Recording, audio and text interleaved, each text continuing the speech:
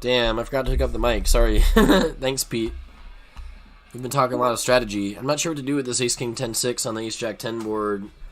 I wanted to ISO this guy's limp. I mean, now I just gave pocket fours a free turn. I don't know. It just feels like we're way ahead or way behind. Somebody could have Ace Jack. We block King Queen, which is nice. We block the King X Club. I could turn this hand into a bluff on the river probably. So why not just check now? We can like check call. We can maybe check raise the river on a bluff with a hand like this. King of clubs and then the blocker to King Queen. And then blocker to like set of aces, set of tens. Nobody has King Queen because they would have bet the flop.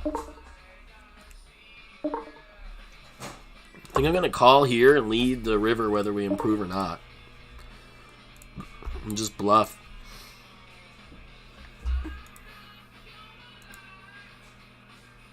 I mean, he could have a set of fours, but if the river is a deuce and he doesn't have a low in a set of fours, is he really going to be able to call my all-in? So, yeah. So, I'm going all in here. I block stuff, and, I don't know. This was the plan, so that's what I'm doing. Alright, hopefully we have the high. Nope. He hit the fucking flush with 2-5 of clubs. King 5 4 deuce he had. What's up, bro? I just busted this high-low tournament. Pisses me off. I want to see what this guy did. He had King 5 4 deuce. Oops. I don't want to play the hand. There we go. How do you manually... He had King 5 4 deuce. I mean, he's going with his 5 deuce. And he hit a flush. That's so disgusting. Would he have folded on the flop? I guess so. If I bet the flop, we win. I mean, I was wanting to bet the flop, but I felt like if somebody went all in, it would be kind of a punty call. I mean, we have Ace 10, King 6, and I think we want to get the showdown. We want to get to where we can bluff. Turn our hand into a bluff, or we want to improve, and we didn't improve. We didn't hit a boat. We didn't hit a straight.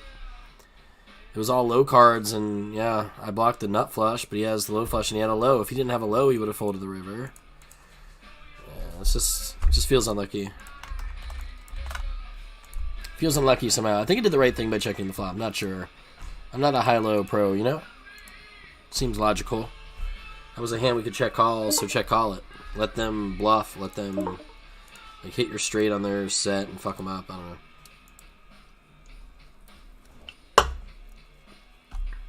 Does anyone know how to play high-low?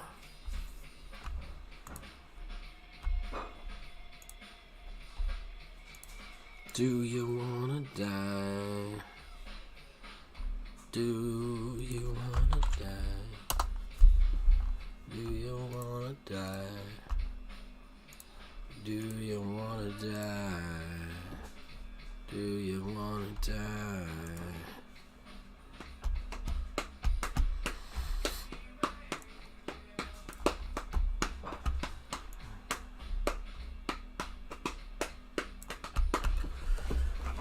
Dolph, who do you think is gonna have the upper hand? Jalen Hurts on the Cowboys defense, or the Cowboys defense against Jalen Hurts?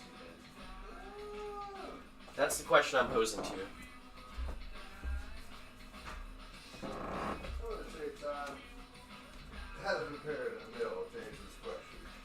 The reason why I'm asking you is because I have Jalen Hurts on 2 of my 4 fantasy teams, right?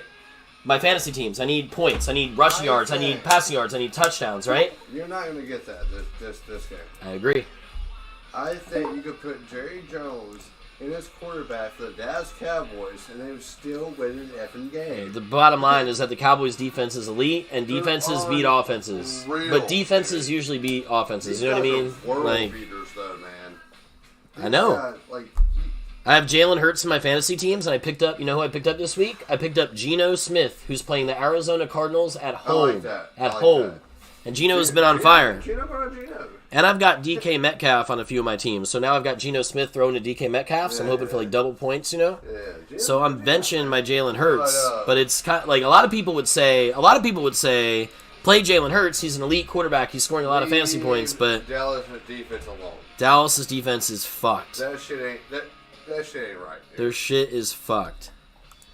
I had Dallas' defense on like 2 or 3 of my fantasy teams last week, and I dropped them. I fucking dropped them. I really do think Dallas' defense is number 1 in the NFL right now. They're going to be, and I wish that I kept them on my fantasy teams because I had them on a bunch of my teams, and I let them go.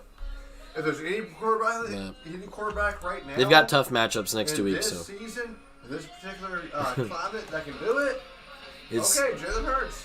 It's going to be a hell of a game, I'll tell you that. Cowboys-Eagles, they're 4-1 against... You know that the Eagles are 5-0, the Cowboys are 4-1, and the Giants are 4-1? Yeah. That's insane. The NFC East is the best. The NFC least went from the NFC East to the NFC Beast. In 2 years. Yeah. Yeah. I mean, the Giants, though, haven't played great competition. I mean, they beat the Panthers. That doesn't really even count as a win, does it? I'm not wrong about the Giants, man. What do you think about this Steve Wilkes guy? Did you watch his press conferences or anything? I think he got higher than the Cardinals.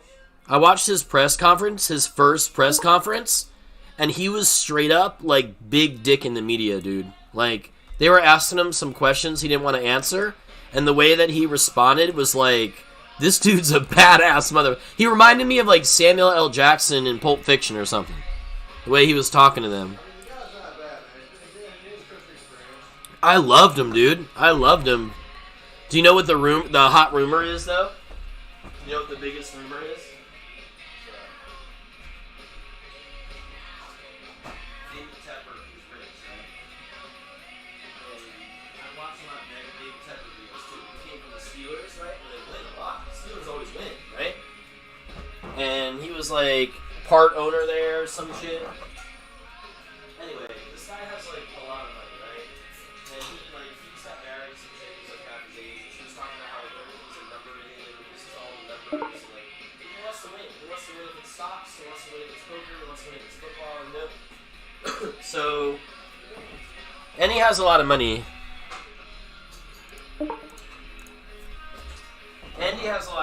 So the rumor is that even though,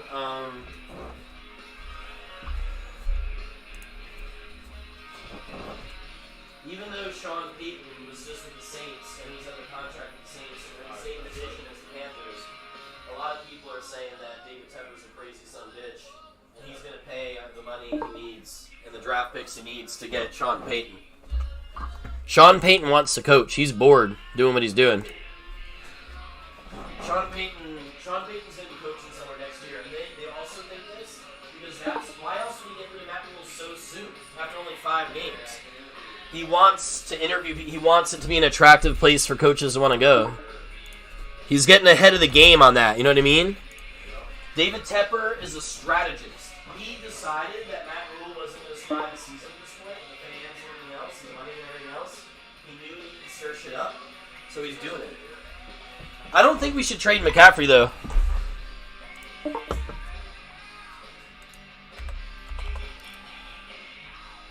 I would hate to trade McCaffrey, though. I think we need McCaffrey and the quarterback.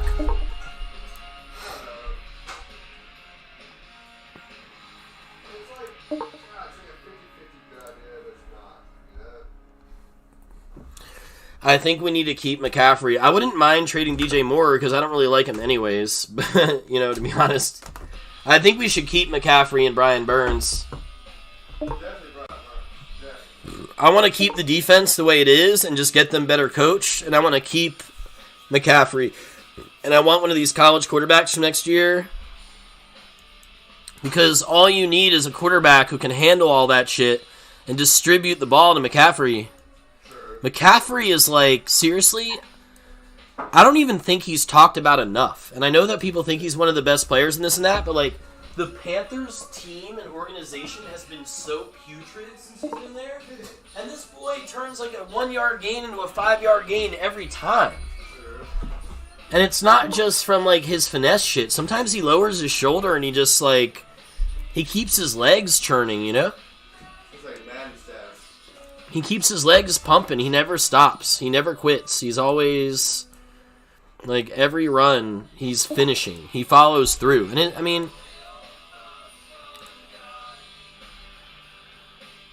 holy shit, this guy just offered me a crazy trade here in this league on fantasy football. He's offering me Saquon Barkley. Holy fucking shit. What is going on here? Oh my god. What is this trade offer? What just happened? Dirty Mike, gold status.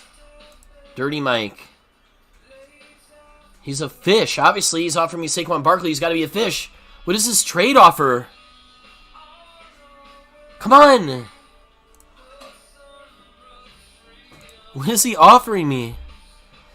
He's going to give me Saquon Barkley. Oh, does Saquon Barkley get hurt? Shoulder, limited in practice. No, he's fine. So he's offering me Saquon Barkley and Juju Smith-Schuster and Tyler Higbee for my Dalvin Cook, Melvin Gordon, and Ezekiel Elliott. I'll tell you right now. Yeah, but I have a lot of running backs, man. I don't really care that much about Elliott and Gordon. Cook's been pretty good, though. It would be like, do I think that Barkley is an upgrade from Cook? I think it's too lopsided, the trade, honestly. But I do have a lot of running backs. Let me see. He wants me to give him Cook, Gordon, and Elliott. Gordon and Elliott are like, I don't know that they're on my bench, but close to it. Elliott's not been doing anything, dude. I still have Aaron Jones on my team. No, I don't have enough running backs if I give him all those running backs. Oh, no, he's giving me McCaffrey, though. Or, I mean, he's giving me Barkley. So my running backs would be, if I made the trade, my running backs would be Barkley, Aaron Jones. Nah, I don't have enough running backs. I got Cordarrelle Patterson on the IR. I got Akers. I need more running. I can't give him Gordon and Elliott. I don't know when it's going to happen, but I know Aaron Jones is going to have a fucking stretch. Aaron Jones is going to be good, yeah. He's offering me Higbee, and I have no interest in Higbee. I already have Kittle, so the Higbee is just dumb. And then who's the other player he's offering me? Juju Smith-Schuster. He's like droppable. I have Garrett Wilson on my team, and Daubs, and Gallup, and Keenan Allen, and DJ Shark in my IR. So, I mean, I don't really care about Juju. And Juju's got 2 tough matchups in a row, and then he's got a bye, so he's really garbage right now. This trade is terrible, and I'm not going to click accept, but this guy is wanting to give me Barkley. I mean, Barkley is like one of the better guys right now. He plays weak defenses in the playoff weeks too. Washington, Minnesota. Well, he plays Minnesota, Indianapolis. I don't know. It's not terrible. I don't think Zeke is going to do anything. I don't even care about Zeke. Gordon, though, could be good. We need to keep one of the 2 of them. I can't give him 3 running backs for 1 running back. It's just preposterous. It's just not happening. I'm just going to click reject. I'm just going to go with Dalvin Cook anyway. I don't care. Click and reject. I got excited when I saw he was giving me Saquon Barkley, but he's asking for, like, way too much. Oh, I can't buy in. What the fuck? Come on, Ignition Casino. It said 2 minutes. We have the lobby up there the whole time. It said 2 minutes left in late reg, and it didn't let me buy in. Okay? Whatever, man. I won't buy in then. You get no money then. Cool. You could have made more money today, Ignition Casino, but your lobby is inaccurate. It's annoying, though. Like, I'm hanging out, having a good time. I'm trying to buy into these tournaments, and there's 2 minutes left. I go to buy in. Oh, late reg is over. No. It says 2 minutes left. Keenan Allen's still day-to-day. Jesus Christ. And he's playing the Broncos, which are a tough defense. I don't even really want to play this guy this week. I might play Daubs against the Jets. Home against the Jets. I think I'm just going to play Daubs. Daubs and Jones. Hope for a big day for Green Bay.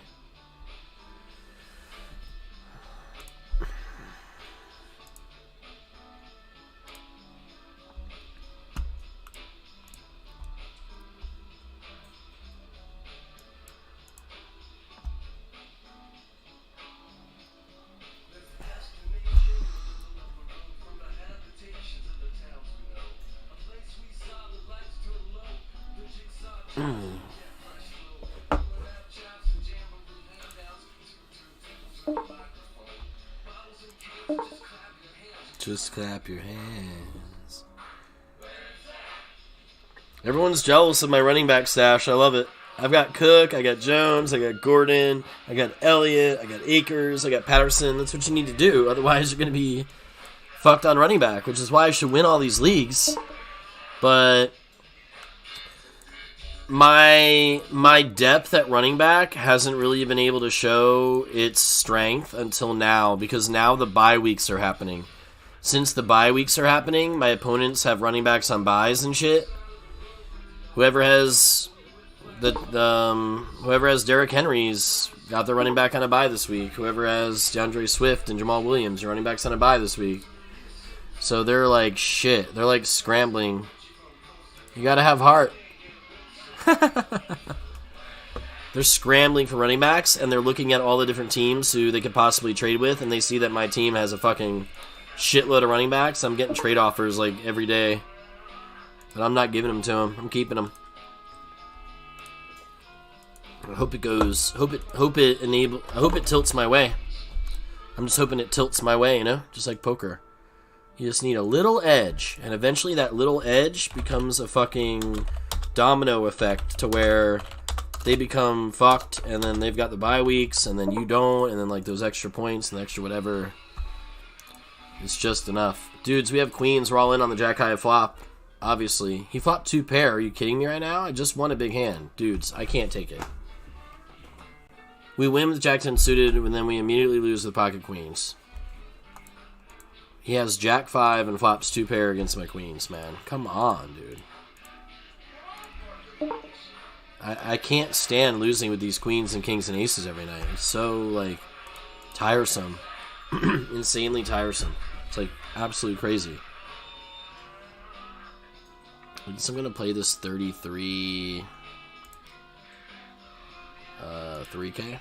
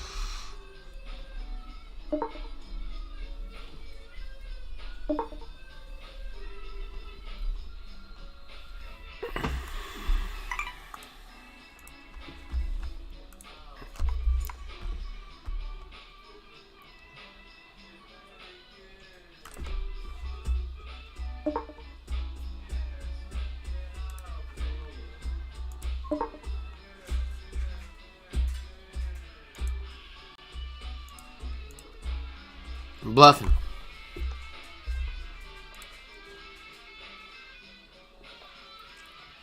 Wow. What a call. It's a very good call. Damn. What did he say? This guy dropped Damian Harris? What the fuck? This guy dropped Damian Harris. You're not supposed to do that. Oh, man.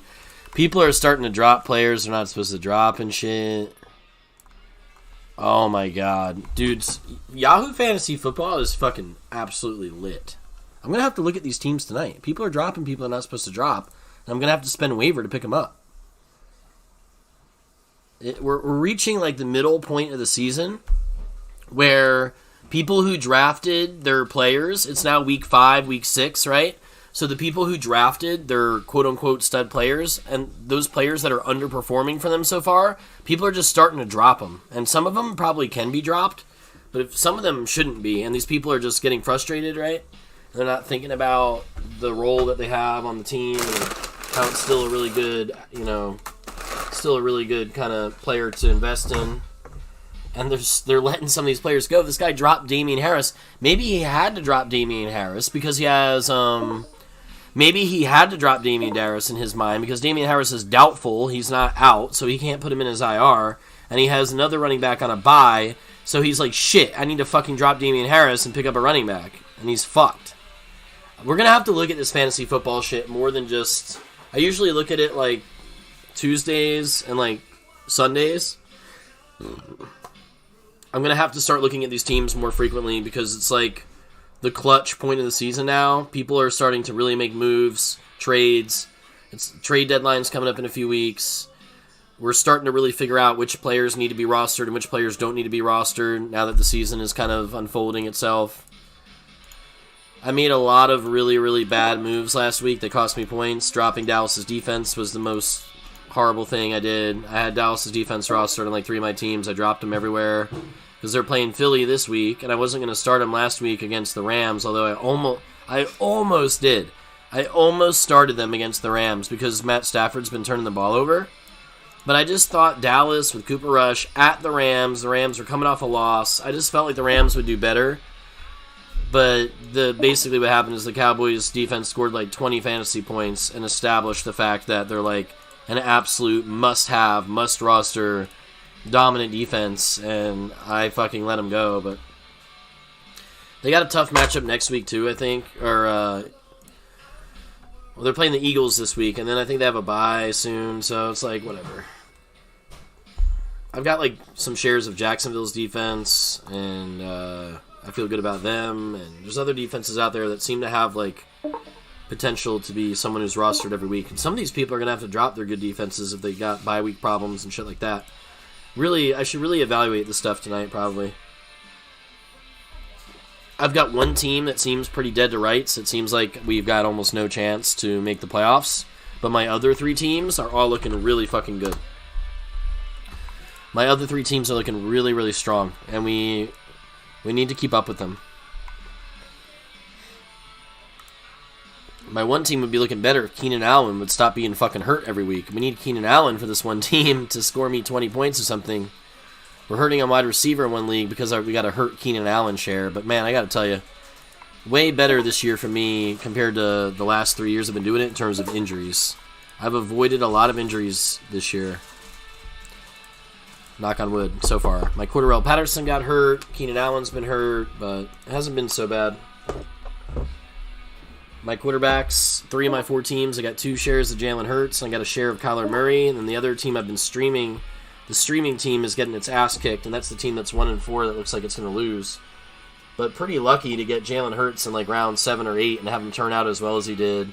He could have been a bust, and Kyler Murray's doing pretty well too.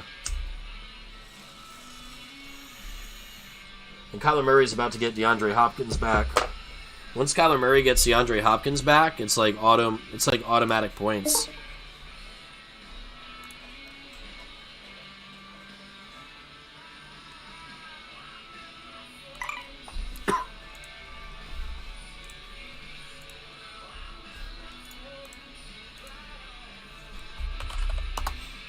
Yeah, people are noticing that I have the running backs, and they're starting to want to trade with me, and I'm hoping that on a few of these teams it reaches a certain point where some of these teams get a little desperate, and they're like, shit, they're going to be like, shit, I'm going to lose my chance at the fucking playoffs if I don't trade for one of the Spurs running backs, and like maybe I can trade him a running back or two that I don't really need if I get through the bye weeks, and I can like upgrade my quarterback, upgrade my tight end or something.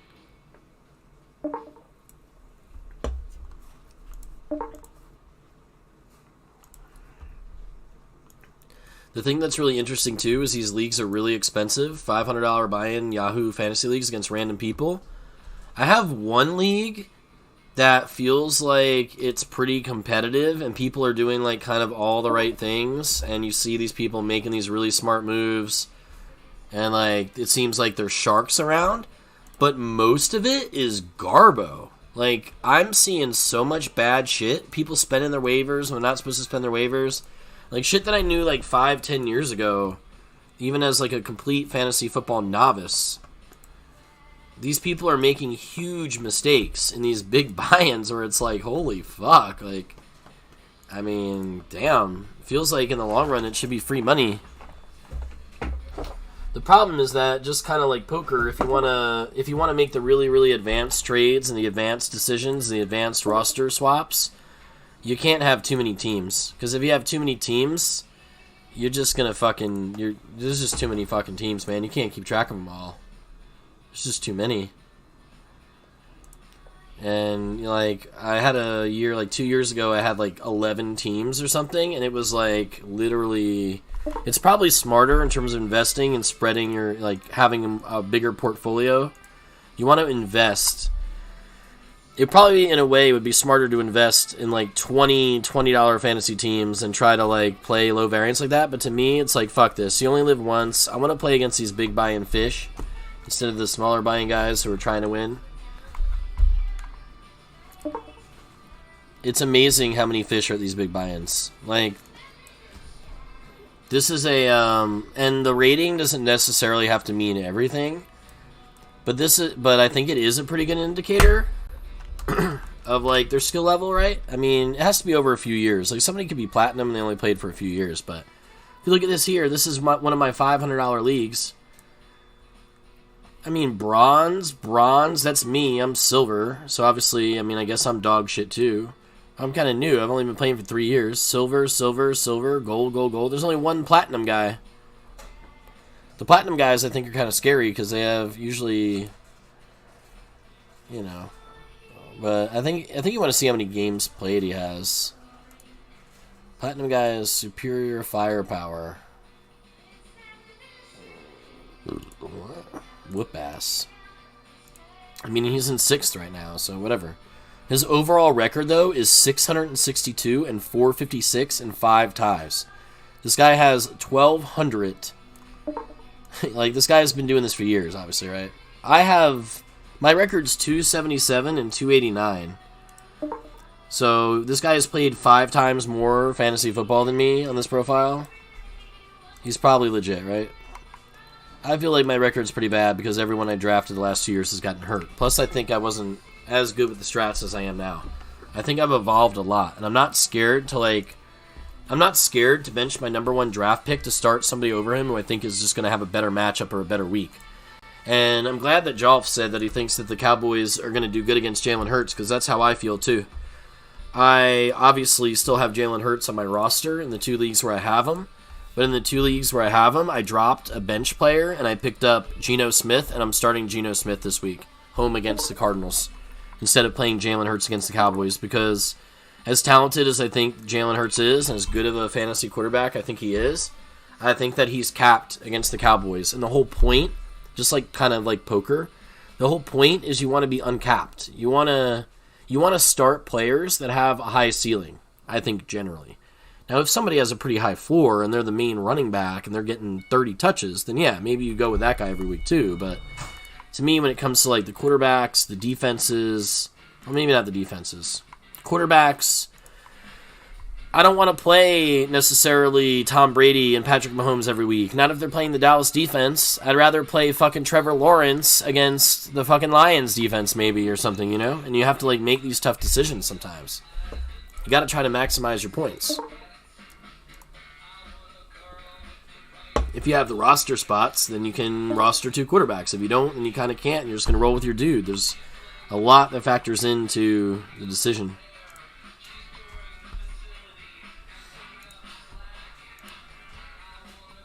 With a short skirt and a long jacket. Forgot all about this one. That's great. Cake's good for you.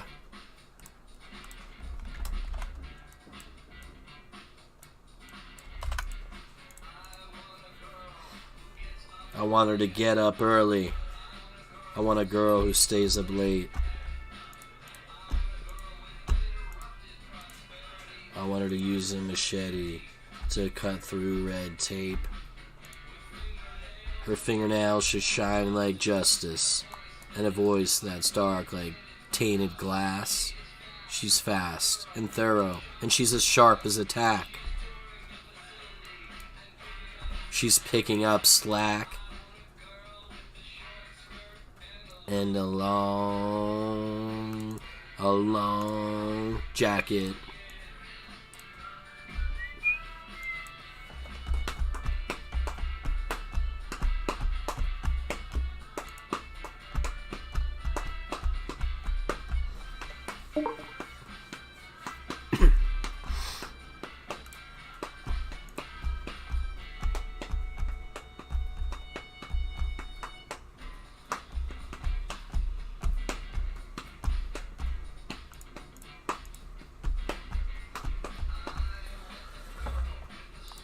She should have smooth liquidations.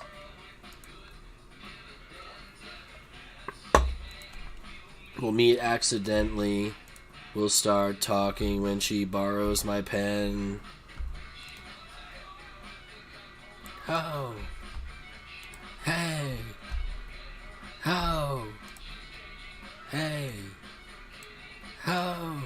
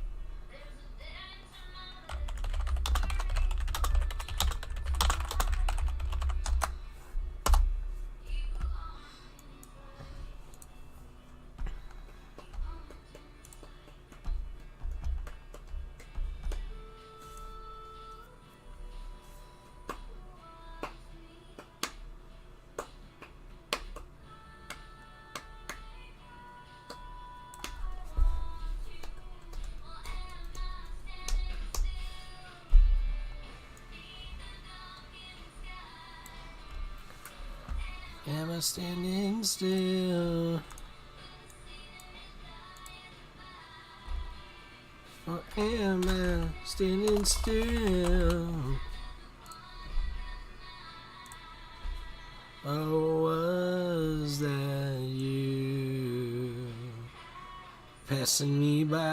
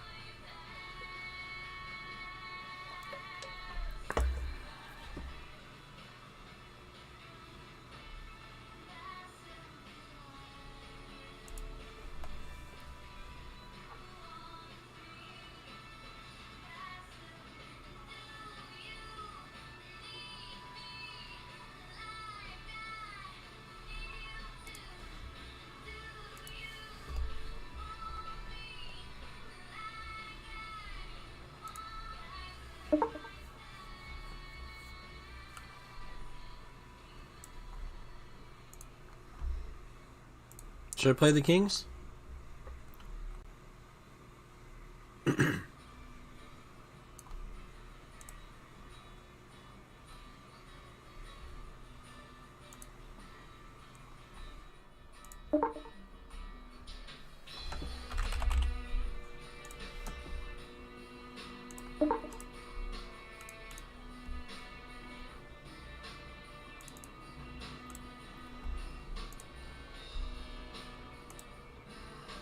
I got the set. I have a boat. Let's go.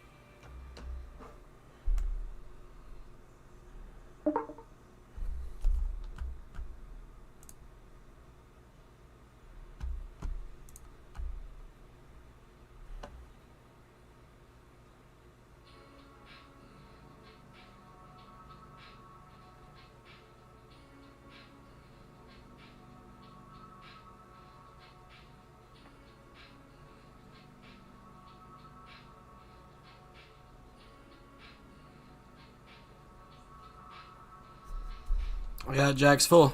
Ship it.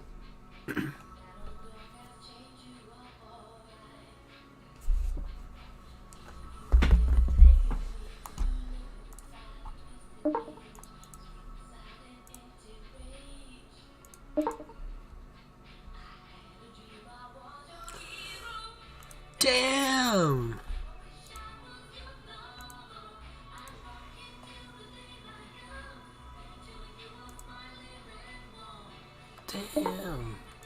I wish I was your lover.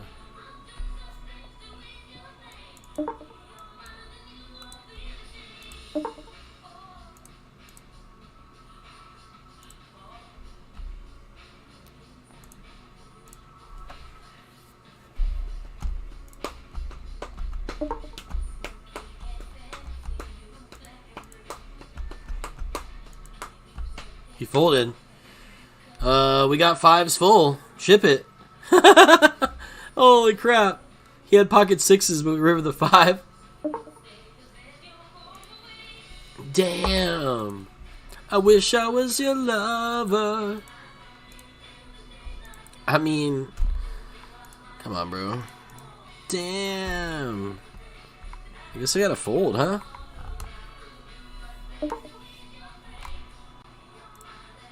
Ah, we would have hit the jack. Unlikely scenario, though, right? You're the only shoe that fits, yeah. Wish I was your lover.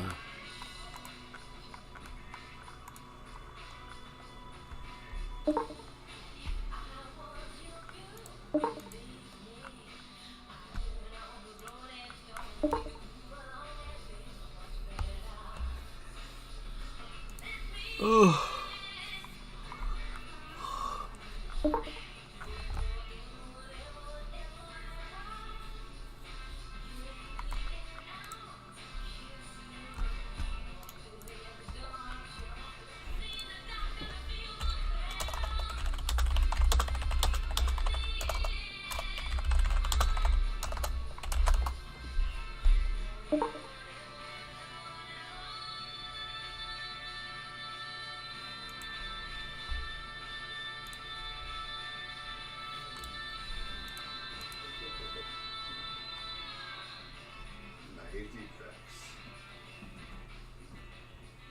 Heard these songs in years. Years. But there they are. Dug them up for you guys.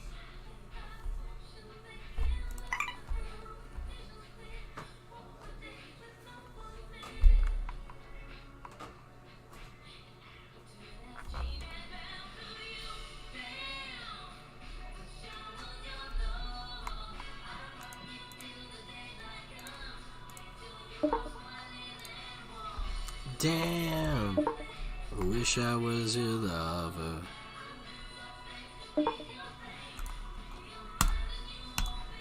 I'll ease your pain, free your mind. There's no other. I don't think that I'll grow out of it.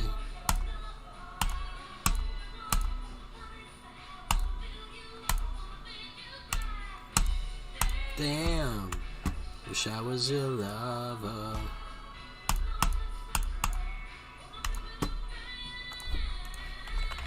Damn, wish I was your lover.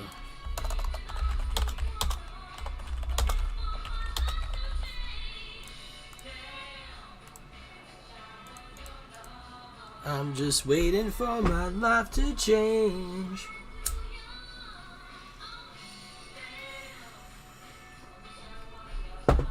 I'm just waiting for my life to change. Oh, damn. Wish I was your lover.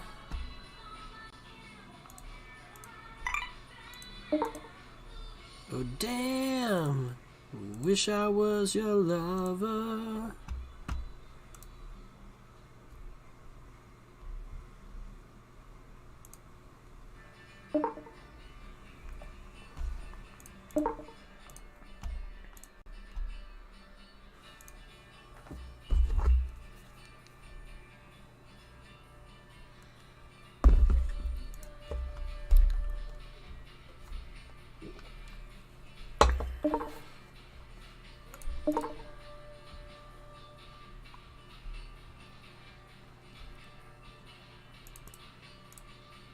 Let's gamble. Wow, Redonkulous has a hand to go in here? That's so weird. I thought it was going to be one-on-one with River God. I mean, I have a 10. I'm never going to fold now that we are invested this much. Just sending it. Is Redonkulus really going to call fold? He does call fold. I have ace 10. Oh, he has queens. We have the low, though. Nice. We got a good portion of that pot. Chip lead. Chip lead now. I'm the high-low goat.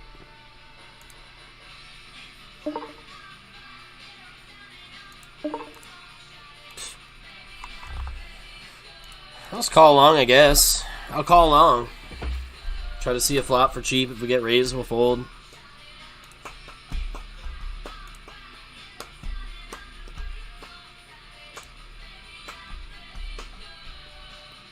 Ugh.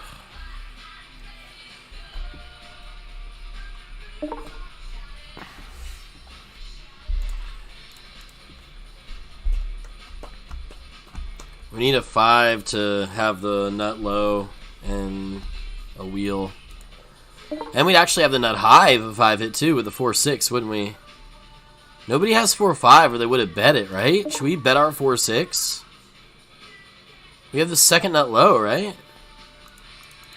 I don't think anyone has the nut low or they would have bet it. They didn't check 4-5 twice. They would have wanted to invest. Unless maybe one of these two are trapping. Is Dead End Kid trapping? I have the second nut low and I have no high. So we want to go all in.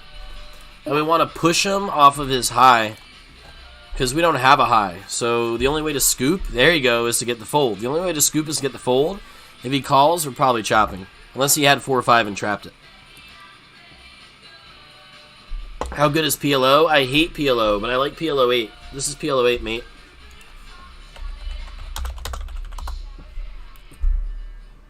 You don't like PL 8? No, you're the one who's banned. PLO 8's so good, dude. Watch me run this up.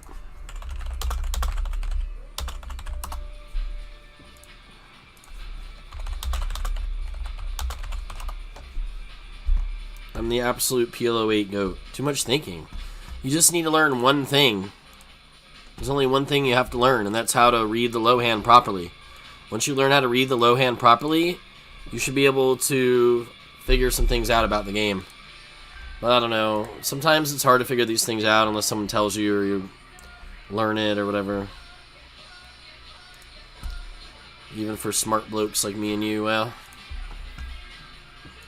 Dude, PLO high-low is great because just think about it. It's hard to understand all that shit. Well, it's hard on everybody. So if you can fucking deal with it, then you're gonna get them. Watch, learn, hopefully not get confused. Well, I'll try to talk more about the high-low. You need to know how to make the low hand.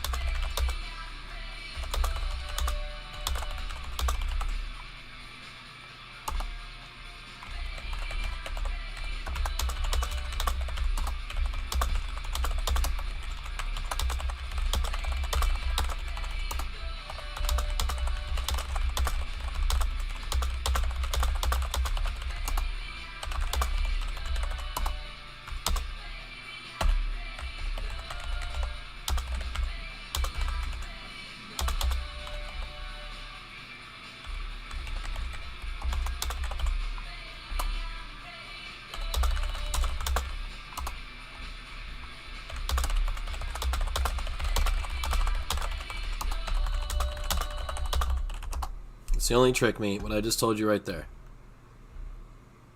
Yeah, no, that's how you calculate the low hand. Yeah, and that's the big trick.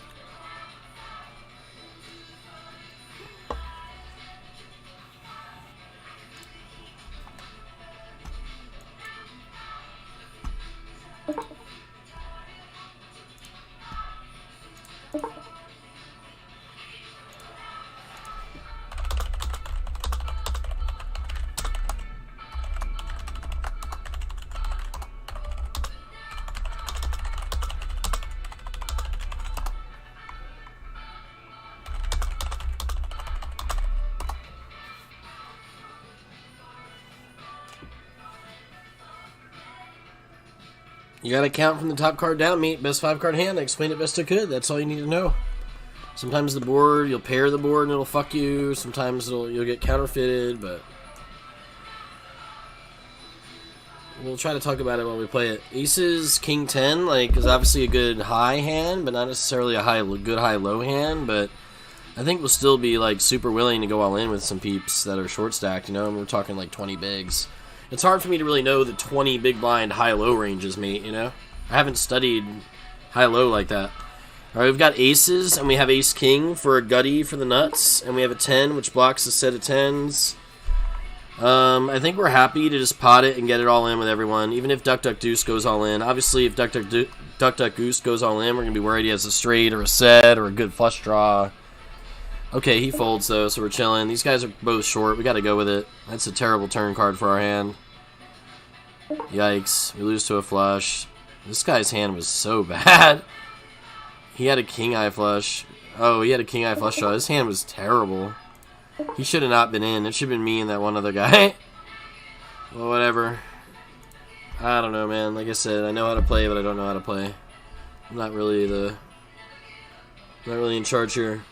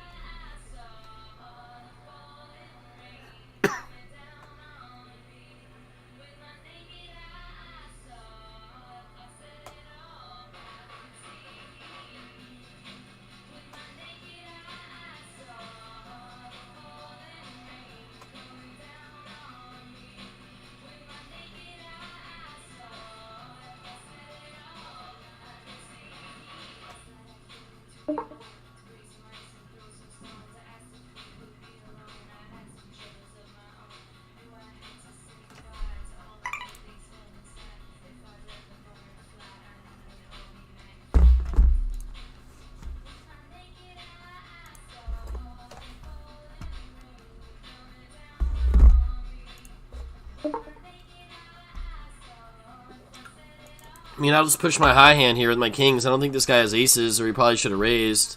He might not know that, though, and he might have aces anyway. Why does this guy calling? Like, I don't even understand this. Our hand is really bad, but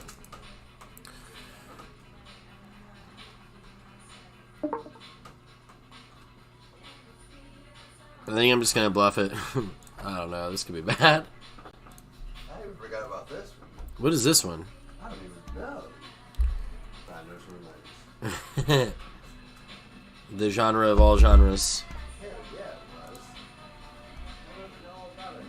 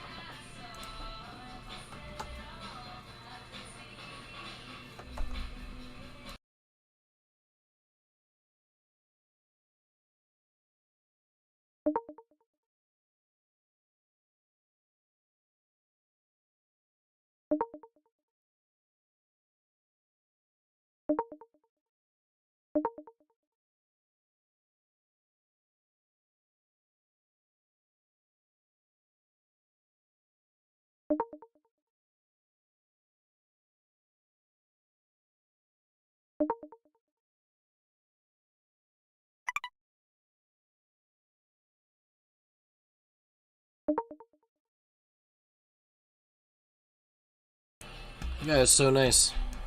My Uber Eats driver.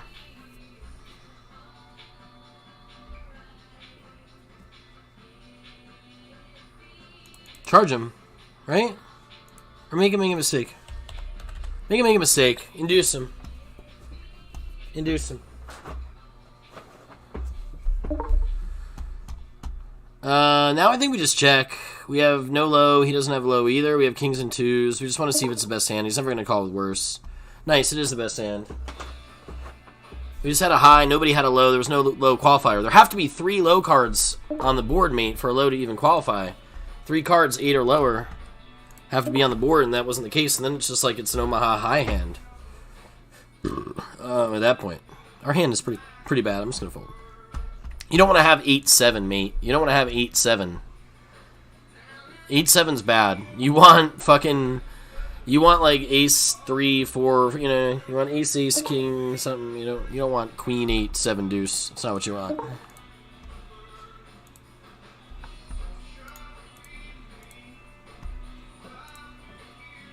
What a nice guy, the Uber Eats guy. I didn't want to put my bag on the ground. He thought it'd get wet, and he knew I didn't want him to ring the doorbell. So he called me. What a nice guy. Fucking shit, man. Fuck. What a thoughtful fucking thing to do. He fucking called me, man. Let's go. They want me to come to the door, these delivery people, but I'm busy with these poker games. That's why I always want them to leave it at the door, especially with COVID, man. Like, just leave the fucking shit. Leave it. But, God, what a nice guy. Just what a nice fucking guy. Fuck. I hope to be half as nice as that guy someday. We got some Italian food. We need to eat. We can't just drink White Claws all day and all night. We have to eat food sometimes. What's going on here? What? Oh yeah, they gave me the Ricardo sauce. Nice, they gave me the sauce I like. They don't always put it in there. Yeah, got some bread. Oh baby. Oh, now there's... Give me all to go now.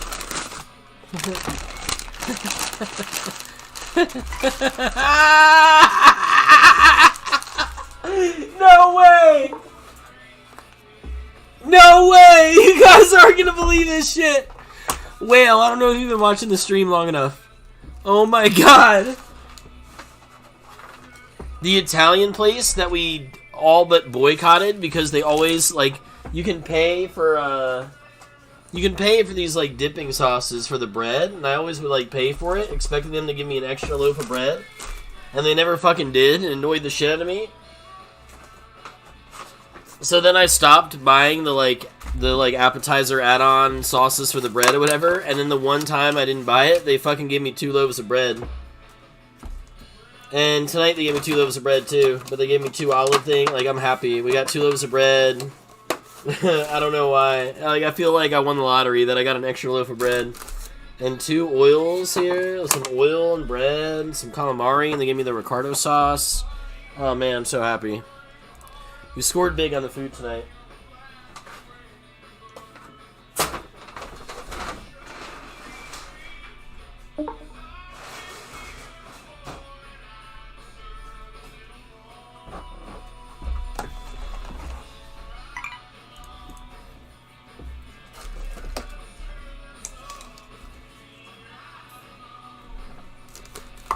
Draw 4D. The man, the myth, the legend. The 90s mix. The 90s mix. This is fucking the Counting Crows. Yep, I got the low. I need to buy into this tournament, mate. You gotta stop missing these tournaments.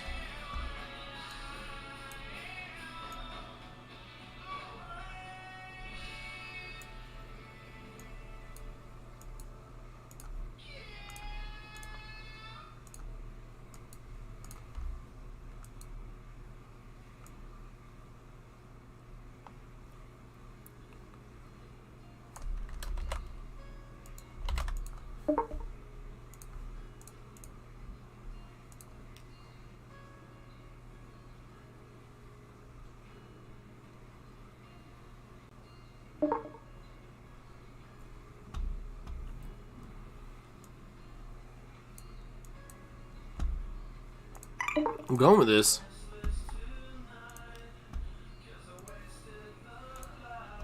Ace, queen, queen, 5.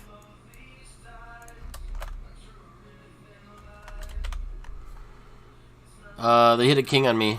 Okay.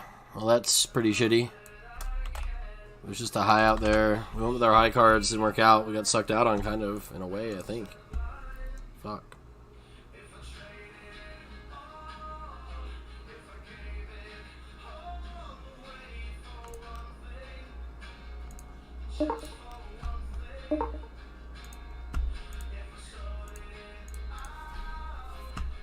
Still chip leading, though.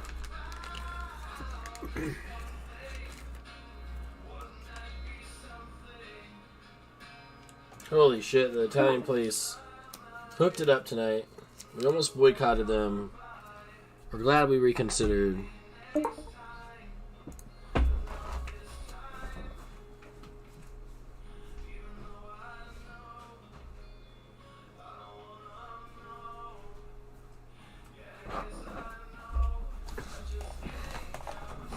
We got the aces here. Trapping.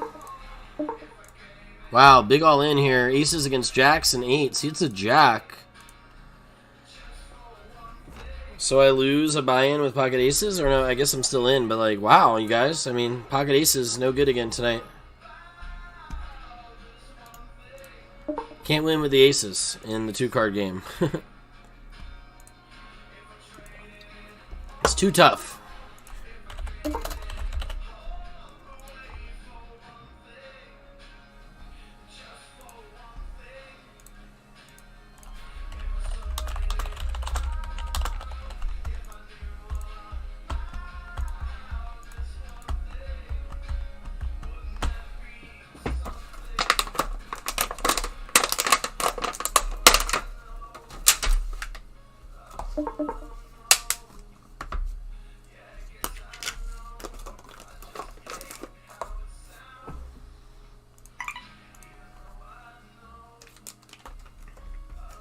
I don't want to know.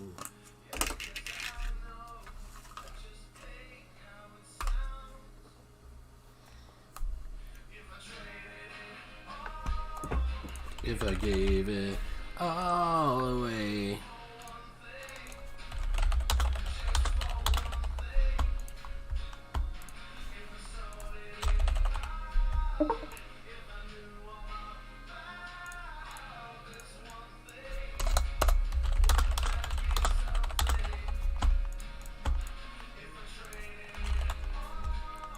Oh, if I gave it all away.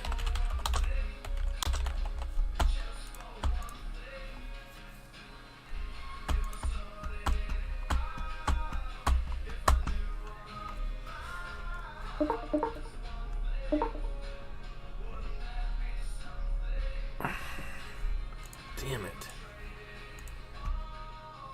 If I gave it all away.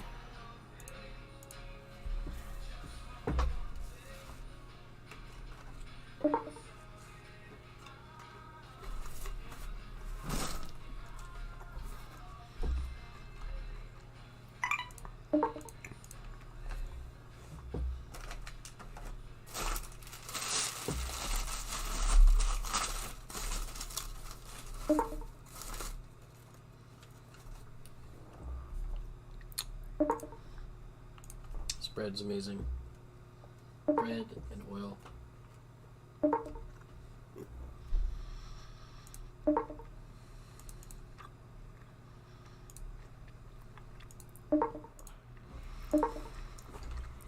Just ace queen? That's all you have? Holy shit, dude.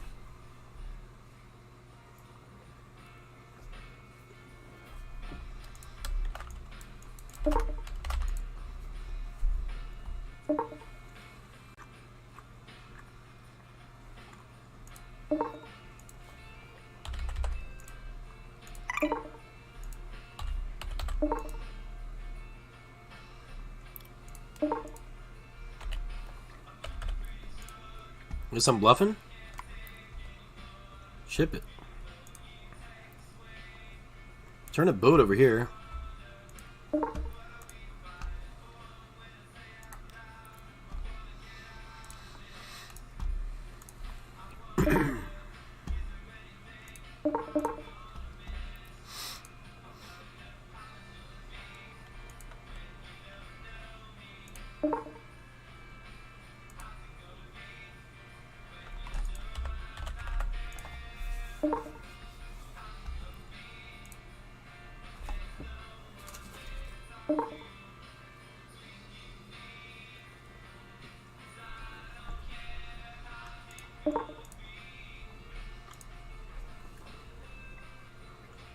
I have the boat.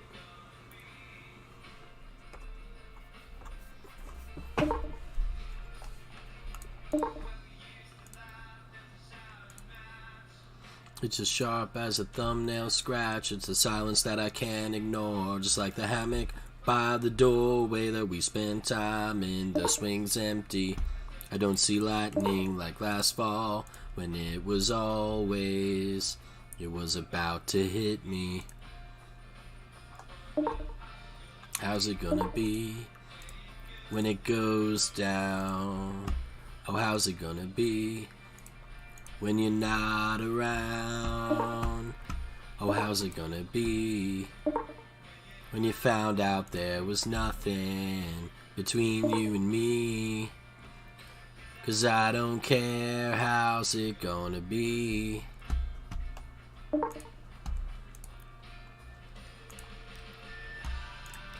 Oh, how's it gonna be when you don't know me anymore? How's it gonna be?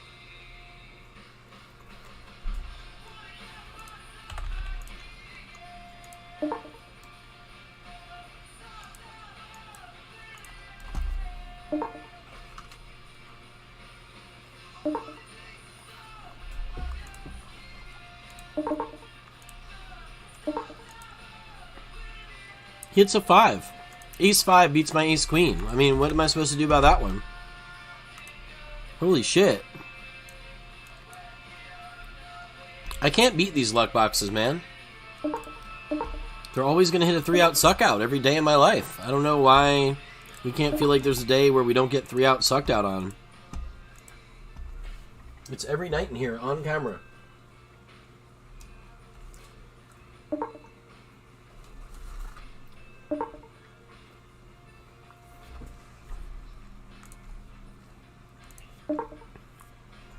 This is shitty. Shitty low draw, shitty heart draw on paired boards. No good. It's actually one of the better river cards we could see, but oh well.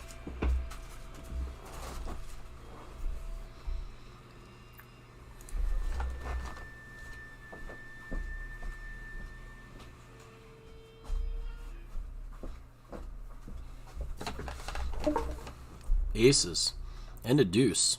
We just need to pot this up a little bit.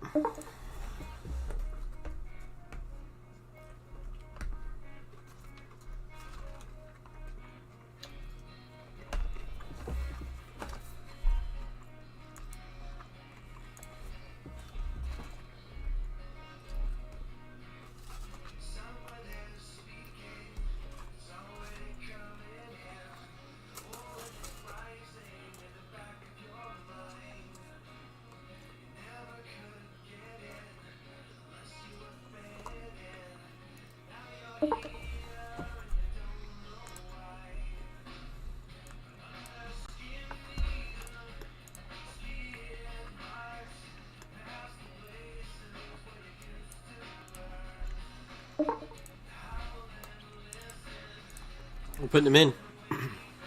He's short now. We got the aces. He's got the low.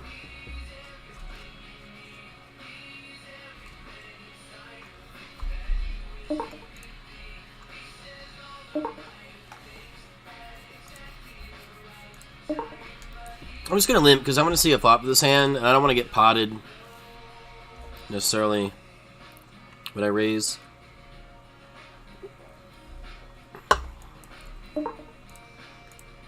See a flop. Wow. We have a pair and we have the nut flush draw. And we have not a great low draw, but it's decent. I think we should just call. Let them bluff if they want to bluff. We're probably going to hit something. Now we have a nut straight draw. I mean, there's so many cards we can hit. Okay. Not a great run out, but we do have a low. The only low that beats us is ace deuce. We have ace 4. We have a pair of 5s. We could try to turn our hand into a bluff and try to scoop here.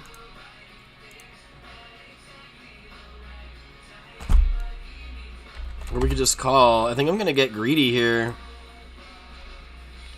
Try to push him off his ace deuce if he has no high type shit, right? And if he has ace deuce and no high, then we can like bluff him off the low. It worked out. That was interesting. Just going to limp along. 666 is good, man. We were at 665 for a while. 666 is the number we want in here. It's about to turn around, man.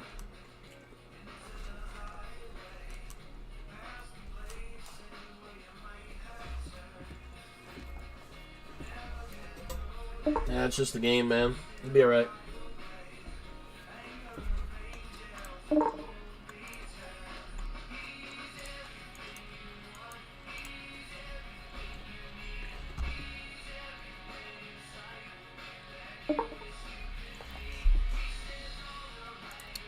Not a great hand here. Ace, queen, 8-4. We're paired. We need the low draw. We don't have a low draw.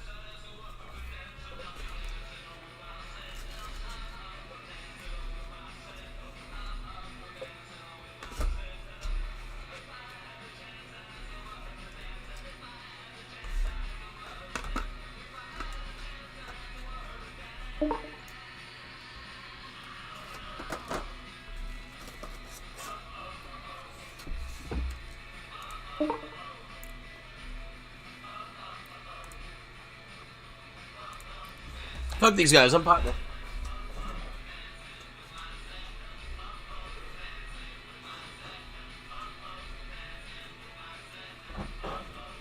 They're trying to see cheap flops and shit, and it's not happening on my watch.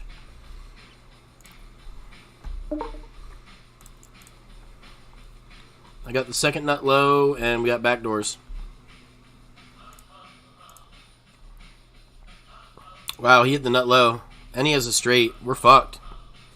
Pretty good run out for villain there. Just a miracle. Just a miracle for villain again. Unbelievable.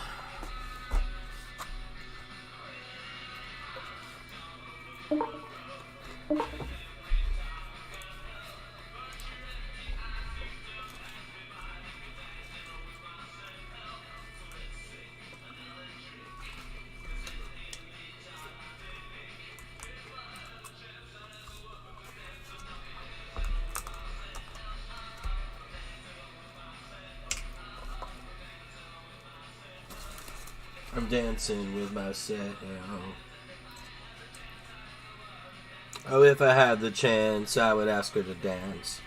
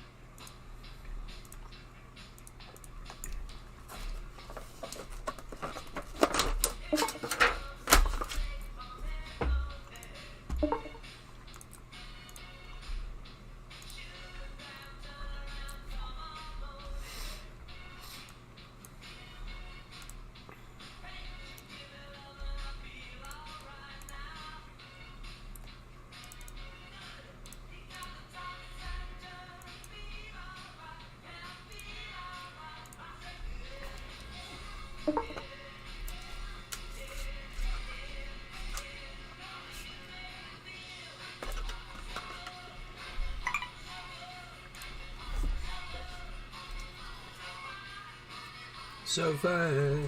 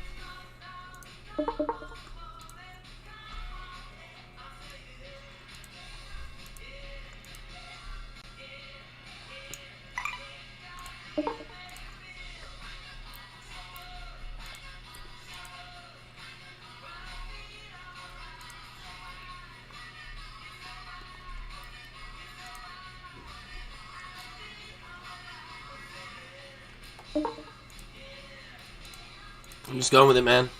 Got top pair, got a lot of backdoor low, backdoor diamonds, backdoor. Yep. Ship it in.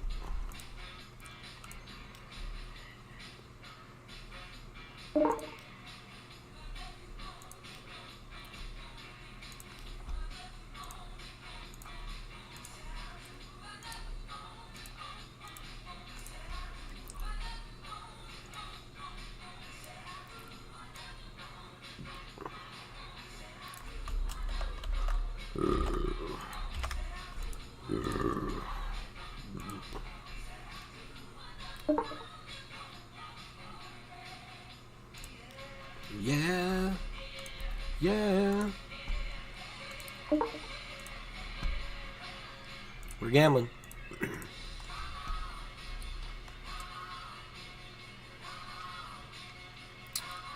think we got quartered, right? He has the 7, I have the 6. I think we got quartered. Not sure, though. Honestly, not certain on that. Whatever, next hand. 15 remains, 7 cash in the high-low. We're sitting 2 of 15. We had a good chip lead, and we were doing great, and like we've lost a few hands now. We're still up there. I don't know, man. Hopefully it works out.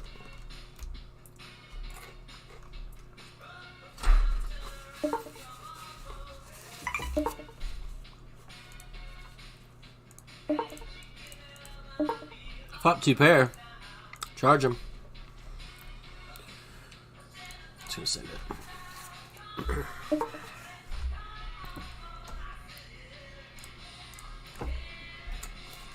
Should I send these 7s? I don't know.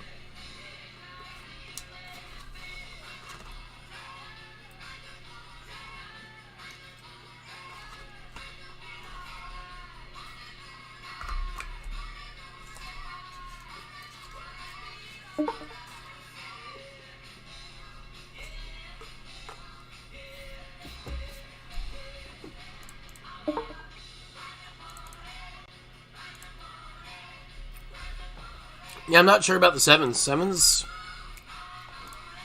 I don't know. Whatever race called him, though. Maybe that'd be better, though, to race call. We gotta see a flop with 7s, maybe. I don't know.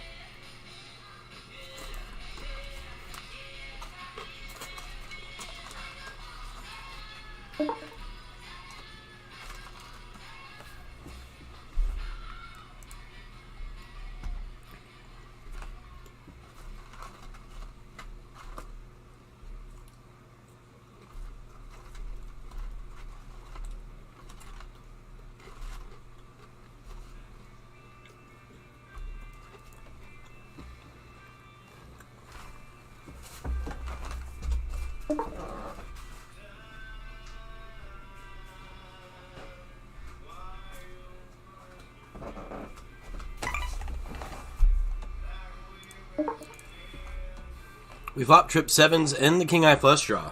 But if somebody's got... Well, nobody can have ace 7 of spades. Or, they could have an ace x of spades and a 7. That would really suck, though. That'd be pretty unlucky.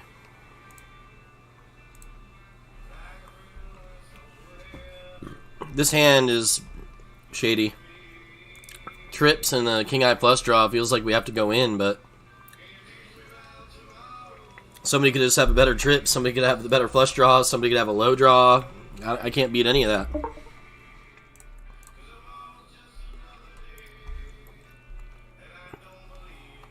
They river a boat.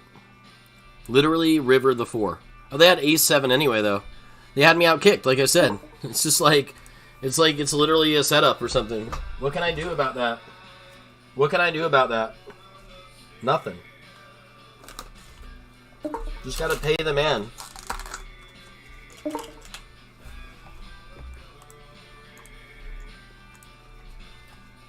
Just gotta pay the man some more.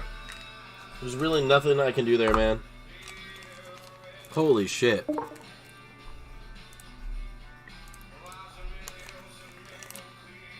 I have a nut low draw, and I'm just trying to push him off. I got 2 pair. I can hit a boat if he's got a flush. I can hit the low to chop. We can get him to fold. No, we don't hit a low. We don't hit a boat. We don't get him to fold. It's just a fucking disaster. Okay. Sure thing, man. Those 2 hands in a row are absolutely ridiculous. Just absolutely ridiculous. That we could lose those 2 hands. Seems impossible. But I guess it's possible.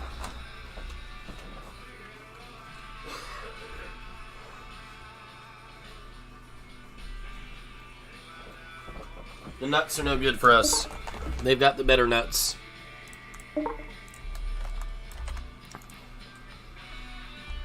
Fucking amazing. You gonna let me buy in Ignition Casino? You gonna take my money tonight?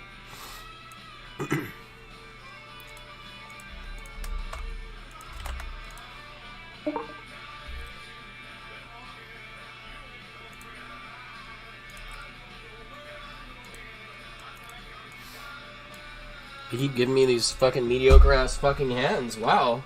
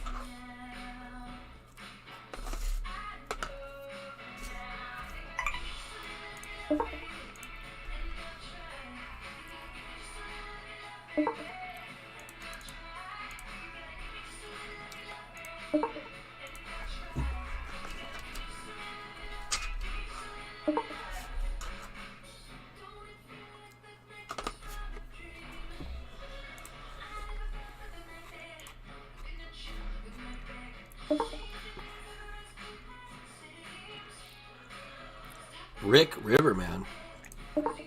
We're the aggressor. We get scooped on. In the 4-card game.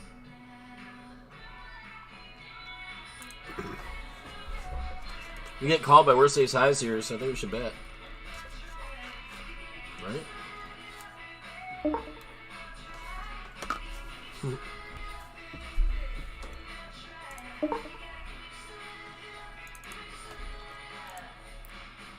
He checked the whole way, now he wants to raise.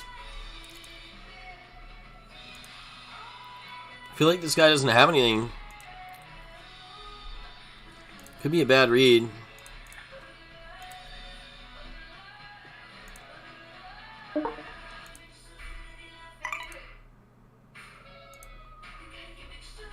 River the straight. 7-4. Wow.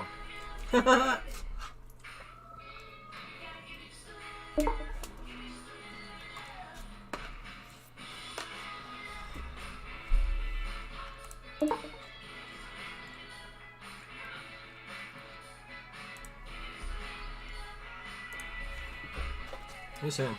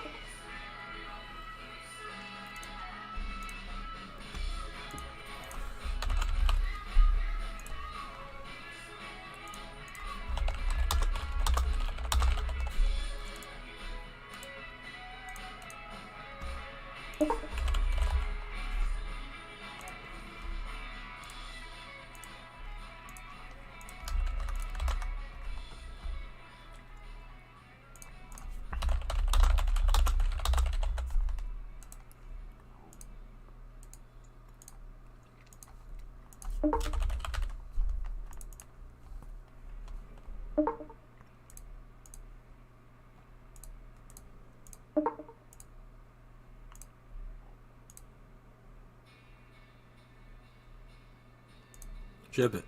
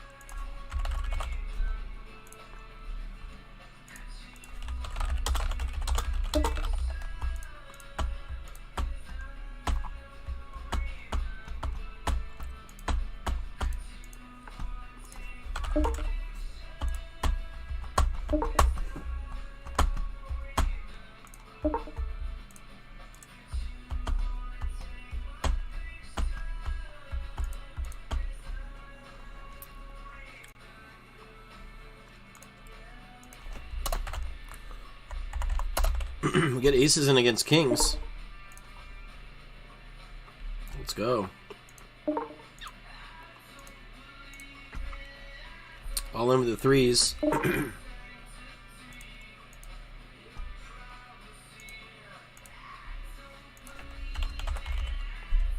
They hit the 10 on me.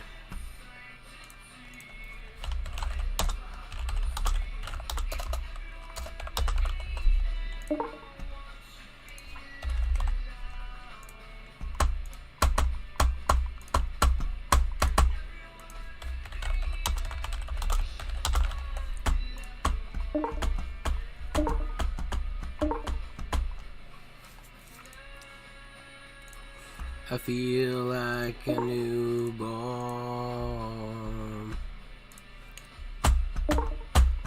and I feel like a newborn. Queens are good now. Wow.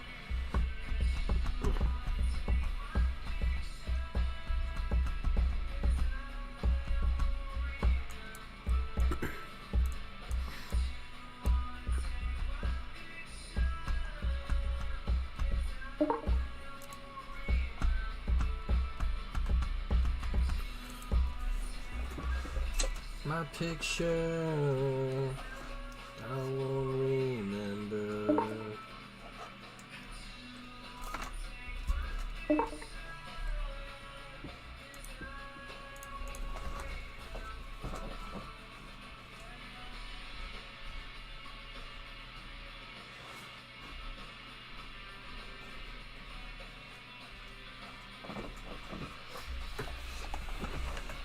And everyone agrees they don't wanna be alone.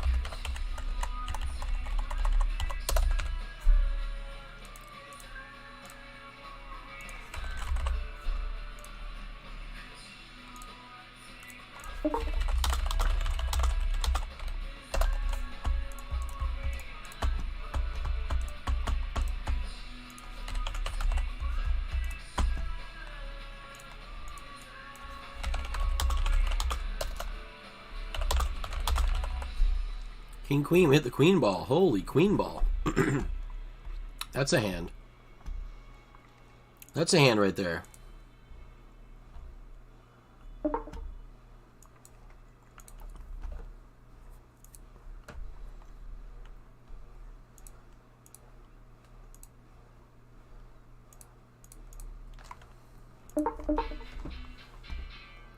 We gotta go with this King Jack suited here.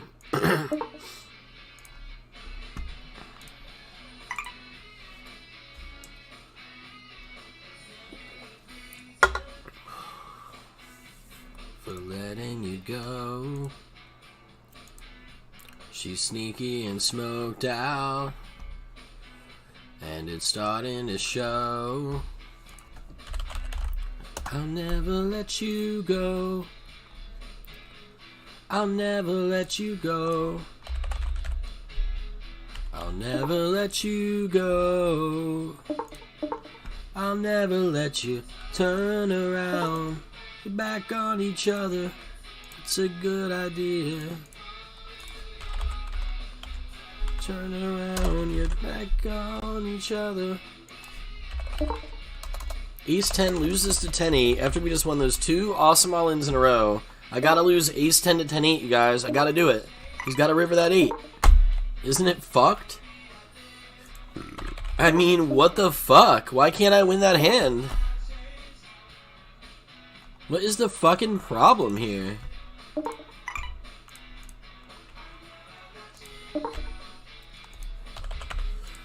I'll never let you go. I'll never let you go. I'll never let you turn around. You're back on each other.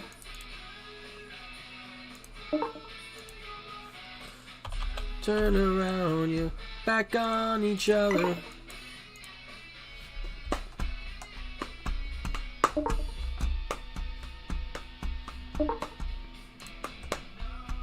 Oh yeah, he's got the 6. 6-9, so he actually has a better straight than me. My straight loses to a bigger straight. He's got the 6-9 combo. Totally, dude. Totally. 6-9 combo, you guys. 6-9.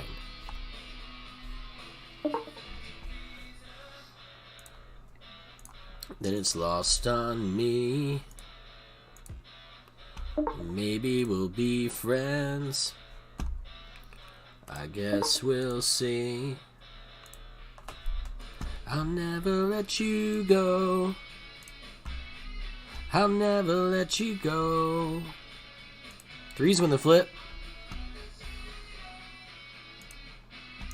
I'll never let you go.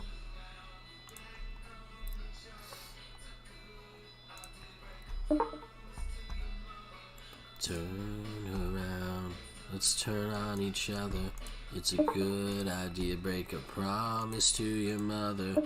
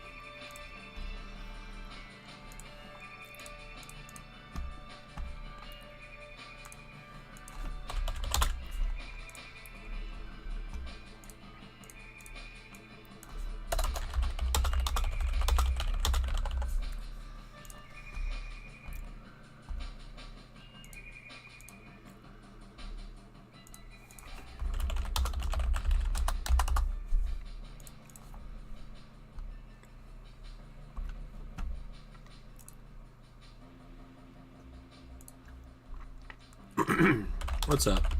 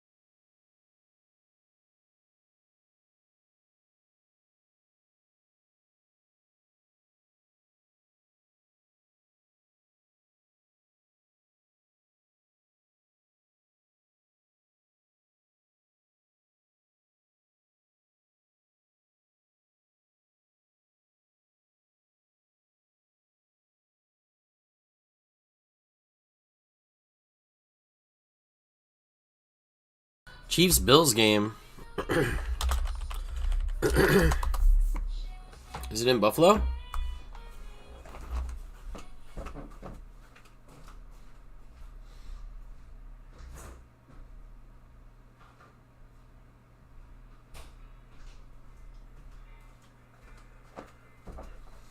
I think it's in Buffalo.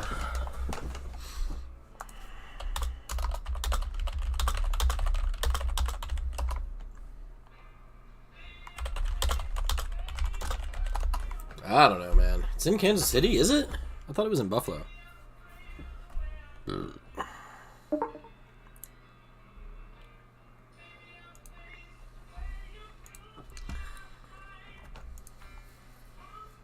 I mean, how can we pick? Oh, it is in Kansas City.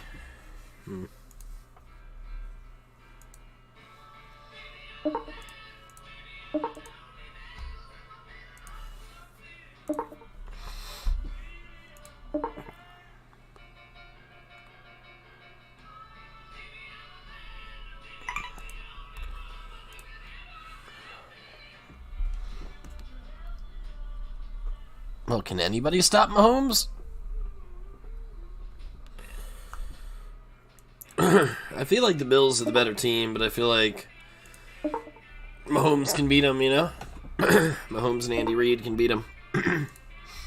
That's not the game you want to bet on. Would be my, if you're talking about sports betting, my sports betting advice would be to say that that's the game to fucking avoid, man. Why are you wanting to know?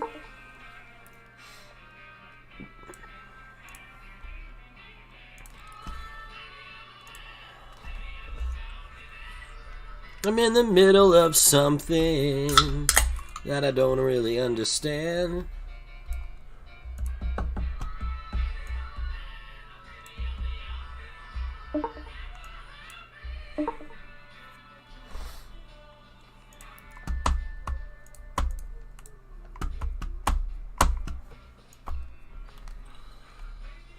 I'm amazed the way you're with me all the time. I'm afraid of the way I need you. You help me, you right me, baby. I'm amazed at the way I seem to need you. Oh, whoa.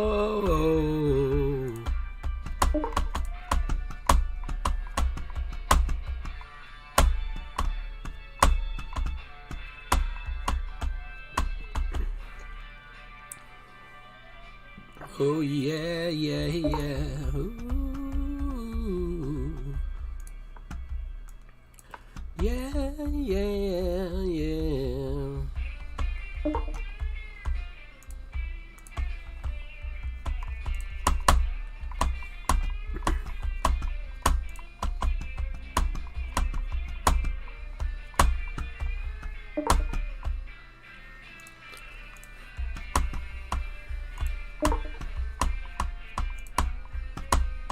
Not two pair. Oh.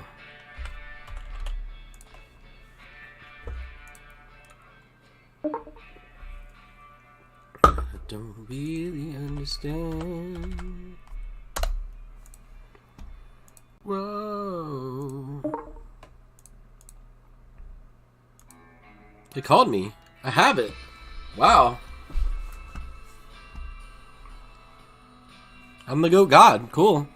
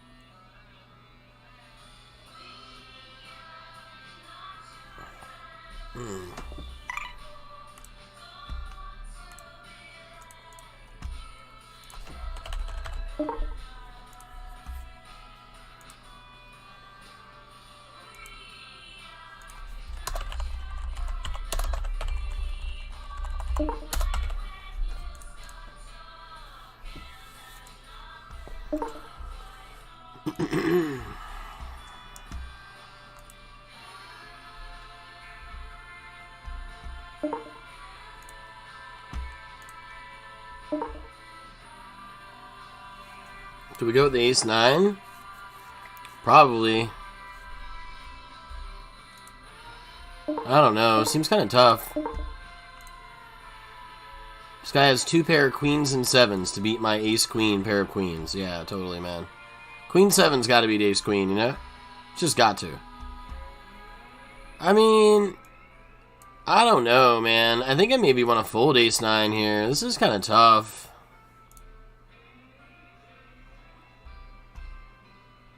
I mean, I guess I gotta go. He's got ace 8. That's what I was hoping to see. Oh, yeah, it's an 8. Yeah. He's gotta hit the 8. The hand I'm hoping to see. That's fucking great. Oh, yeah, give it a poker pasture. Oh, yeah. There we go. Fuck yeah. That's what we want to see. We hit the 7. Blind versus blind. Are you fucking kidding me? Why won't this stop happening? Forever and ever, amen. Stop fucking me over. I'm gonna lose my shit.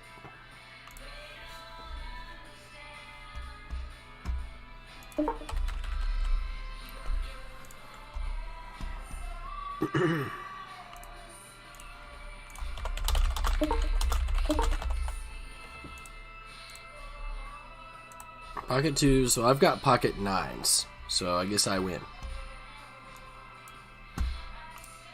Ship it this way.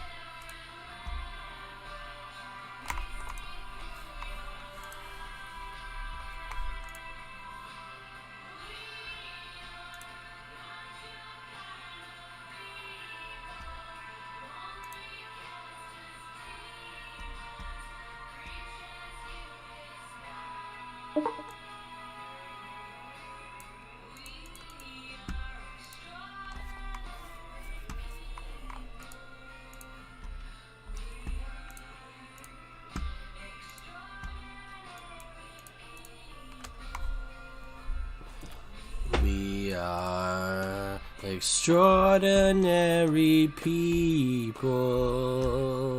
We are extraordinary people.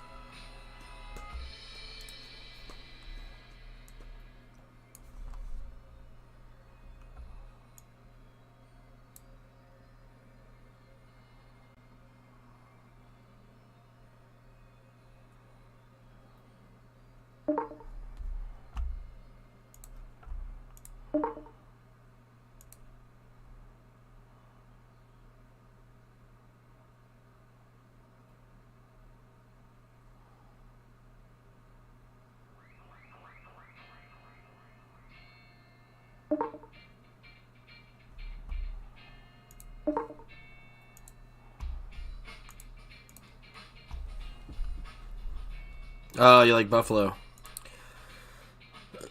I mean, it's in Kansas City. I don't know, man. It's a big game. They're both going to be hyped. Mahomes is a fucking superstar, man, but Josh Allen kind of is too. You know what I'm saying? I don't know. Yeah, I don't know, man. I would say the Bills, you know what I mean? Like, Bills are just the better team or whatever, but Mahomes is like the fucking X factor of all X factors.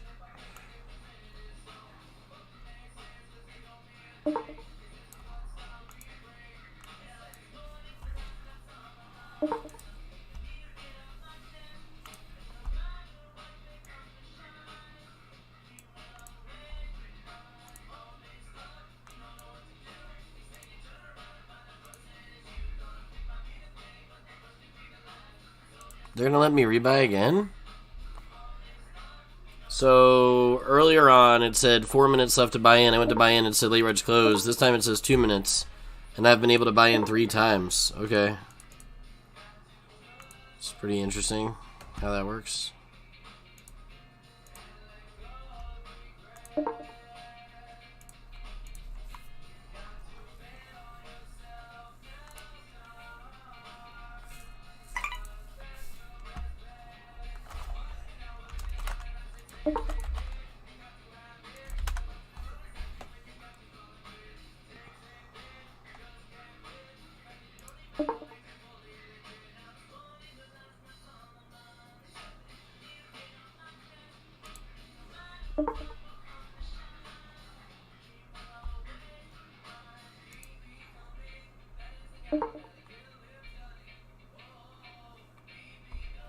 Ace 4.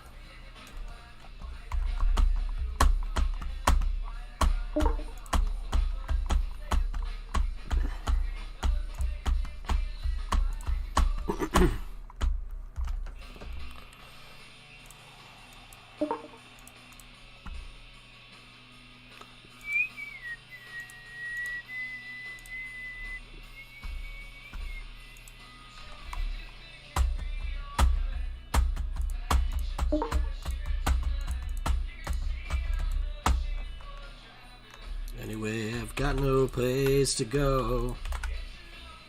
It might not be that bad. You were the best I ever had. If I hadn't blown the whole thing years ago, I might not be alone. We'll drive around this town. We'll let the cops chase us around. Take its place. Yeah, jealousy.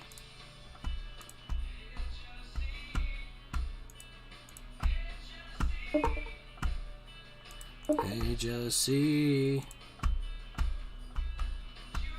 Left ourselves with 666. Completely unintentional. What does it mean? Too much from me. You might not be let down. All I want is to be with you. If I hadn't blown the whole thing years ago, I might be here with you. We could let the cops chase us around.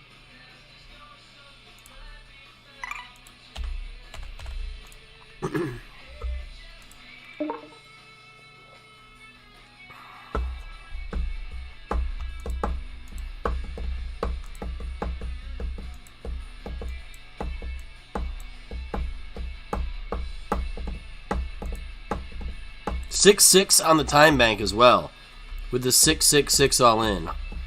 Holy shit! Ship it.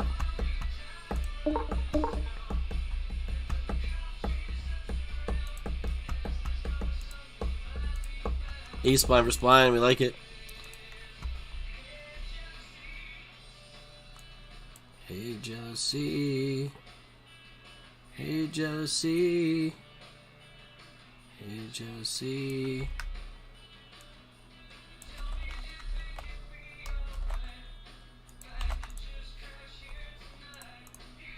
I'm in no shape for driving, and anyway, I've got no place to go. You were the best I ever had.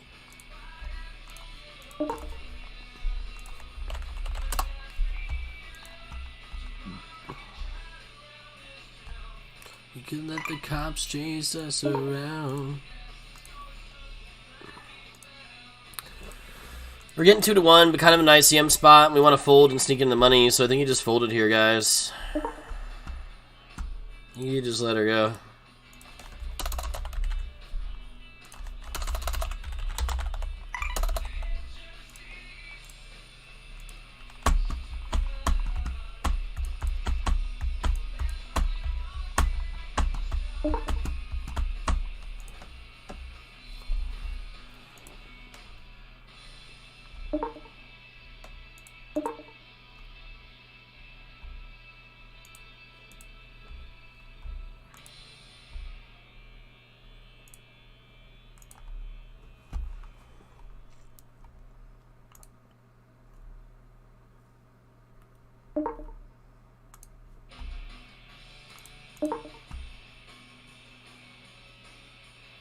He's 10 suited. Is it really playing this song 2 times in a row?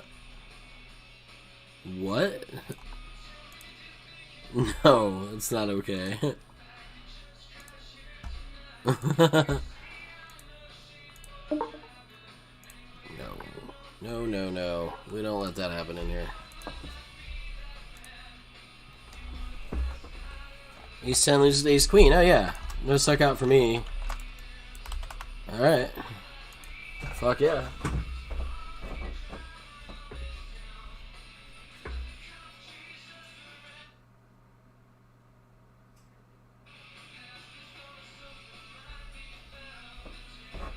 I don't know why. Playing it twice in a row. I mean, we just heard it. It's completion. It's a very sad song.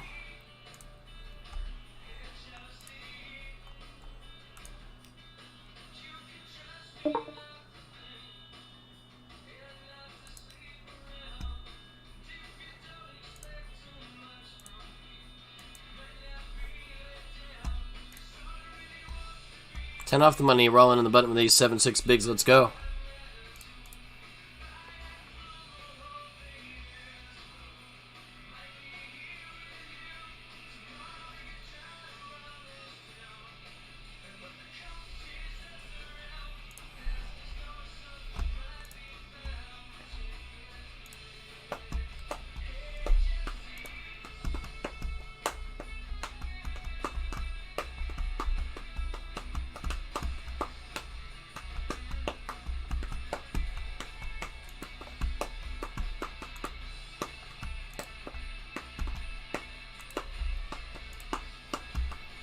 Eight off the money, and we're all in here.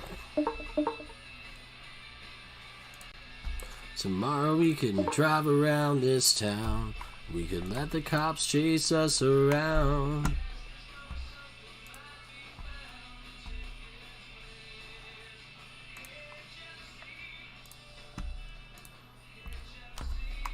Just ace king in your small blind.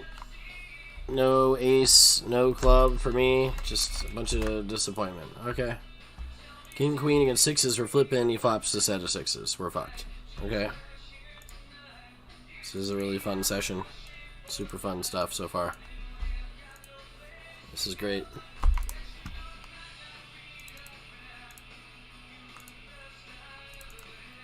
If I hadn't blown the whole thing years ago, I might not be alone. What if it plays the song 3 times in a row? I guess we're gonna have to cut this bitch off. Can't do it another time.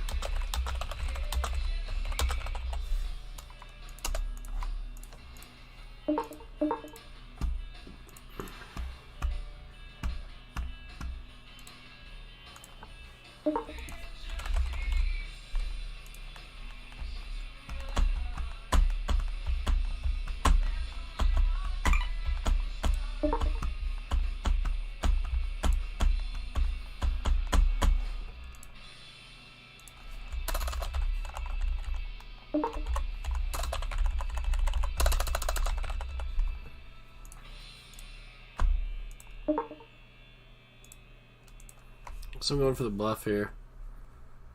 Let's go.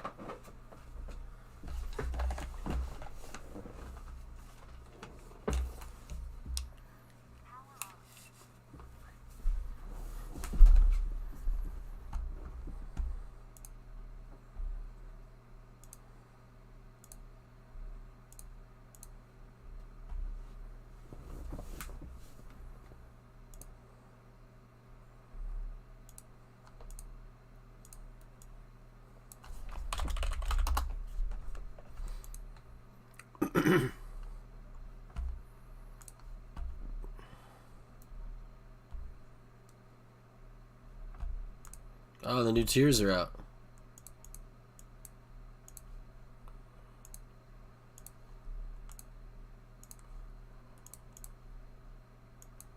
And now, with the scores settled and the hot takes burned off, a committee of scholars, statisticians, and charlatans takes house to burn the midnight oil and deliver the best segment in sports television. It is the best. Time for Nick The Stevens. tiers. Thank you, Kevin. He's gonna put the Chiefs up top.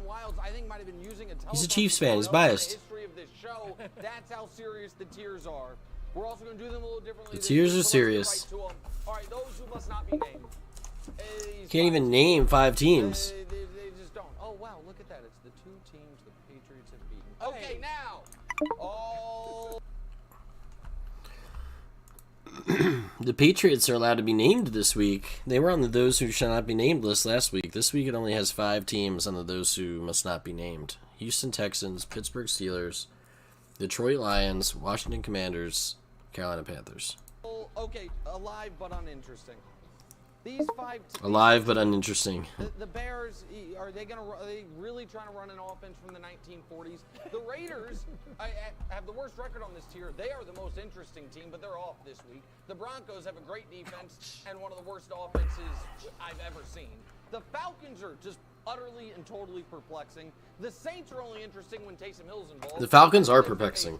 They're like 2-3, and the 3 games they lost by like less than a touchdown. All right, next tier, it's just the AFC South. They almost beat the Bucks. I mean, the AFC South. Oh, you mean The next tier is the AFC South tier. Jags, Titans, Colts. Colts are bad. Colts should be in the uninteresting tier. Titans, who, by the way, The Titans should be in the fucking uninteresting tier. Most of these teams are uninteresting. Derrick Henry once again, and the Colts, who are 2-2-1. Titans and Colts are not good. All right, nobody knows. Next group. Nobody knows. From any of these teams any given week. The Seahawks. Is Geno the best quarterback in the NFC? Maybe. Do they have the worst defense in the NFC? Definitely. The Browns should be 5-0. But Jacoby Brissett, who's supposed to take care of the football, keeps throwing 4th quarter picks. The Cardinals are just a poorly coached mess. Yeah. The Rams can't block anybody. And the Jets are 3-2. And I live in New York. No one knows what to do with those 5 teams. Seahawks, Browns, Cardinals, Rams, Jets. Next! A quarterback away. I like everything about these teams. A quarterback away. Except for their quarterback. Packers. What? Dolphins quarterback. Rodgers. And then it's a question mark. The Giants, the quarterback's Daniel Jones. And I know all my friends. He's dissing Rodgers. Daniel Jones credit. Probably never, guys. This is bullshit. Probably never happened. The Vikings, it's, Greg's dark horse MVP, Kirk Cousins. And then there's the Packers, who they shouldn't be a quarterback away. I got The Packers should not be on a quarterback away tier. This is ridiculous. That is complete disrespect. Yeah, complete disrespect. Packers, Aaron Rodgers, are you kidding me right now? Quarterback away, but let's see who you have. He interrupted his tiers. Who you haven't mentioned. You haven't mentioned the Chiefs. What do they have? Oh, he has Travis Kelce. You haven't mentioned the Bills, Stephon Diggs, and Gabe Davis. You haven't mentioned the Eagles yet. You have A.J. Brown, and you have Devontae. All of these teams that you haven't mentioned have a star. Mark Andrews with the Baltimore Ravens. You got the Chargers, Mike Williams, Keenan Allen. Everybody. Oh, shit, I didn't mean to do that. And now, with the scores settled and the hot takes burned. Can I get some help, please? Yeah. Can I get this full screen? What, full? Mike Williams, Keenan Allen. Yeah. Everybody has a receiver. Everybody has that guy. He lost his guy. He's interrupting the tiers because he put the Packers in a quarterback away. I mean, you can't put them in that tier, Nick. Can I get some help, please? Yeah. Can I get this full screen? What, full screen? Wow. My tiers. What happened to my tiers? Damn right he's taking over the tiers. Forget him. When Aaron Rodgers was great, when he was awesome, when nobody was talking about, what he doesn't have. You see, from 08 to 11, who did he have? Yours truly. Yeah. Yes, absolutely. I was one of those guys. I'm just going to tip my own cap right there. And then you had Jordy Nelson. Yep, white light. You had Jordy Nelson, a ghost, right? And then you had that guy that we saw play on Monday night, Devontae Adams, who is no longer there. Now you got Aaron Rodgers by himself, trying to find ingredients. Now I ask a question, Nick. Which one would, of yourself, Jordy, or Devontae, was going to catch those passes that were batted down to lose the game against the Giants. We wouldn't have got there. No, I'm just It wouldn't curious. have been there. No, I'm just curious. Like, We are wouldn't have you going to gotten be that. out in the We wouldn't backfield have gotten diving that. for those? Like, what's going to happen? Also, I have another question. You obviously know way better than me, but when you were there, was Aaron making $50 million a year? I don't think so. When Devontae or Jordy was there, no. So it almost seems like, you know, a guy took a big piece of the pie, and then someone's like, oh, I guess I got to get my pie elsewhere, and it's like, oh, I miss him. I wish that guy were here. If we are being honest, Aaron Rodgers, one of the greatest quarterbacks ever, in 2022 through 5 weeks, one of the Packers' biggest problems has been lack of explosive plays in the passing game.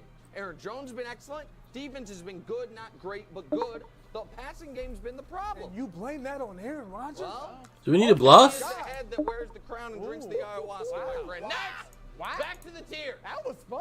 That was good. Impossible to trust. One major issue per team. Now, I think I need a bluff. They're like, their issue's Brandon Staley. He's too nerdy. He goes with the numbers. Their issue is they're so hurt. The most injured team in the league. Everybody hates Brandon Staley. Oh, you know, the kind of arrogant, smart guy. I empathize with you, Brandon. The Ravens. It works. I'm a genius. Up once again. Arrogant. And some bad luck again. And the Bengals, we know what the issue is. They really can't block anybody.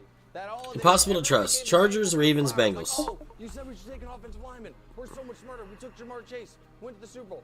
Hey, you kind of need the offensive lineman right now. Reason I'm jamming it. But when those teams are clicking, they look like they could win the Super Bowl. Speaking of Super Bowl defense, questionable offense is pretty self-explanatory. These three teams all have outstanding Super Bowl caliber defenses. I believe these are three of the four best defenses in football. I see Bruce.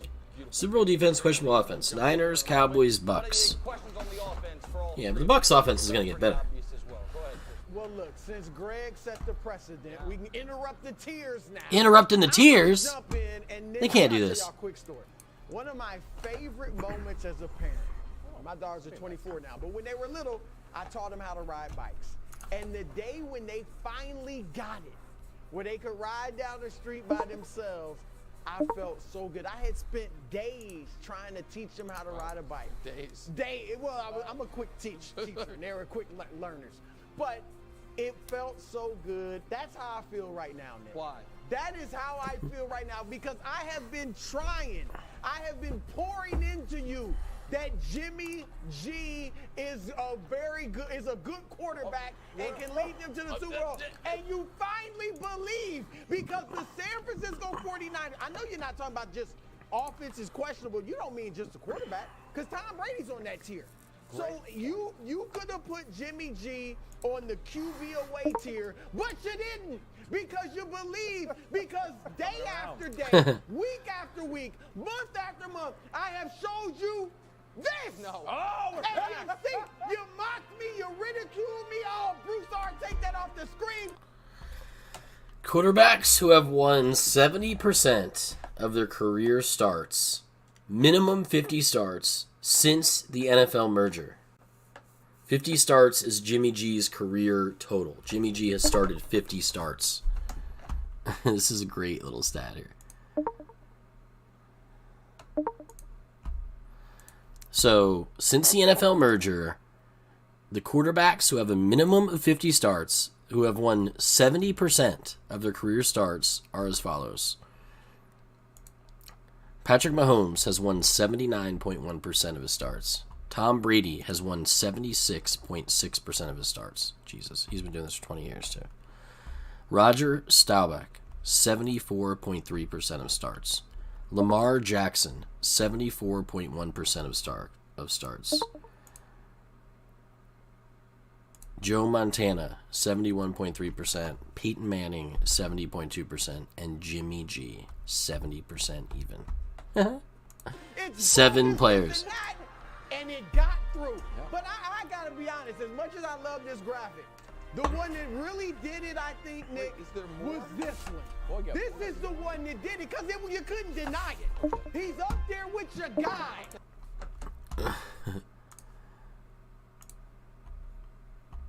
Yeah, he's got the queen high flush. Yeah, gotta have the spades. I mean, you gotta have the spade combo when I have the ace of spades in my hand. You know, obviously. Is this real poker? Aces get cracked again, you know? All right. Highest passer rating by a quarterback to win 35 of his first 50 starts. Mahomes, 109.5. Jimmy G, 98.8. They're the top two. They're the only two on this level. No one else that did it. Oh, it feels so good, Nick. Welcome to the Jimmy G squad.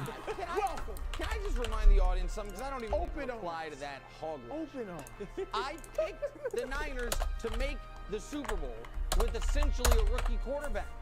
The question for them is their passing game. There's no doubt about it. They have the best defense in football and the best running game in football. They would have to truly have, they'd have to have Russell Wilson at quarterback right now in order for them to be kneecapped that much in the passing game. All right, we'll move on. All right, we're now at the top of the tiers. The two best teams in football. This is the undefeated tier. The undefeated Neither tier. of these teams have lost a game. They're on the Super Bowl. The Bills have lost the game. They are so clearly far and away Bills from and the Eagles. best teams in the league. Vegas says it. And it's really hard to imagine a team competing. Guy, sorry. Okay, here we go. Oh, Oh, the Bills did lose a game to the Chiefs. That's what he Bills said. lost? Oh, the Bills lost the game. Lost the game? They're not Who'd they lose to? They're not. Wait, who did they lose to? The Russian is cut, dare I say? The Bills play the Chiefs this week. So then, there is one team left. The favorite underdogs. Because even though they're the favorites, you all know it. I know it. They have the best quarterback in the league. They have the best coach in the league. They have The Bills lost to the best Dolphins. pass catcher in the league. I don't know. 21-19. Good. They have the best home field advantage in the league. Carl Trepper's waking up in cold sweats thinking about those Arrowhead crowds all week long. Yet they're underdogs, literal underdogs this week. They're the favorite underdogs, despite not being undefeated like the big bad Buffalo Bills. It's a solid tiers this week, I'll be honest with you. Our producer came up to me like, Wilds, what do you want to do? You don't want to focus on the Titans? I said, I want to look at some Titan stats. I said, oh, do you want to do the Giants? I said, oh, let me focus on the Giants. You're NFC I said, you know what I want to do?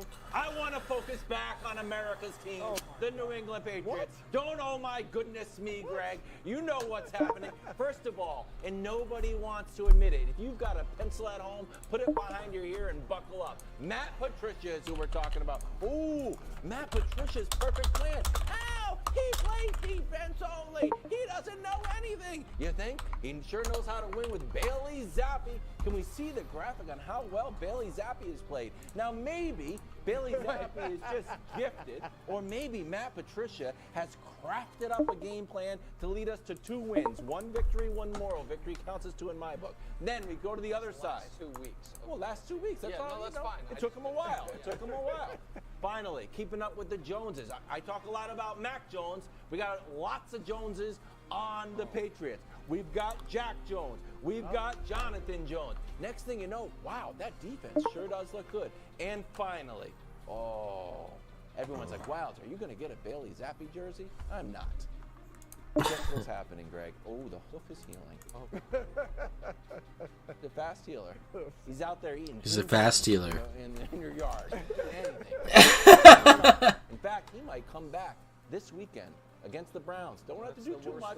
The Browns, you're just going to run all day on the Browns. Just run. A little revenge game for Belichick. So I just want the Patriots here's quietly move up, just like we did last year. I have the Patriots make the playoffs.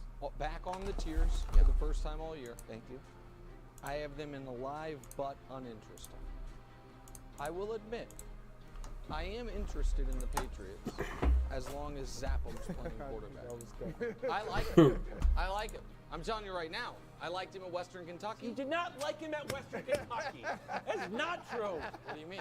He went and studied all these Bailey Zappi stats just to troll me. Not even on TV. It's not He's like just a lot doing of it in the stats. meetings. It's like, hey, who has threw the most touchdowns in the history of college football? Bailey Zappi. Who threw the most yards in the history of college football? I like him. It's Bailey Zappi. Thanks for watching. Subscribe here to get more from the show and to check out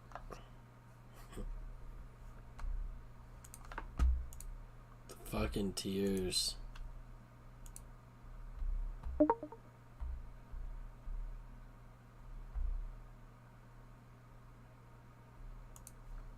Pretty good, surreal. Yeah, it's real. Clocks are melting. Salvador Dali's out there. Are you buying that comparison? Well, clearly he's not buying it. That was one. The insults Patrick Mahomes have to end? Greg, I'm going to convince you. You can laugh. I'm going to convince you. Okay. He folded. So Peyton Brady it was not a rivalry on the field for quite some time. Peyton got him a couple times in the regular season, but it was years before Brady beat him in the postseason, or before Peyton beat Brady in the postseason. So why was it a rivalry? It's like, well, one guy wins, but the other guy has the numbers and the MVPs. Yeah. Before Peyton beat Brady in a playoff game, he had 2 more MVPs than Brady. He had finished ahead of Brady on the All-Pro team 6 separate times. That is not the situation here. There is no Mahomes-Allen comp. One has won an MVP. It's Patrick. One has been to a Super Bowl. It's Patrick. One has won a Super Bowl. It's Patrick. One has beaten the other one in the playoffs every time they played. It's Patrick. It's a Brady-Ben Roethlisberger situation. Like, hey, there's a big, strong guy who's pretty good. Maybe one day he'll win. I don't know if it'll happen. But Brady Manning was the winner and the guy who had all the numbers. Patrick is both. Right. So what the hell are we talking about here? Why does Josh Allen get to be Peyton Manning? You know what Patrick Mahomes gets to be? Both of them. He's Brady and Manning. He's Brady in the postseason. He's Manning in the regular season.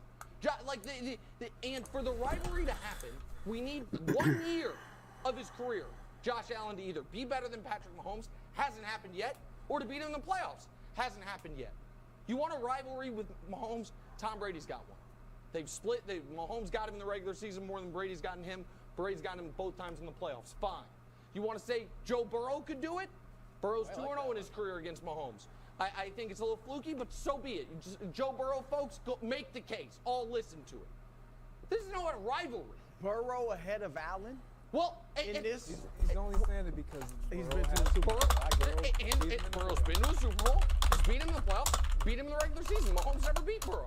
So I give him, you know what? If you want to make that case, fine. Yeah, Jamie, like a lot of teams in NFL history have had really, really good defenses and like average quarterbacks, you know? Like if you think about recent history, like the Buccaneers won the Super Bowl with John Gruden and Brad Johnson was the quarterback. The Ravens won with Trent Dilfer. The Ravens won with Joe Flacco. The Seahawks, when they went with Russell Wilson's a great quarterback, but the Seahawks had the Legion of Boom. Like that was definitely a defense situation. Even Tom Brady with the Patriots, they always had good defenses. Tom Brady's kind of a game manager in a way, a lot of times. I think defense wins championships, and like what we're seeing with the Cowboys right now with Cooper Rush, it's like maybe they like when Dak Prescott was like a rookie or in his second year or whatever, they were being more conservative. They were running the ball more, and you know they're just telling him not to turn the ball over. Now they're wanting him to like throw bombs to CeeDee Lamb and do all this shit. Like I feel like a lot of good teams in NFL history just control the clock, control the ball, don't turn it over, play good defense. Quarterback doesn't make mistakes, you know. Yes, it is, and I'm playing along. Okay. Some of the teams have high-powered offenses. Peyton Manning led some high-powered offenses. He won a Super Bowl. He won 2 Super Bowls. Second one, though, that was the Broncos, too. The Broncos defense was good with Peyton Manning, right? Peyton Manning wasn't, he was old at that point. There's been a lot of Super Bowls that have been won by good defenses and quarterbacks that weren't superstars that year that just got it done, you know? These two are the best at their craft right now, and they're dueling it out. Whoever has the greatest team, Michigan and Ohio State. I think you want your quarterback to be clutch. You want your quarterback to do good in the fourth quarter. You want your quarterback to do good with the 2-minute drill. But you don't necessarily need 5 touchdowns and 500 yards. Somebody is now about to dethrone your guy. Okay, well then do it. And it's Josh Allen. Then do it. And if when they win, then do it. When they win this weekend, Wow, Greg. It'll mean nothing, by the way. They beat him in the regular season last That's exactly what I'm about to say. It won't carry any weight in the world of Nick Wright. No, of course not. You gotta beat him when it counts. But in my world, counts right now. It's going to carry a lot of weight. And the reason why it's going to carry a lot of weight is because I believe that Josh Allen is the best quarterback in the National Football League. And he's putting everybody... He's got Allen at number 1. Question, because you said it's going to matter. This weekend matters. If Mahomes wins, are we going to stop with this nonsense? Absolutely not. See? Okay. Brady doesn't outperform at prime Mahomes. Why the fuck not? Guys, I think I made a pretty Mahomes is more likely to throw that fourth quarter pick than Brady, I think, dude. Brady's like an NFL head coach at quarterback. He's made one Pro Bowl, never been to a Super Bowl, and has lost to Mahomes each of the last 2 years in the playoffs. What are we talking about? All right, I'm kind of with you. I'm largely with you. Of course, Because even I do think Mahomes is the best quarterback. But I think this is the year, because I picked Allen to win the MVP and them to win the Super Bowl. All right, so I think this is the year it happens. But until then, who's to say Allen's the guy? It's going to be Mahomes and somebody, right? Brady, Peyton is going to be Mahomes and somebody. Why couldn't it be Lamar? I mean, what if Lamar does? He's got the MVP. What if he gets to the Super Bowl and beats Mahomes in the playoffs? Why you mentioned Burrow? Now, they're all so young. Right, is my point. I don't even like, even though Burrow beat them. Well, yeah, he's out. Even though Burrow beat them in the playoffs, I can't put Burrow on that. I wouldn't either. No, but I'm saying I would say it should be Allen. The guy that is looking like it's going to be is Allen versus Mahomes. But it's not anybody yet. The only one that's definite is Mahomes. And then let's see which guy becomes the Can I right. show you the full screen? This is what I like. And I know we're talking quarterbacks versus quarterbacks, legacies, that type of stuff. I think it's more like a boxing match. Here are their stats. I think that last year's playoff game. Giving you my own tiers, Jamie. Mahomes, or Brady's number 1, Mahomes 1B. Literally 1B. You know what I mean? It's just this, like, 20-year history, fourth quarter, 2-minute drill shit that I'm giving Brady the edge. Brady's beaten Mahomes twice, heads up, too. I know you're saying this year and all, but Brady looks good this year. Brady's the guy I want. Mahomes is the guy I want if I can't have Brady. And then there's a tier down, and Rodgers is below that tier because he's been there and done that, too. And I trust, even though he's had some bad fourth quarters lately, like, you know, doesn't mean he can't do good the next time. I think he's a stud. And then Rodgers is on a tier on his own. I think that Josh Allen and Lamar Jackson, and I don't know, do we want to throw Herbert in there? I don't think we want to throw Herbert in there yet. Maybe like Burrow. In round 12. Is the champ going to be the Vegas favorite before the third one? Allen, Lamar, and Burrow all on the same tier below Rodgers for me. There might be another guy on that tier with Allen, Lamar, and Burrow too. I'm forgetting people, I think. Sonny Liston and Muhammad Ali, and all of a sudden we're like, I don't know which one's which. We do know. Yes. Sorry for bringing up the boxing. I mean, you see this all. I mean, it's just. Maybe that's it. You're right. This is the year Brady falls off. He's been doing great. He looks good out there. He looks amazing. His receivers have been hurt the whole year, and he's still throwing bomb touchdowns to people, like perfect passes, Jamie. Have you been watching? At some point, the Bills will get one. Now, they're the Bills, so they'll then lose the next one. But at some point, they'll get one. I'm not doubting that. And maybe it happens this year. It is just so maddening to me that everyone is treating this game and this season like it's already happened. Oh, can I ask something really quick? So if Josh Allen beats Mahomes in the playoffs and he wins MVP, he gets to say he's the best quarterback. I don't think Lamar, unfortunately for Lamar Jackson, is the most talented quarterback I've ever seen. I don't know. Oh my God, he has me out kicked. Sick. Yeah. If he goes through Mahomes and then wins the Super Bowl, he gets to say, gotta I do it. wear the crown. Like to me, that's totally fair. Even if it's not, even if it's debatable. My point is, right now it's not debatable. You're like guessing a guy fatiguing. I'm not trying to predict people getting fatigued. I'm trying to say who the best quarterbacks are. You did a great job there, not only doing a great segment, providing the Bills' social media team a lot of content. Oh, I know. You're welcome. Thanks for watching. Subscribe here to get more from the show and to check. I think I'm forgetting somebody to put in the Allen Burrow. Let me take a look at the teams. What are my tiers? I think I've already kind of got them right. But I think I'm forgetting a couple of notables.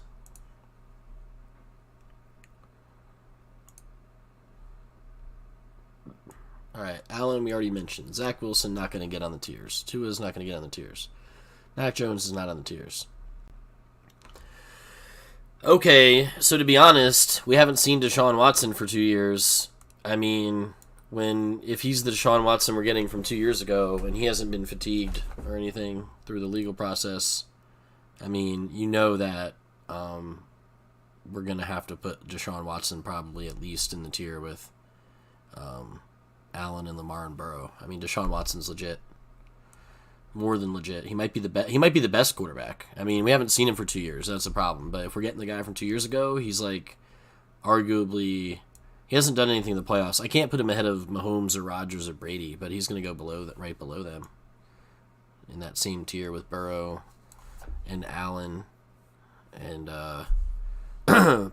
Allen and Lamar and Burrow. And honestly, I'm putting Burrow like number 1 in that tier, like ahead of Allen. Like Burrow went to the Super Bowl and he threw his way to the Super Bowl. He didn't run his way. He made clutch plays the way that he speaks with the confidence he speaks with. I think Burrow's honestly the guy to be looking at other than Brady and Mahomes as the top studs in the league, man. Titans, no good. Tannehill. Colts, no good. Matt Ryan. Jaguars, no good. Lawrence. Texans, no good. Chiefs, we already talked about. Chargers, Herbert. I think Herbert's in the discussion, but he hasn't done enough. He's too young. I got to see more out of him. Obviously, he gets the stats, but I haven't seen him do anything, really. So I can't really put Herbert on the same level as those other guys, but we're thinking about Herbert. Russell Wilson, no way. Derek Carr, no way. Okay, Jalen Hurts. I think we just need to see more from him. He's obviously been having an amazing year. He's just so new. I think we're going to find out a lot in this Eagles-Cowboys game this week. I think the Cowboys are going to win. I think defense beats offense, and I think the Eagles are going to run into an amazing defense, and the Cowboys are going to be hyped for the challenge. I think the Cowboys might win. Giants, Daniel Jones, no way. Cowboys, Dak or Cooper, no way. But Dak is obviously somebody to look out for, rising up the ranks, I guess. Washington, Wentz, no way. Vikings, Cousins, no way. Packers, we talked about Rodgers. Bears, Fields, no way. Lions, Goff, no way. We talked about Brady. Saints, quarterbacks, no way. Falcons and Panthers, quarterbacks, no way. Niner. Okay, so Jimmy G. So Jimmy G is obviously somebody we want to talk about, too. The Rams have Stafford, who won the Super Bowl last year. I think he's a good quarterback, but not doing so great this year. I think he might be hurt, though. Cardinals have Kyler Murray. And the Seahawks have Geno Smith. Geno Smith's been in the league 10 years. The guy hasn't done anything. If he was a stud, I think we would have seen it by now. But he's doing great with the Seahawks, obviously. Kyler Murray, I don't know. Great runner, great thrower. Seems to have a lot of talent, but I don't know. It's like no team in the NFL seems more like a fucking college football team than the Cardinals. Like the coaching of Kingsbury mixed with Murray, it's like it seems like a fucking college game. Shit feels weird. I don't know about all that. Stafford not looking so great either. And he's older. I don't know. He won the Super Bowl, though. Jimmy G in the discussion. Honestly, a lot of the teams have shitty quarterbacks. There's not many to really talk about. A lot of the teams suck, man. We need some of these other quarterbacks to step up. It's going to be, I think, pretty awesome this year. I'm predicting a pretty fun NFL season. And it's already underway, but, is there going to be a quarterback that steps up and starts to ball? Zach Wilson with the Jets. The Jets are 3-2. Is Daniel Jones going to fucking start stepping his shit up and keeping the team winning? Trevor Lawrence with the Jags. There's a lot of teams that are 3-2, 2-3 and shit right now. And it's what's going to happen? The quarterback situation in Dallas. The situation with the Browns and Deshaun Watson coming back. The Browns obviously have a very stacked team. How did the Browns have enough money to pay for all those players? They paid Deshaun Watson, but they paid him. And they have a good defense, and they have Chubb, and Hunt, and Njoku, and Amari Cooper. How do they have all these players? Isn't their offensive line supposed to be good too? How did the Cleveland Browns go from the worst team in NFL history to somehow having the most stacked team? I mean, for me, I don't go, to me, there's kind of two, Nick Wright was literally just talking about it. There's two, and he didn't really say it like this, but there are, for me, two main categories for quarterbacks, and it's going to be, obvious raw talent, stat sheet, big arm, fast, whatever. Josh Allen, talent. Eye test. The eye test. Lamar Jackson, Josh Allen. You can name a lot of the guys we already named. some of them pass the eye test, and then there's the other test, which is like, when we're down 10 points in the fourth quarter, is he going to make all the right decisions? Is he going to know when to call a timeout, or when to think about sliding, or think about getting out of bounds? Is he going to know when to throw the ball away? Is he going to know when we have to throw the ball away here, man? We can't take a sack. Matt Ryan took those sacks in the Super Bowl against the Patriots, cost him the game. I mean, I don't think the game was all Matt Ryan's fault. I think there's a lot of people to blame for their collapse in that Super Bowl, but on that play, Matt Ryan, veteran quarterback, should have known, like, I have to imagine, like, the pass rusher becoming completely unblocked, and I have to make sure as soon as the ball is snapped to me that I'm rolling out and I'm getting ready to throw the fucking ball out of bounds. Because if we take a sack, we can't kick a field goal, we're going to lose the game, whatever. They end up losing the game. It's just like, there's these characteristics that a quarterback can have: reading the defense, going to that third option, being able to make the big throw with 30 seconds left in the game, under pressure when the game's on the line. Who can make those plays and not give a shit, you know? Some of the quarterbacks pass the eye test, stat sheet, athletic stuff, big numbers, big arm, all that stuff. And some players pass the, like, intangible stuff, and some of them do both. Some of them do both.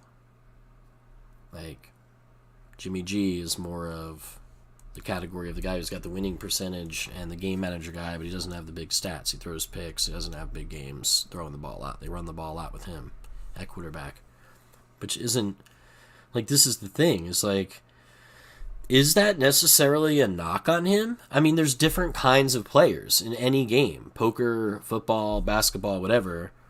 Maybe Jimmy G's strength is that he can manage the game, prevent the turnovers, leads the team, gets them pumped, gets them motivated, gets the play in, gets them on the same page. He's willing to do anything for the team. He'll throw a block if he needs to.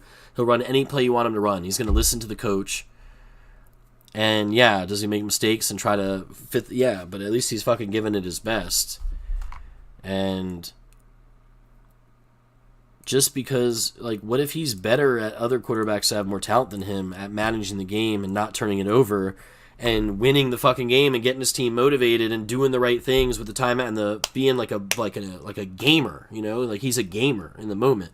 Whereas, like, another quarterback, like maybe, like, I don't know, Kyler Murray last week, kneeling the ball on, or spiking the ball on third down. They thought they had a first down, like, between him and his coach. Now, obviously, people make mistakes. Tom Brady thought it was third down one time and it was fourth down. Like, everybody's going to make mistakes, but, like, who, like, we got the stats peeps, and then it's like, who are the people who are going to fucking, you know, bring it when it's crunch time and just get the job done? And, like, why would we, like, if Jimmy G is the type of quarterback that is never going to throw 500 yards in one game for you, who's never going to, like, have a huge needle, big arm throw to win the game because he can't do it, but he's good at all those other things, there's certain teams and certain coaches and certain, you know, who's to say he's not better than some of the other quarterbacks who have better actual talent, that, you know, the ones that aren't as clutch as him maybe or something. Now, I guess Jimmy G's kind of been far from clutch. He's thrown some interceptions in some Super Bowls. They feel like he's cost them a couple games. That's why they were moving on to another quarterback, but I wasn't, like, necessarily watching every second of every Niners game this year, and maybe they were hype all the time, not, you know, but it seemed like Trey Lance wasn't doing so great, and then obviously, unfortunately, Trey Lance gets whacked and he's out for the season, but it feels like when Jimmy G is out there with that team, with Kittle, with Debo, with Ayuk, with that team, Wilson, it just feels like, I don't know. It feels kind of magical. It feels like it just feels like they want to win for him. They know that he's going to dive and throw a block and risk his fucking head for them, and they're going to do the same thing for Garoppolo, where when you have a new guy like Trey Lance, they're like, we don't know, they're like just trying to do the job for him. There's not as much emotion maybe. They're like, hey, we got Trey Lance in there, quarterback. He's a rookie, or he's in his second year. I got to make sure to block for him. I got to make sure to get open for him on this route. They're thinking about doing their job and assisting the rookie and stuff, right? But when Jimmy G's out there, they're like, oh, it's our boy Jimmy G. We've been playing with this guy for fucking 5 years. What's up, homie? You know? And then they're like, they know where they got to be already. They already know where Jimmy G wants them to kind of be. They already know, they're just all they seem hype. They seem like they're energized because I think they're allowed to take their mind off of other technical things that they needed to be thinking about to support Trey Lance. And so now they get to just play. They're just free. They're just running around. They're just running around playing football. They know Jimmy G's capped in some way, but he's going to do what he's going to do, and they're going to do what they're going to do. And the formula works, and the coach knows not to call some crazy-ass fucking play that they might call for Trey Lance. Okay, we can still win the game. You can win the game calling plays for Jimmy G's skill set, you know? A lot of these teams have had, a lot of teams in recent history have had very mundane offenses. Tom Brady had Randy Moss one year, and he did throw a lot of touchdowns that year, and Randy Moss was amazing, and he was amazing, but most of the time, Tom Brady had wide receivers and running backs you can't even name. He won 2 Super Bowls with LeGarrette Blount. Okay?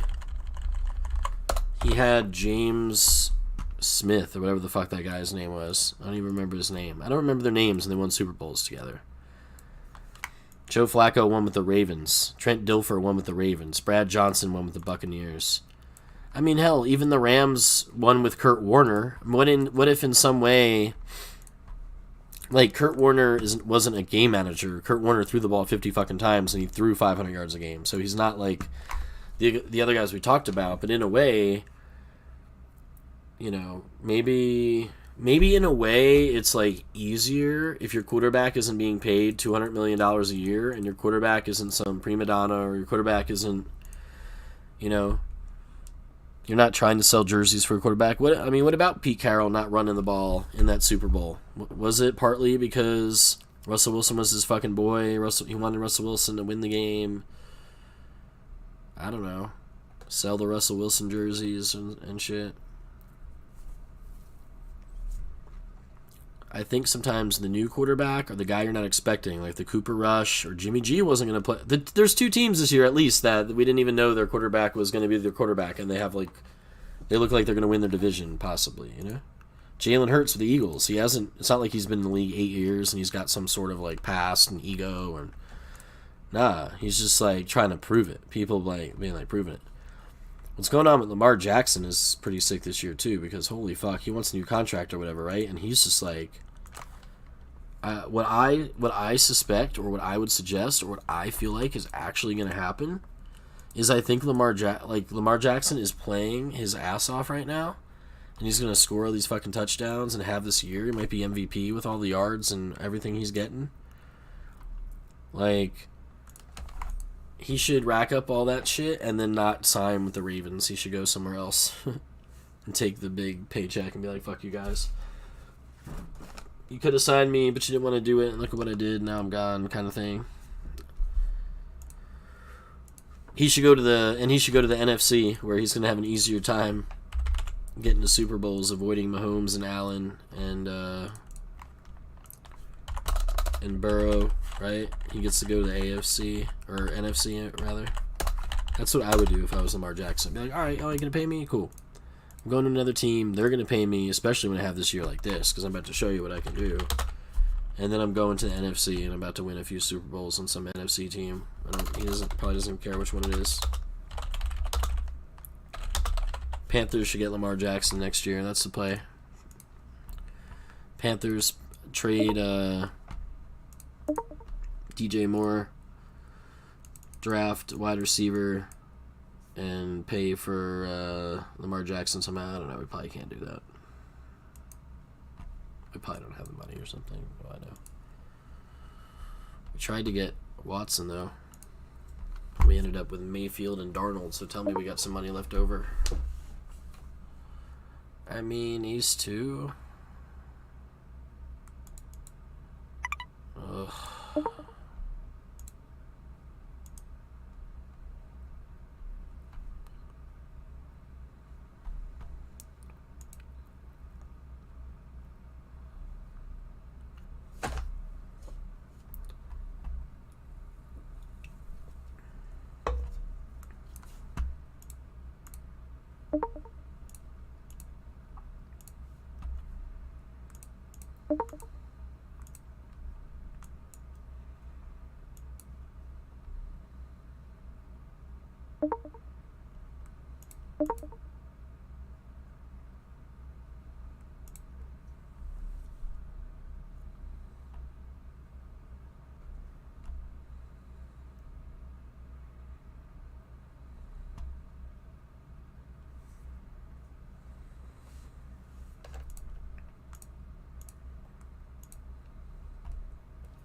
what Ron Rivera is saying, I'm sorry for all the mean, hurtful, awful, true things I said about Carson Wentz. That's what he did. Look, he's sorry that he said this out loud because this is the way he thinks. Ron Rivera is a lifer. He played in the league. He's coached in the league basically since he left the league. Like for the 85 Bears. 85 Bears. And so for him to make this kind of an egregious mistake, Yep. when he literally placed the blame of everything going on with the Commanders at the feet of Carson Wentz, was wrong. He knows it was wrong. He knows you can't do this under any circumstance.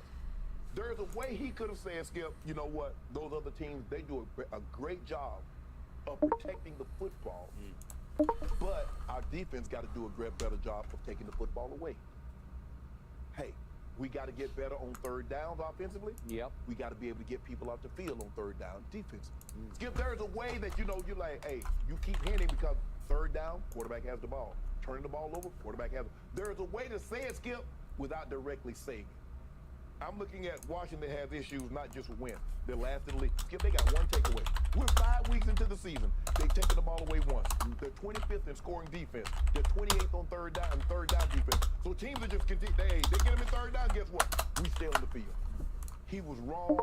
Look, Carson Wentz is what he is at this point in time. I'm sure Carson Wentz says, hey, coach, I understand, but I'm sure he's hurt by it because nobody wants to be the sole blame or have it seem like I'm the sole blame for why we're not winning. They're not winning because offensively, they're not very good. Defensively, Skip, remember now, they got 4 first-round draft picks. High. Not no 28. High draft picks. And what? Nothing. So, yeah, Ron Rivera, he apologized, but he said, I'm sorry for all the true things that I said. I shouldn't have said it out loud in front of the media. For once, I completely agree, and then some. Ron Rivera said yesterday, I told the team I said some things that were misconstrued. No, they weren't. I didn't present them properly. Well, they weren't misconstrued, but you did not present them properly. There was a way to say that nicely, Thank you. frame it correctly, where it would be palatable to everybody involved. Especially Carson Wentz. Especially Carson Wentz. And now your issue is, unfortunately for all of us, you are about to play on Thursday Night Football tomorrow night against the Chicago Bears, but you're going to be in the national spotlight, Right. and this will be the story of the night. Yes. The pregame up there with Fitzpatrick and Richard Sherman and Gonzalez and yeah. Whitworth. Yeah, and Whitworth, Carissa. It'll be the talk of the town, man. That they will go on and on about why did he say this about this quarterback, and will this quarterback get over it? Yeah. You and I can say, well, the reason why they're not winning is Carson Wentz. He's turning the ball over. He has what? When you combine the fumbles and interceptions, he has 6, 7, 8 turnovers. Yep. That's why they're not. We can say that. But as a head coach, you can't lay all the blame at the feet of the quarterback. Okay, but what had Ron Rivera just witnessed at the very end of a home game? It was 3rd and goal from the 2. Right. And Carson Wentz did Carson Wentz things. Right. If we could see this final play. Right. You're down 21-17. You have to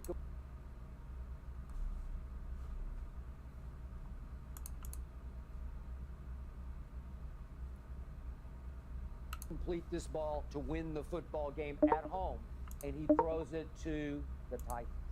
The guy made a heck of a play. He did. But Skip, when you go back and look at it, you go back and look. I want to know where he was supposed to go with the ball. Unless he was supposed to scramble and buy some time. You tell me who's open. Who's open? Unless he's going to run around and pull a Kyler Murray and just run and take 20 All seconds. I know is that receiver is not open. He's not open, no. He is doubled, and there's no hope on that. When it reminded me of Aaron Rodgers trying to force the ball to Devontae at the goal line. It's just covered. You're not going to get it through. He tried to sidearm flip it. It's Carson Wentz. He has fallen to 24th in QBR in the National Football League. He's on his 3rd team in 3 years. And Ron Rivera spoke straight from a wounded heart on Monday, Right. because that's when he spoke that, he gave that answer. Why are you dead last in the NFC East? Quarterback. Well, that's the truth. It's about quarterback. So what has happened in Ron Rivera's career? If I'm Carson Wentz, they ask me, Come on, Forrest. why am I dead last? Carson, why are you dead last in the NFC East? Coaching. Well, you could We make- lose the Nick big Sirianni, flip. Look at what he's doing. Look at Mike McCarthy with the backup quarterback as instituted plan and going up, boom, boom, boom. Brian Daboll went on the road in London and beat Aaron Rodgers. With Daniel Jones. With Daniel Jones. Yep. So coaches. Okay. Oh, my bad. I wasn't supposed to say that out loud. So Ron Rivera got a little spoiled because for his 10 years at Carolina, he had Cam Newton, Right. who won the MVP in 2015. He wasn't always available, so they had to mix and match with various other, back Derek Anderson had to play games here or there. Right. But you had Cam mostly for 10 years. Right. Then you go to Washington, and you got Alex Smith to start off with, and then you got Dwayne Haskins, then you got Kyle Allen, and then 2021 you got Taylor Heineke, you got Ryan Fitzpatrick. Obviously he'll be there on Amazon Prime tomorrow night, but he played some games last year for Ron Rivera, and then Garrett Gilbert started some games last year. Can I ask you a question, Skip? What role did Ron Rivera play in all of those quarterbacks being in Washington? Role? Yeah. I'm sure he had a large role with them being there, right? Well, I guess he had to sign off. I don't know that that's his call. Right, but that's what I'm saying. So he wanted those guys. So, I mean, doesn't he get some of the blame? I mean, I'm sure he wanted better than some of those guys. Well, good luck with that. I mean, how Everybody- far? but we both said Taylor Heineke, he's about like 5'11". He had the nice moment in the sun against Tampa in the playoff game. Right. And he made it kind of dicey at the end of the game. He made it interesting, and then they try to go forward with him as a starter. He's just not good enough. Right. Okay? That's it. All right? So you're stuck, and you're stuck, and you're stuck. Right. You- It's hard to find a quarterback. They don't become available very often. You don't get a Deshaun Watson. Cam Newton.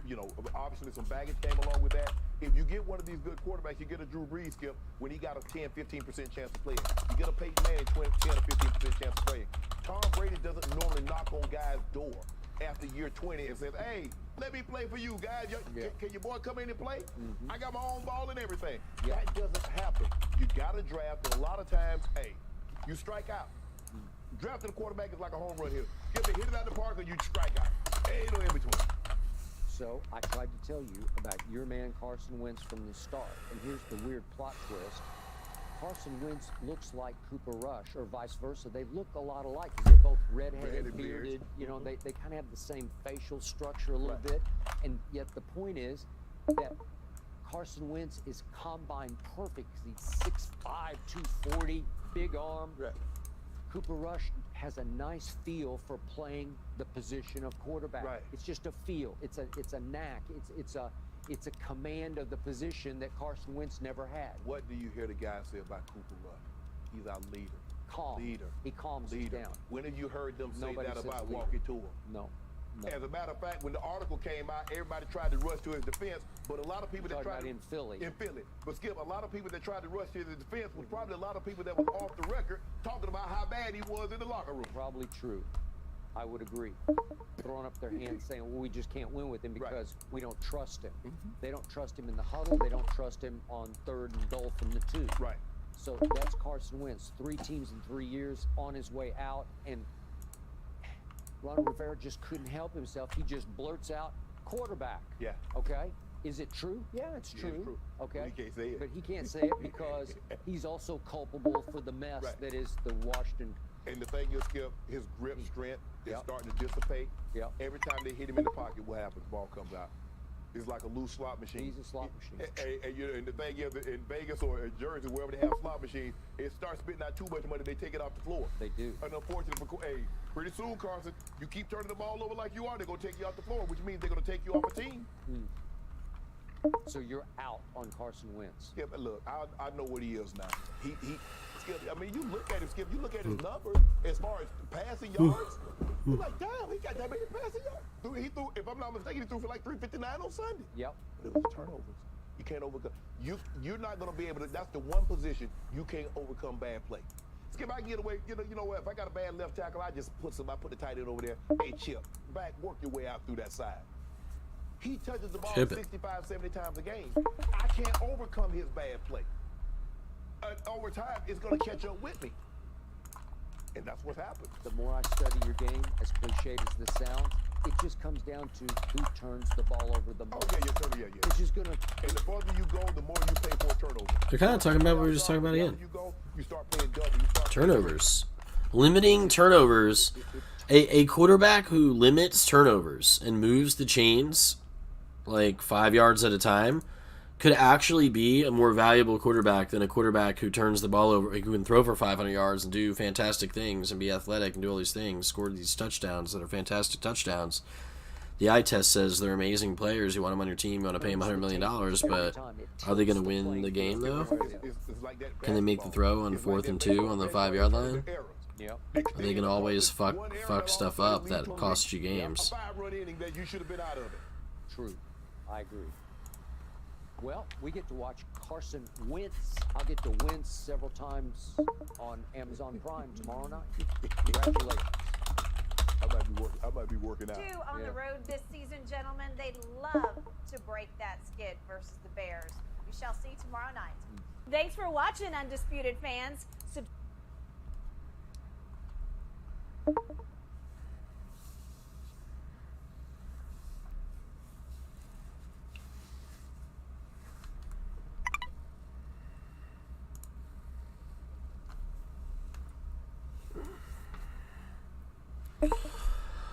Oh, shit.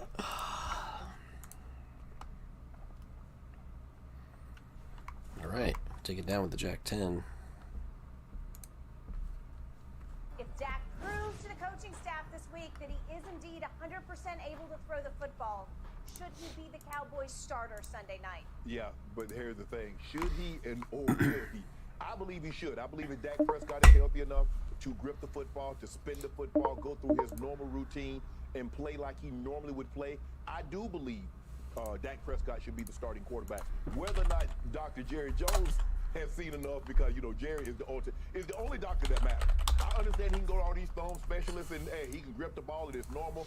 And I Tom Ronaldo, you said that he shook his hand. He's like, oh. How you like that grip? You like that grip? Yep. I get all that, but only one man needs to matter, and he's the guy that talks every single day on his radio show or his television show, Skip. Look, I believe that the Eagles can score more than 17 points. And it seems to me the Cowboys are banking on, like, our defense will keep you to 17 or fewer, and all we need to get to is like 18, 19 points, and we can win this game. But when you look at the Eagles, they have a very good defense also, and they have a very good scoring offense. So with that being, the Eagles have the 5th scoring offense, the league's 7th scoring defense. The Eagles' defense is 4th in sacks, 1st in takeaways. So that is a great combination that the Cowboys have yet to face this season. True. First game of the season, Tampa Bay, but everybody's trying to get into a routine. So we kind of have an idea, a general indication of who these teams are now, 6 weeks into the season. So I believe this will be the most complete team as far from an offensive standpoint and a defensive standpoint, a team that can get after your quarterback, that can take the ball away. Got Ace 10. Run the football, but they're very good, very talented in the passing game with A.J. Brown, Devontae Smith, and Dallas Goedert. Offensive line might be the best offensive line that the Cowboys has faced this season. So for me, Skip, look, 4 touchdown passes in 4 games. He's averaging 194 yards passing.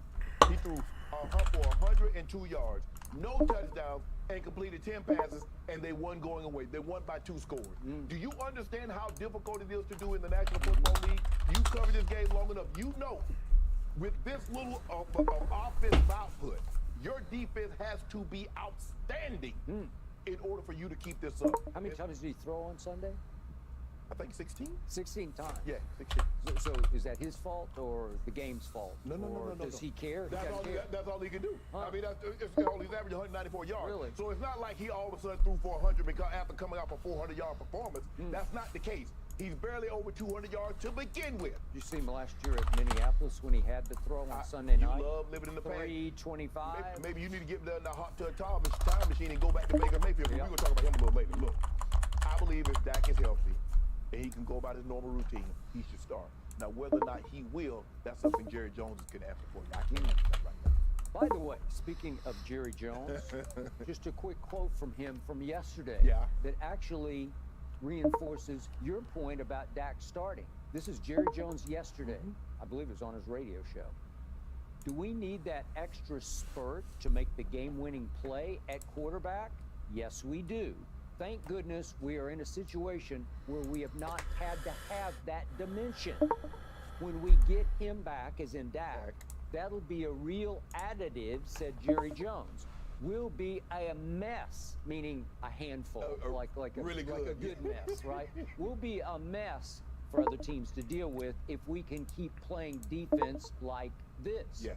Well, this sounds like he's been watching Shannon Sharp, and I'm sure he does. Yeah. He may hang on your every word.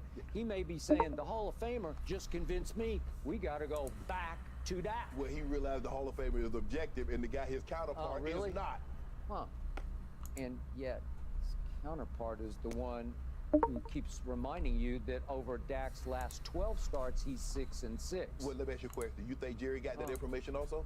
Well, I mean, I hope Jerry doesn't have such memory loss at this stage Jerry and got no age. memory loss. No? No. He doesn't have any? Jerry's Well, fine. do you remember what happened last year when your Denver Broncos visited? It was just last year. It was Yeah. 30-0. Yeah, we beat Denver them. going to the fourth quarter, Yeah. 30-0. Do you remember what happened the week later at Kansas City?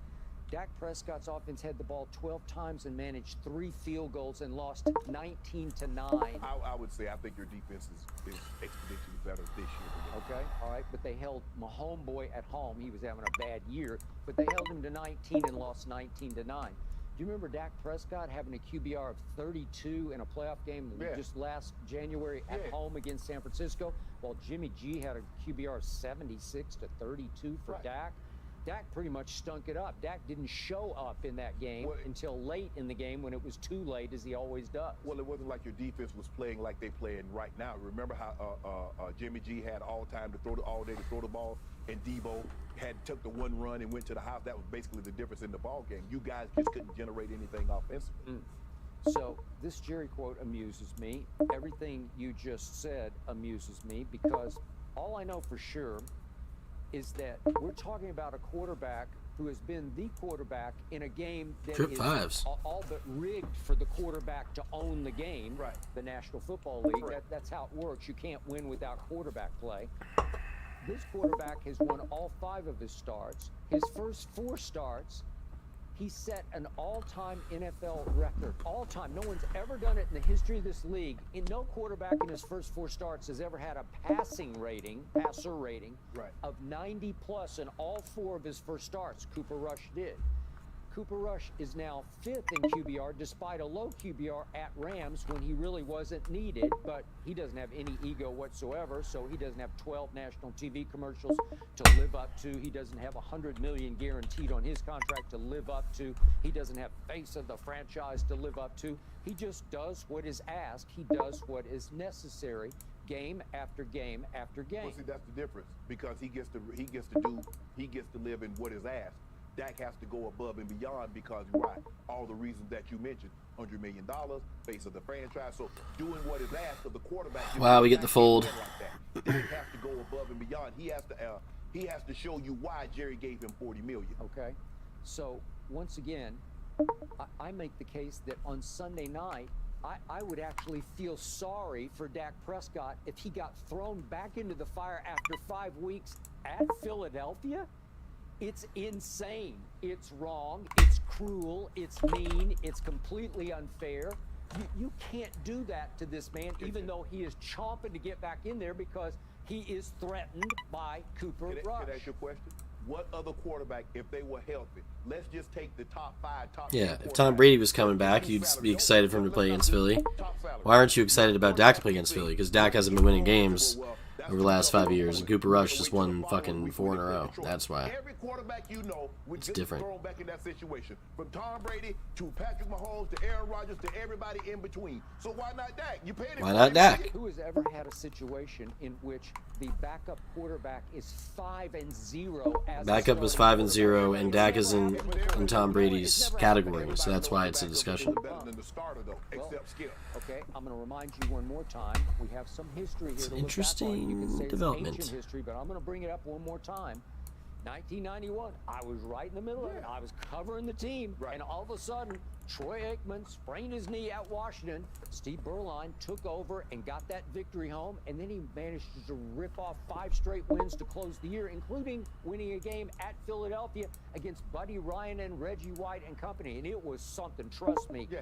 The Cowboys were finally back. It had been 10 years since Dallas loved its Cowboys because it had been 10 years since the Dwight Clark game and the catch and Danny White, the master of disasters, I used to call him. Danny And White, all oh of a my sudden, God. They were back because of the backup quarterback, Steve Berline, and they were on the way to play Mike Ditka's Bears up in Chicago in a playoff game.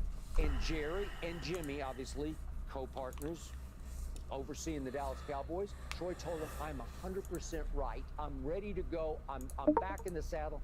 All he was the first overall pick in the draft, and he was clearly the face of the franchise. And they said, sorry, Troy, we're going with the hot hand at Ditka. And they went and beat Ditka's Bears. Then they went to Detroit, and they got blown out. So if I'm hearing you correctly, no matter if Cooper Rush should start, and under no circumstance until he loses several games should Dak Prescott get his job back. Okay, here's all I know. I just believe with all my Great heart question. and soul, in complete objectivity, even though I'm a lifelong How do you diehard get rid of the hot hand? fan, my eye test, my instincts, my gut tells me that Cooper Rush would give my team a little better chance to win Sunday night at Philadelphia, than Dak could after 5 weeks off, pressing, gripping, trying to live up to the bar that got raised by Cooper Rush. No, Skip. No. You can't do that. You can't say, well, Steve Berline gives us a better chance to win because Troy's been out up in Chicago, and then says, okay, once Chicago's passed, let's go back to Aikman. What you have? They didn't. They went to Detroit for a second playoff game, one step short of the NFC Championship, and they went with Steve Berline. So in other words, if I'm hearing you correctly, I need to get you on record. You believe Cooper Rush should continue to start until he falters. Sure. I mean, what? It's not just hot hand. It just the offense just looks better to me than it has with Dak over the last 12 starts, in which he's 6-6. And to quote you, quoting me to start this show, over the last 36 times that Dak Prescott has started a football game for my Dallas Cowboys, he's 18-18. That dates back to the first 3 games of 2019 when he threw parties. It was fireworks display against what the Hall of Famer told me were 3 bad opponents. Remember? Yeah. It was the Giants, the Miami and Washington, and Miami was the last one. And all of a sudden, remember what Jerry said after game number 1? We are imminent getting the Dak deal done. Imminent. Well, that indicated to me that they had sort of a verbal, I don't think you call it a handshake, but a verbal agreement on the money, right? Yeah. They had some other T's to cross, I's to dot, but they were almost home, and all of a sudden Dak took off. Dak got hot, and he and his new agent said, Jerry, April Fools, we're starting this thing over because we deserve more than it's been pushed to the middle of the table right now, right? Okay, from that moment on, after that 3-0 start, Dak is 18-18 as the starter for my Dallas Cowboys. Have you made the playoffs in that time? How can I defend that? Yep, one time. Okay, but here, this is what I know with Cooper Rush. The Cowboys are 26th in passing and 27th on third down. Okay. Cooper Rush is 5th in the league in QBR. What do you think of that? 5th in QBR. Cooper Rush. Here are my questions. Again, I'm not in the Hall of Fame.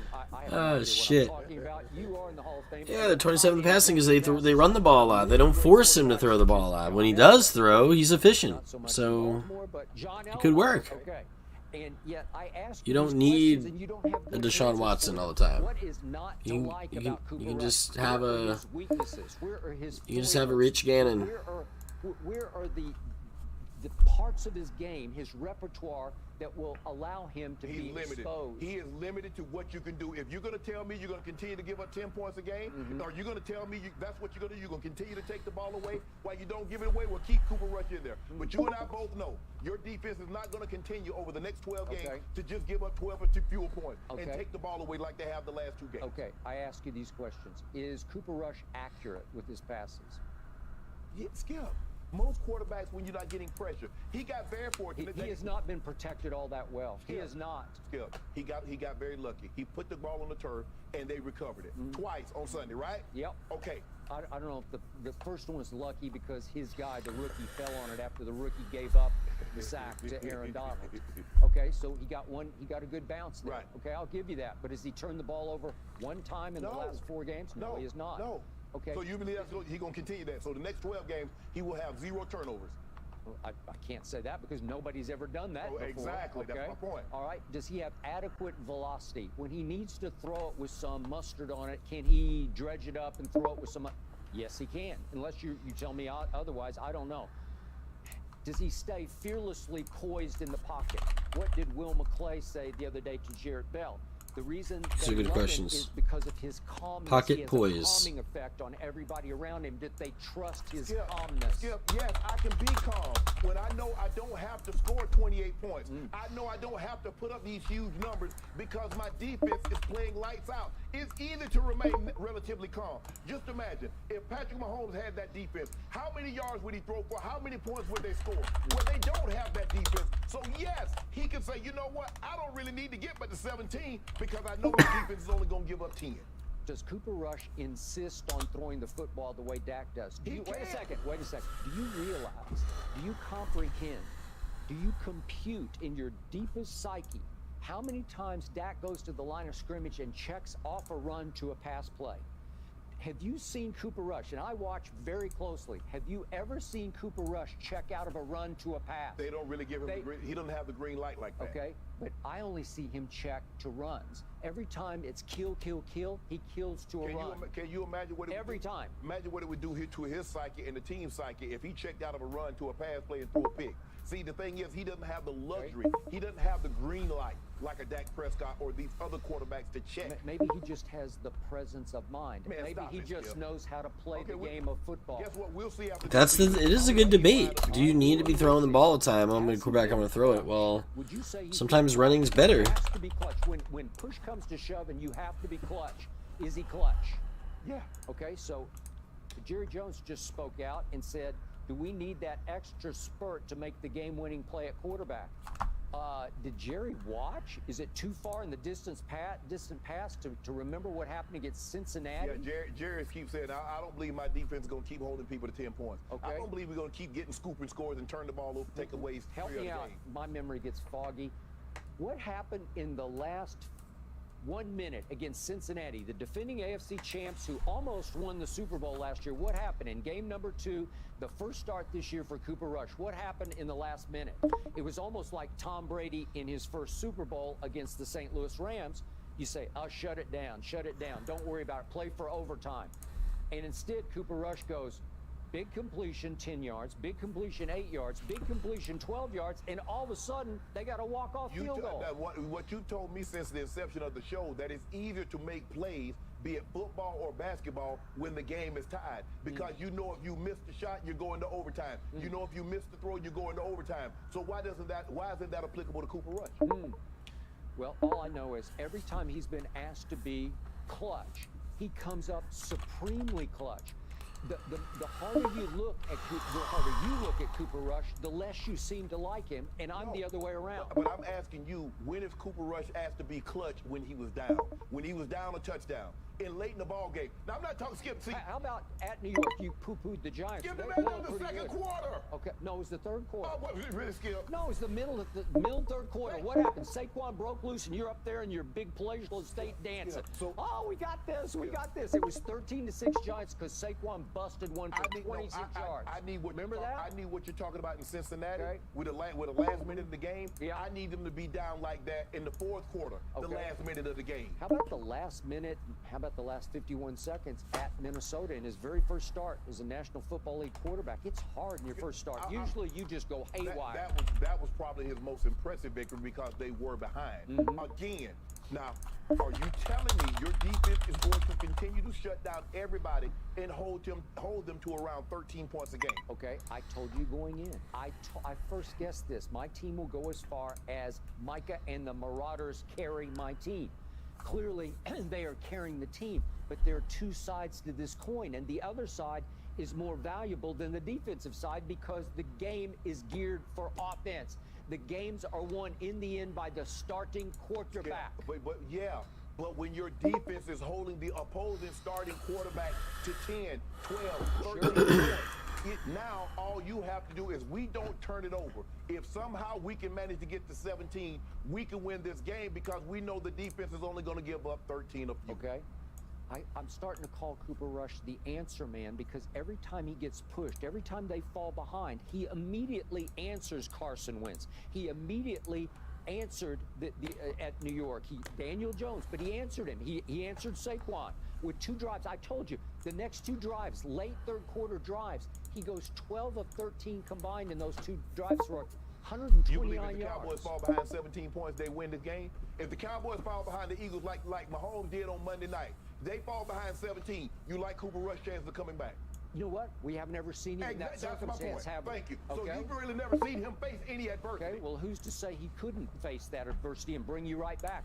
I don't know. Everything he's been asked to do, he has answered. And He's here's been the asked to other do thing. very little. We don't put on Stasis. Okay, I got the flush He's draw. an intern. I got all the We draws. don't ask him to do VP Let's go. duties. Oh, he He's hit an a low. intern. Get some coffee, check the mail room, and make sure that it don't touch the thermostat. And throw clutch passes And in the don't last touch minute. the thermostat. Yeah, throw clutch passes in the last minute like you're a 10-year veteran. He's an intern. That guy? He's an That intern. guy? You since you Interesting. love nicknames for Cooper Rush. Cooper, the intern Rush. Really? That's He's what an he do. He's intern. interning. Interesting. Yeah, this is the same Cooper Rush who has made every play. If you can show me one time where he didn't make a play and everybody's writing him off. Oh, he got exposed against the Rams. Well, he threw only 16 passes because that was all that was required of him. And he completed 10, but he had 2 huge drops on big third down throws. Great throws with free rushers hitting him right in the mouth. 2 great throws to Michael Gallup and CeeDee Lamb, both of them dropped. Or all of a sudden it's 12 of 16, which is pretty good. Wait a second, he was 5 of 15 on third, but it should have been 7 of 15, which is great. Why do you keep saying that about CeeDee Lamb? Why are you surprised that he dropped it? That's all he does is drop passes. He's dropped They call a him couple CeeDee of big Damn. ones, Because really. every time they throw the ball, damn, CeeDee, you dropped another one. Well, there you go. So far, you're right. Which is why, if we really look back at what Cooper Rush has been handed, they don't run the ball consistently at all. They've had a couple of big They ran splashes. it well on Sunday. Okay, they did one play. They did. If you take away the one big Saquon-like play, they did run the ball very well. You said you liked the way Zeke was running the ball. He ran hard, but the yards aren't big. He's going to get 3 or 4. Right. But if you take away the 56-yarder for Tony Pollard, go look at what the totals are. But what Zeke was able to do, he's able to keep your third and manageable. Okay. And that's what you need. All Instead of those third and long, you need to be third and 1 and 3. Going into the year, you blasted the Cowboy receiving core because you don't like CeeDee Lamb. There was no Michael Gallup for a couple of games. Dalton Schultz has been a non-factor for Cooper Rush. Yes. And all of a sudden, you're stuck with a rookie at left tackle because there's no Tyron Smith, obviously. And new starters, we have 2 or 3 new starters at left guard. And we have McGovern. Yeah, okay. We have an under-talented center, like a below-average center. And we got a great right guard, and we have an undrafted right tackle. Well, they're not protecting Cooper Rush all that well. What he's doing is a whole lot with not all that much, because what did Dak do on opening night? Help me out. Help me remember what Dak on opening night did, because I can't remember. Oh, that's right. He had a QBR of 19.5. So I just 19.5. Here are Dak's numbers on opening night against the Buccaneers. 14 of 29. That's sub 50%. For a grand total of 134 with 1 touchdown, 0 touchdowns and 1 pick. So he turned the ball over. Can I ask you a question? You know what the score was? 19-3. Can I ask you a question? 3. I want to get you on record. So you believe Cooper Rush would have beat Tampa Bay on opening night? Cooper Rush would have beaten them. Who knows? I would like to see it. This is what I keep telling you about Philadelphia. I just want to see what happens because I'm intrigued because there's nothing not to like. And here's the irony. In the 5-week absence of my starting quarterback, Dak Prescott, he suddenly turned into Tom Brady. I don't know how it happened, but he turned into Tom Brady, and he hasn't even thrown a football for 5 weeks. Well, you had him Brady. You know why? From the day he got drafted, you had him as Brady-esque. Okay, he has been Brady. Horrible flop. As a rookie. But maybe we get it through. You have told me from the start that Dak Prescott is no better than average. It's he's middle of the pack. Middle of the pack, Dak. Okay, so your guy's a loner. You're saying that outsider. Okay, so you'd say throwing him into the fire at Philly, you'd have a better chance than what we've seen for 5 times with Cooper Rush. You definitely have a better chance of winning with Dak than you would the intern. You know what? Everything did you see that movie, The Intern? Yes, I did. Everything you just said was incredible. Lee Wrong, to quote the great Snoop. Yeah, right. It's right. Lee Wrong. Okay. Skip Bayless has said it. He believed Cooper Rush should start in Philly and start moving forward. Well, I don't know about that. Why We're not? going game to game. What did you say on Monday? If you happen to go to Philly and win, what would you do? What's not to like? Okay. Why would you start what is him not to moving like? forward? And you have no answer for what's not to like. You just dismiss him. He's an intern. He's a jag. You know it. You know what he is. He's a fraud. You He's know- a pumpkin. He's you- turning back into a pumpkin. You know what he is. I don't know what he is. I don't know what's not to like. In fact, I'm starting to love what's not to like. Whatever. Yep. You'll see. Yep. On Sunday, Gentlemen, Monday let's morning. I not got you forget. backpedaling on this one. Monday morning. Thanks for watching, Undisputed fans. Subscribe here to get the very latest from Skip and Shannon. Plus, go watch a few segments from our other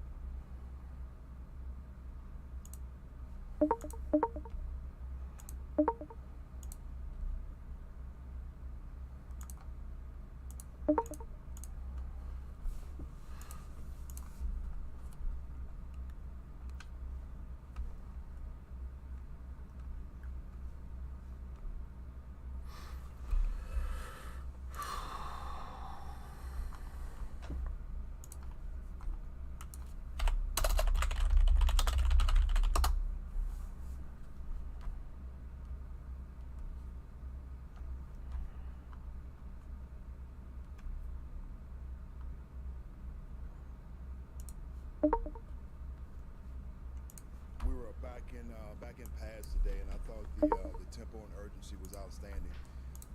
It was good to see the guys fly around and make some contact. We're in the process right now of just really trying to simplify things in a few phases. 10 ball. Play fast at the same time. So with that, I'll take your question. Dude, come on, man.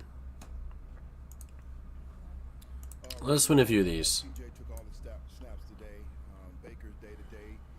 He's making progress, and after talking to him this morning, he said he may have a chance this weekend. So we'll see how it goes.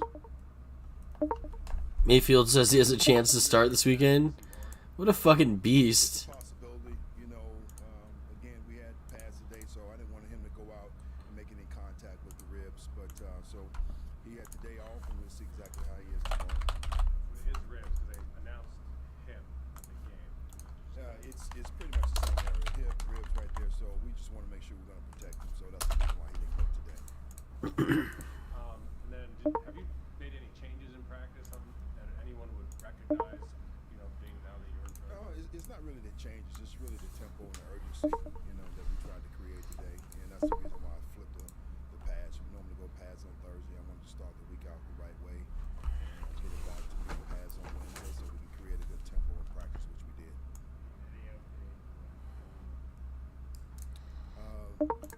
Pads on Wednesday. I like it. I like this Wilkes guy. That he could be clear next week. I like this guy. Let's win. Encouraging. I think he's right on schedule mentally with himself. Getting ready to get back. So hopefully that'll be the case. It is PJ. How confident are you both him, but also Easton? I'm confident in PJ, and I think the players are very confident in PJ as well.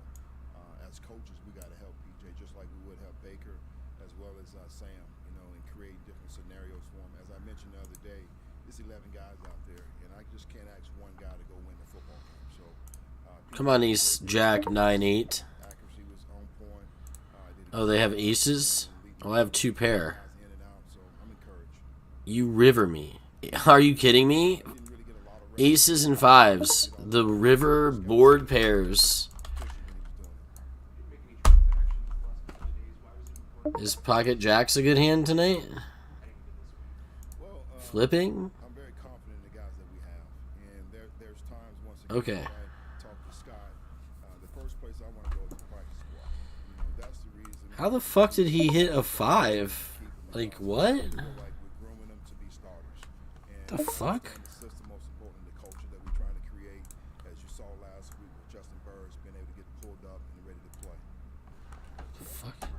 These runouts are fucking so annoying.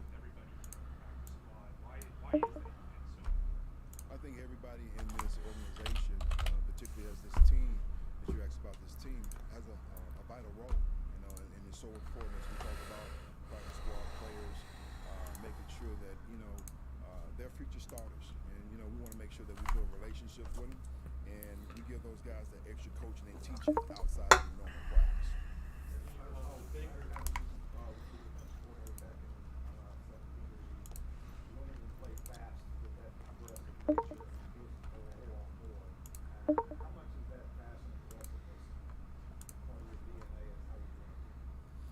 I think you're right on when you talk about DNA. We talked about that this morning in the team meeting, is that we want to be aggressive in all 3 phases. You mentioned, my philosophy on defense. We're going to take that same approach on the offensive side of the ball. We're not going to sit back and react to the defense. We want to put pressure on them and have them react to us and mix things in, whether it's inside, outside on the perimeter, and then trying to go over the top. You mentioned that you just got to execute, and that'll turn it hopefully into wins. First time third down, Matt kept saying, you got to fix it, you got to fix it. What can you tangibly do to make that next drive? I think the number one thing you have to do, you got to win on first and second down. You got to put yourself in a situation to where you're not third and long, and that's our philosophy on the defensive side as well. Trying to create negative plays on first and second down so we can get the opponent in the third and long. Offensively, it's just the opposite. We got to create positive plays. All right, so we're living in 3rd and 1, 3rd and 2, and not 3rd and 12. We did see that though against the Cardinals, and it's still it's an issue to not be able to convert on third. Well, it goes back once again just to be able to execute and finish. So I think again is the scheme that we're trying to operate within that week, trying to simplify things and make sure that we have easy, quick throws on the perimeter, and the quarterback progression is good to where if it's not there, he can hit the check down.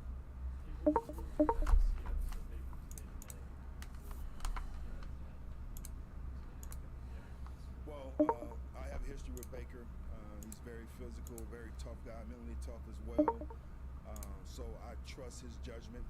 Gibbet. And he will work him out as the trainers will, and then I would see exactly where he is mentally with McAdoo. In order to put him up, I definitely want to put him in harm's way. You sure you want to go with McAdoo? I think it's important that he has the reps and the timing, so he can go out there and execute and be, as we always talk about, 1 of 11. So it would be hard for me to put him out there if he doesn't practice. Given the West Coast trip, are you planning anything different from the travel standpoint? No, not really. The one thing we've been talking about all week, starting today, was hydration. We're going to do certain things before we leave, before we get on the plane. There's certain things that we would do while we're on the plane, trying to limit the guys who are sleeping. And once we get out there, we're going to stay on the East Coast schedule. So move the meetings up early, and curfew will be early as well. Steve, when you talk Seahawks, Hmm. team of all the Los Angeles. He's gonna stay on the East Coast schedule so he doesn't fuck with their sleep. They go to bed early. They just act like it's East Coast the whole time. Interesting. I don't know if that's the best thing or not. Tremendous job in his preparation and getting his guys ready to play. These guys are talented. Maybe it is. Board. You know, Cup is one of the best dynamic receivers in the league. Higbee is still a very efficient tight end that can, get open and beat the one-on-ones. The quarterback, to me, is still playing at a high level. These boys aren't gonna break curfew in LA. Future Hall of Famer in Donald, and we got to do a great job in really trying to neutralize him if we can, because he's just so dominant. And you talk about one of the top corners in the league as well with Ramsey. So they got a lot of talent, and I told our guys we got a lot of talent too. Steve, if it is PJ, he's 2-0 as a starter here, but he also certainly has a reputation of ripping it around the field. Sometimes he gets that. So, if you could just evaluate what you've worn out of him. Well, this is one of those situations to where you're sitting where we are right now in the season, and everybody could start pressing, trying to do things outside the system. So I foresee that, and that's been part of my conversation this week, is that we don't need one guy to go win the football. Just do what we ask you to do. All right, execute if it's not there. Throw the check down. If I'm going to get a sack, throw it away. Let's line up and let's play the next time. So hopefully he's going to take heed to that. We're going to try to press it and play within the system, and we'll see exactly what happens. Two ball. No? I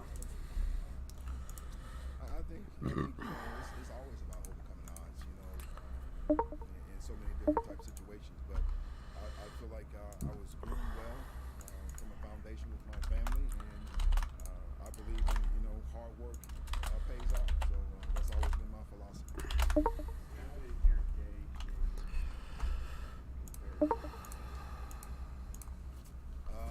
I mean, I was more focused on Dude. the defensive side of the ball, prepping to get my guys ready. And then now you have the whole scope of the team, and just trying to make sure I'm bouncing in and out of different meetings, making sure that my presence is there. It should be the most insulting, disrespectful dick tease of a run out every time we go all in. There should be no exception to any all in tonight. It should always look like we win, but we lost. Just the most annoying run out possible, please. That's what we want.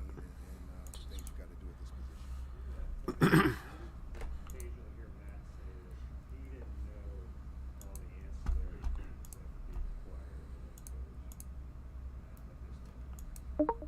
How much benefit is it for you to make I think experience is a lot, because you can draw back on that. I think it's the way you try to structure things as well, and make sure that before we come downstairs, the open line of communication is there for us exactly what we're doing in these type of situations. So I talk to the coordinators quite a bit, and understanding exactly what we're doing, and giving them my input on how I see things. peak of the game? I mean, what are the challenges for the staff until you get ready for, how you want to manage the game, the communication on Sunday, given, a few days to put together these weeks? Well, I think that comes in really the latter part of the week. I will meet with analytics tomorrow. I'll circle back with the coaching staff on Friday, and we'll start talking about certain situations in the game. Well, we know weather's not going to be an issue. Do we want to defer if we win? Those kind of things. We want to be aggressive on fourth down. All that goes into play based off the things that we come up with. So we will have that meeting myself with them tomorrow, and then I'll circle back with the coaches on Friday so we can have some clarity. Well, we talked about a mindset of really trying to control the line of scrimmage. And on the first day, regular routine of an NFL schedule, you put in first and second down. So we're going to have that mindset. I wanted to make sure that we had the pads on the day so we can really, emphasize that. Yes. Some guys you may want to look at with the secondary. You got some guys beat up on in the injury report. Is that an area that you can see pulling up some guys and giving them a look? That's exactly what we're going to look first, as I stated before. Hopefully we can get some of these guys back in the latter part of the week. But if not, these guys prepare themselves each and every week as if they're going to start. And I keep going back to the example this past week with Justin Burris. He got plugged in, had an opportunity right there to get an interception. So he played well last week, and hopefully if it happens again, we can pull some other guys up and do the same. Steve, go ahead there. I was just going to say with Eason, how much work in a team setting has he had while he's been here? I mean, and how comfortable would you be if you got into a pinch and he needed to go? I don't think you can ever judge your comfort level. But this is NFL. Things happen. You know, guys go down. You know, I've been in a situation where offensive lineman went down. You had to put a tight end at tackle. So, you know, we can't call a timeout and just get back on the plane. So if things happen, you know, he's gonna have to. I'm not folding this. He's been in the meetings. He understands. Oh God. And again, we can't sit here and try to put a lot on this plate. Give me the ace. You always give them the ace when they need an ace. They river the ace on me when I've got 10, so I can't hit an ace. Why not? Why the fuck not? And what would you like to implement into that locker room and have your culture be? I think anybody in here who's a parent Damn. would understand that your Well, it's not feeling so good tonight, man. you know, and how you You see, we lose every all-in is the problem. It's the main problem here. I like to have fun at times, but I bring it back in so the guys understand my personality. But most importantly, when we're out there on the field, we're gonna work, and that's what we did today. And certain times we ran the play over again because it wasn't right, and how it could be grand. So that's gonna be my philosophy every time. We're gonna do it the right way.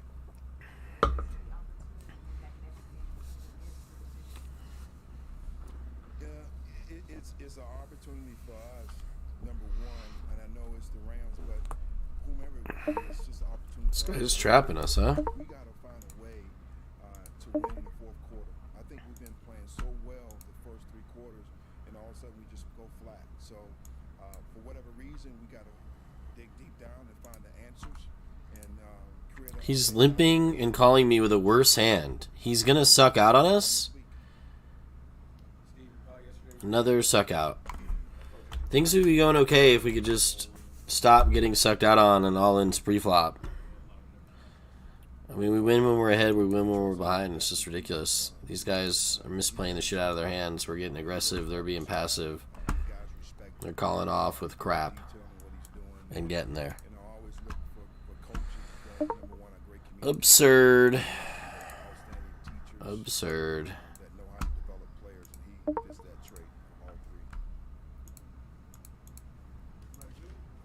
Appreciate you guys. Thank you.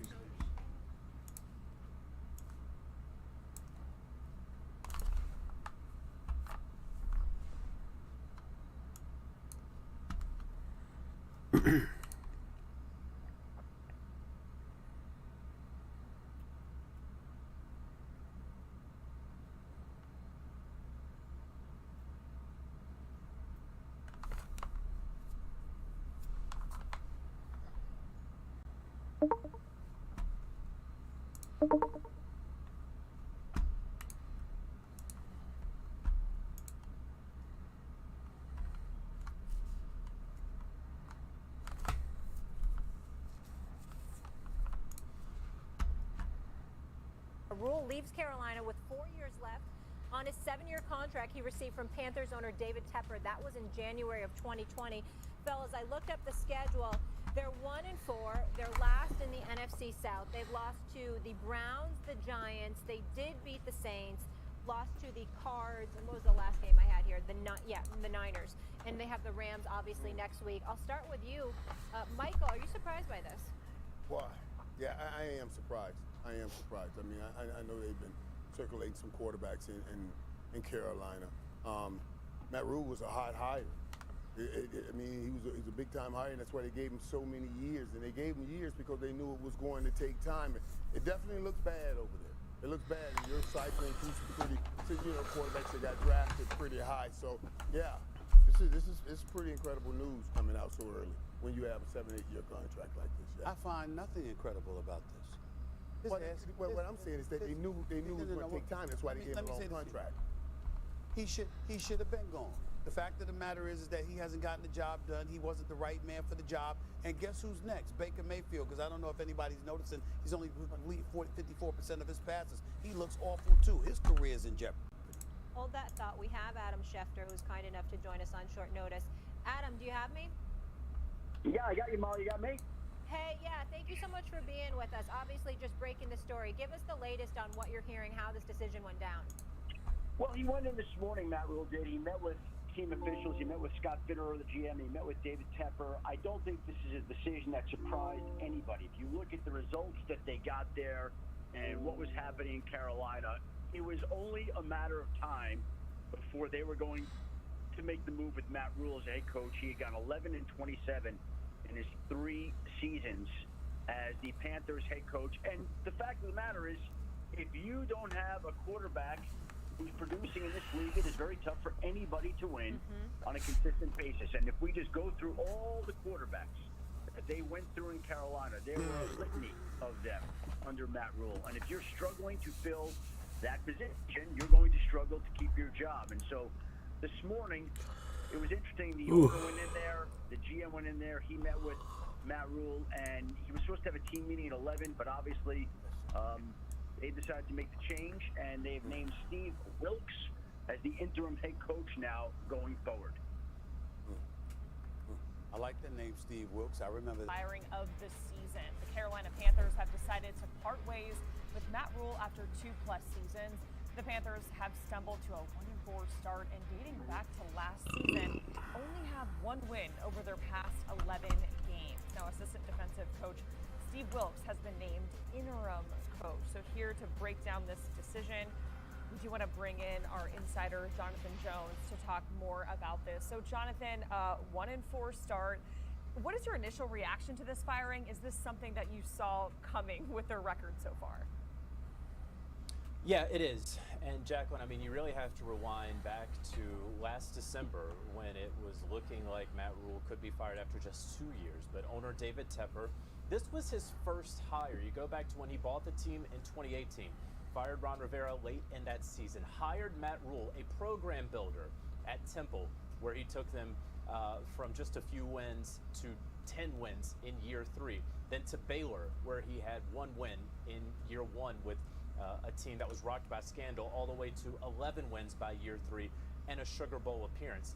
David Tepper gave Matt Rule a 7-year contract for a guy who had really only coached in the NFL for 1 season. And, you know, it upset a number of his peers. I'm talking about David Tepper's peers, other NFL owners, $62 million contract over those 7 years. But when he gave that out, he said, listen, Rome wasn't built in a day, and we certainly believe that we have the guy who is going to build this franchise to be.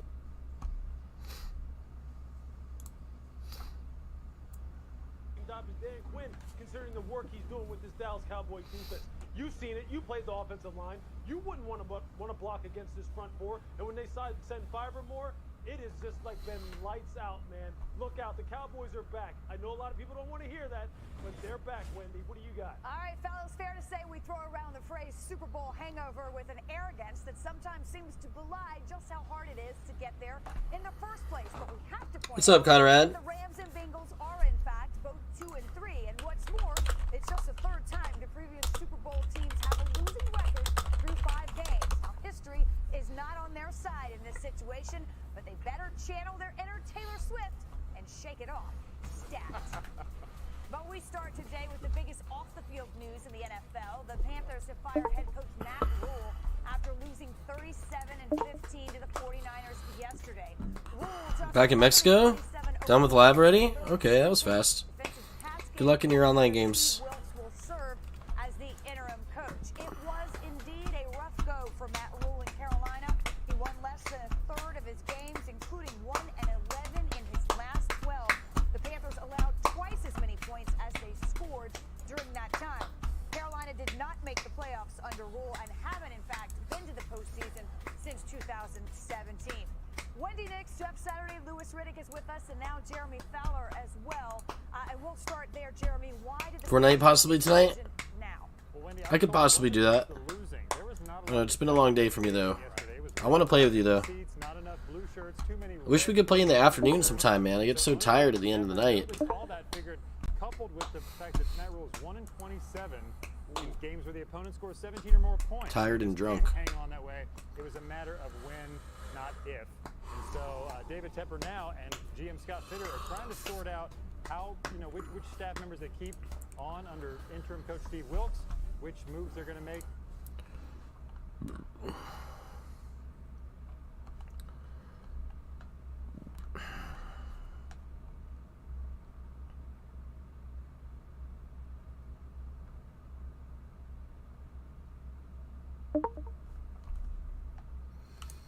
Should I play this hand?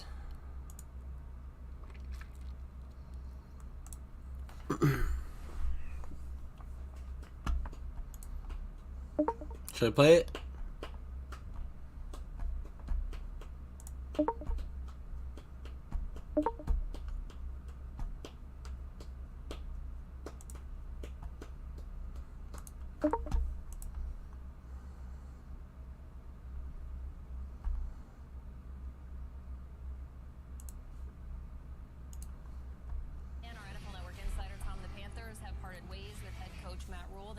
Yesterday midday. What is the latest in Carolina? Well, Jamie, the firing of Matt Rule was something that had been in the works for weeks here with the Panthers as frustration mounted for owner David Tepper and among the fan base. Tepper said one of many factors in firing Rule now was what he perceived to be a loss of effort during Sunday's loss to the 49ers. That, coupled with the ongoing offensive struggles, made it natural to move on from Rule after 2 seasons plus 5 games in which Rule was 11-27, including 1-27 in games where the opponent scores at least 17 points. Interim coach is going to be Steve Wilks, who is the former Arizona Cardinals coach. Tepper said that if Wilks does an incredible job, he'll have to be in consideration for the full-time position, but expect the Panthers also to be looking to address those offensive issues as they begin these... Should I play this hand here? Coach. Wilks makes his debut as the interim coach on Sunday against the Rams, and he is expected to have a different quarterback. Baker Mayfield dealing with a high ankle sprain, still seeking additional opinions, but it looks like it will be P.J. Walker getting the start against the Rams. Peter? Thanks, Tom. P.J. Walker, of course, we saw him last year play, was with Rule at Temple, but now he'll be playing for Steve Wilks on Sunday against the Rams. Tom Pelissero, you're always on it. We're going to get to you in a little bit. Thanks so much for all you're doing today on the show and always.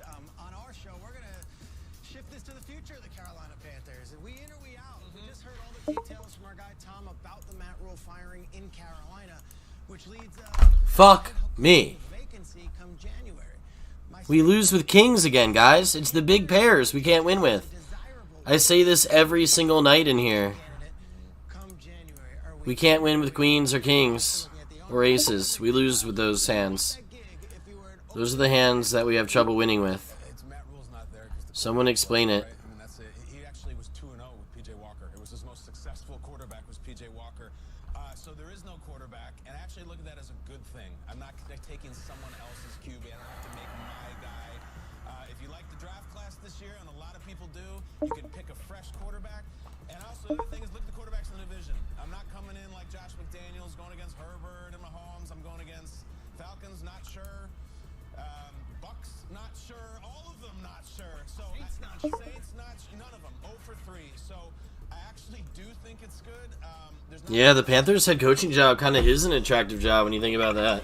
The division's soft. Buccaneers, once Brady finally retires. Falcons and Saints look weak. In Carolina, that come next season would make so much sense that it just feels right. And that is Bill O'Brien and Bryce Young coming from Alabama. Bill O'Brien, who doesn't love Bryce Young, honestly, with the way he has been playing in his tenure at Alabama. But Bill O'Brien loves Bryce Young. He has been calling this young man's name since he arrived in Tuscaloosa. Bryce Young is one of the best names in this quarterback class coming into next spring. He has shown it. Unfortunately, he just suffered a shoulder injury last week, but he's going to come into the league and take it by storm. Feels like a great place for Bryce Young to go.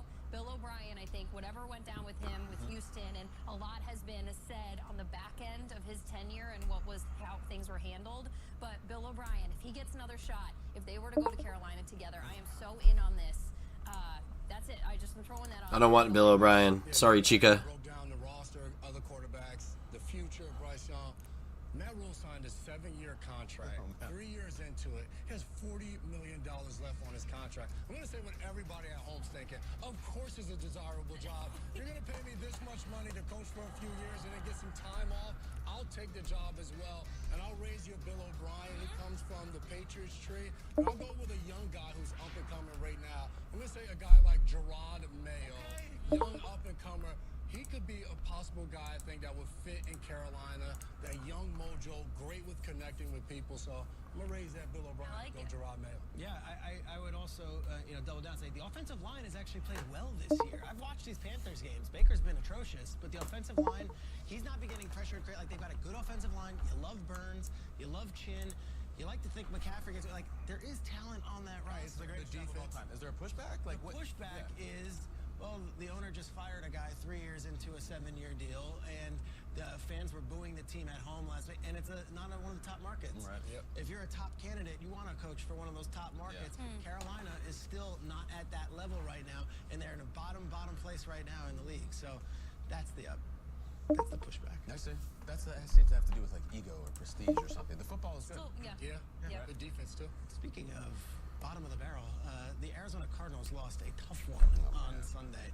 And we know about the slide and the timeout or the non-timeout or whatever it was at the end, and then the missed field goal. But way before all that, Kyler Murray rolled into the stadium with an incredible wardrobe. Incredible can be interpreted a lot of ways, and most of Twitter took it negatively. They didn't like this outfit from Kyler Murray, which is on the left, of course, next to Hollywood Brown. Hollywood Brown's wearing quite an outfit. You don't even notice them. Hollywood Brown, it looks like a wallflower. I know. Compared to what Kyler's wearing.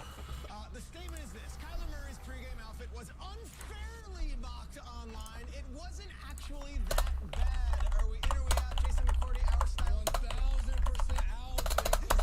Not unfairly mocked. I am not wearing that. The comments all over social media. Somebody called him a human highlighter. They got it from Hillary Clinton's wardrobe. A lot of Clinton. They called him Gumpy, the little clay figure that was on television for so many years. Gumpy. It's Forrest Gump meeting Forrest Gump. Right. Jason's time. Big green guy going stupid is as stupid does Gumpy. Gumpy. Yes. So no, I'm 100% out. Not rocking the fit. So no. All right, I think I'm in on it. I'm in on the fit. Kyler Murray, not because I'm dressed like him, but Kyler Murray is she's misunderstood, and by our generation, essentially anyone older than him, he speaks to the children. August of this year, Teen Vogue says neon green is set to be the next trending color of 2022. Good enough for me. Speaks to the children. Billie Eilish, Keke Palmer, they've been everywhere with the neon green. He just works, all right? Like this is Kyler Murray though to a T. Doesn't speak to the adults, he speaks to the children. I hear that. I'm starting to love this picture. I'm starting to love Hollywood Brown in this picture. Remember when the picture came out of DK Metcalf and AJ Brown, and like no one's looking at AJ Brown who's totally ripped because of how crazy DK looks. Lot of Hillary Clinton references. And it was perfect because then Kyler couldn't finish with the win at the end. I mean, it's just facts. You seem to have the win in grasp, right? And then poof, the whole world changes. Is Kate McKinnon playing piano on SNL this week for Kyler's outfit? I look at it this way. You think I'm going to go from politics to religion? We refer to the time BC, which is before Christ. Yep. I remember a time when the outfit game where there was BC, which was before Cam, and like the whole game changed for me. So, guys, I'm numb in the after Cam phase. You could show up in a jockey's uniform, in a beekeeper outfit. It doesn't anything, and beekeeper outfit. That's what the kids are wearing these days. Like, I can see that, man. It's nothing. Giant beekeeper mask. Yeah, and I can see that. Teen Vogue says it's in. Tiffany Thiessen went back on Teen Vogue back in the day, and the beekeeper chic is look. Right now. It's cool. I don't know who the hell is on the cover of Teen Vogue. That puts me on a watch list. It's like I'm just saying, I'm numb. I can't do it anymore with the outfits. All Our right. show's the best. We go from Bill O'Brien talk to Gumpy, not Gumby, Gumpy Yeah. Teen Vogue. to Teen Vogue. To a watch list. Yeah, that's right. With Haley. Didn't even talk about Sean Payton. A lot of these YouTube videos have misleading titles.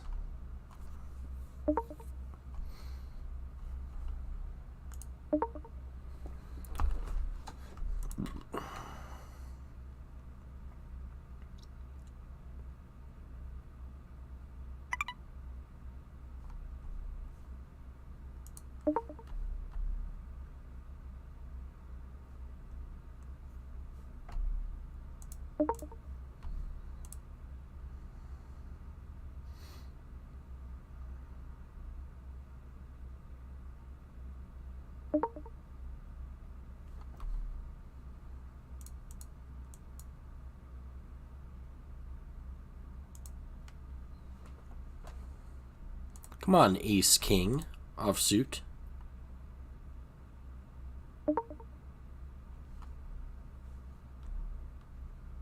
Come on, Ace King offsuit. Wow. At least we didn't lose this all in this time.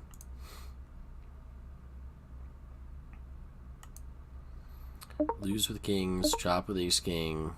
Like, why is it such a comedy show? Queen jack suited.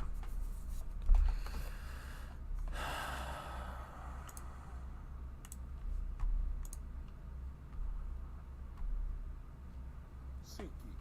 For all your ticketed events, from sporting to concert outings, SeatGeek.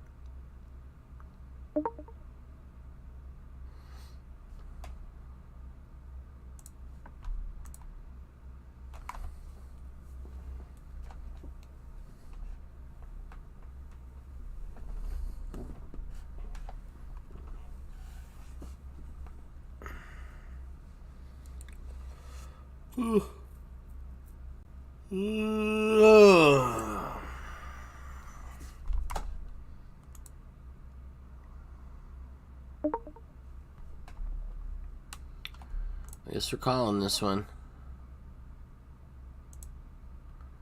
Let us win and all in. Oh my goodness gracious. Fuck.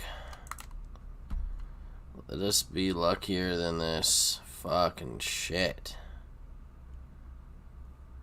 Holy fuck.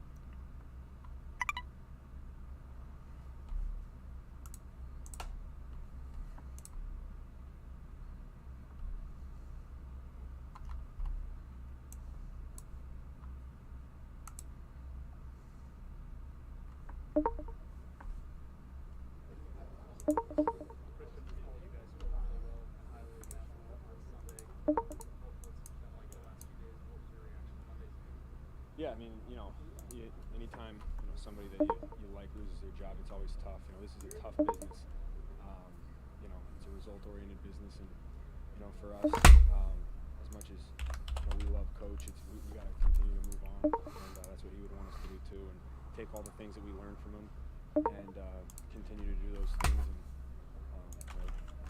just keep moving on, keep pounding. Ship it. Earth keeps spinning, man.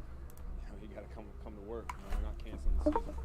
So, every day, and Coach Wilk said it best, you got to win the day. You're not guaranteed anything in this league, so just about showing up every day, putting in the right amount of work, and doing everything you can to help your team. Going for it.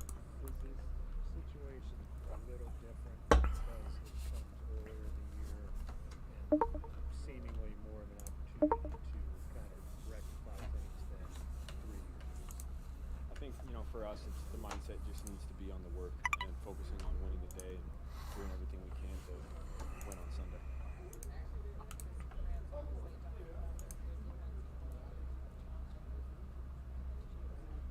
Yeah, I mean, they have challenges everywhere. They're a very complete defense. They play well together. Obviously, they got some, big-time guys who you're going to have to keep track of. But, every week for us, it's going to be about execution. What kind of atmosphere do you sense in spring practice? It was intense today. I think guys, very energized. There wasn't any shortage of energy, so that's how it should be. And we're going to correct the mistakes here and try to have a great day tomorrow. They say simplify all 3 you know, that's their job. For me, it's just, you know, whatever play's called, do it as best I can. That's as simple as I could put it. You know, but for me, it's just doing my job. Find out. You know, I think for us, it doesn't matter if it's run, pass, whatever it is. You know, we got to execute so you know, we can stay on the field and give our defense more rest and ultimately finish in the end zone.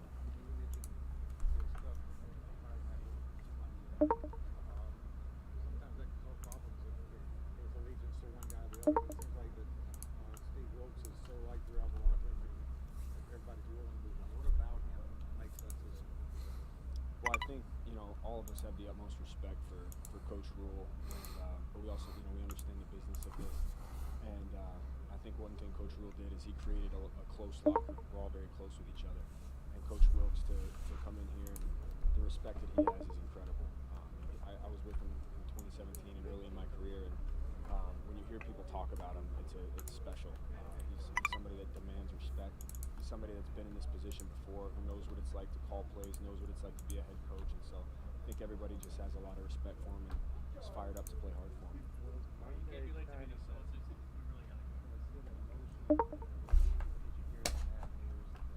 Another all-in suck out. We hit the straight. They river the flush. Gross run out. And that just has to be. It has to be an upsetting run out every time. Otherwise, what's the point? I guess it has to be something that upsets me. It has to be you are ahead. You are gonna get all the chips. You actually hit a straight, and now you fucking lose. That's what it's got to be. Or you lose with the Kings. They have an ace. You lose with aces. It's just got to be this way, huh? Like, there's no other way for the game to go? Is that true? Is that how this game goes every day for some people? Do they just get that kind of luck? It's just an everyday thing. Every single fucking goddamn fucking motherfucking day up in this motherfuck. Is that the deal? I mean, I'm out playing the shit out of these guys, right? I'm just like making these tough decisions and always putting it in good and watching them get lucky on me. It's fucking sick.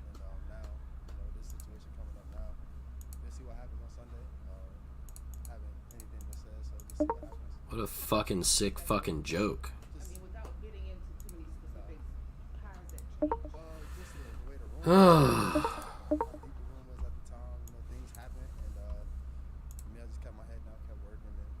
Queen High beats my Jack High, man. You got me beat, bro. Pocket Kings, oh yeah. Pocket Kings went off the money. Can't wait to see what happens here. Just a little Pocket Kings, 55 left, 54 cashing. Like, so it's just about to be funny again, right? We gonna get that Ace River again or something? Shit's ridiculous. Should I be worried about my Pocket Kings?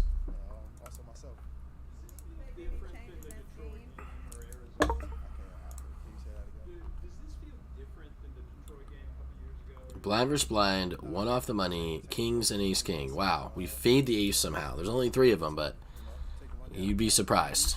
You'd be fucking surprised. It's the toughest game for some reason. It's the toughest game.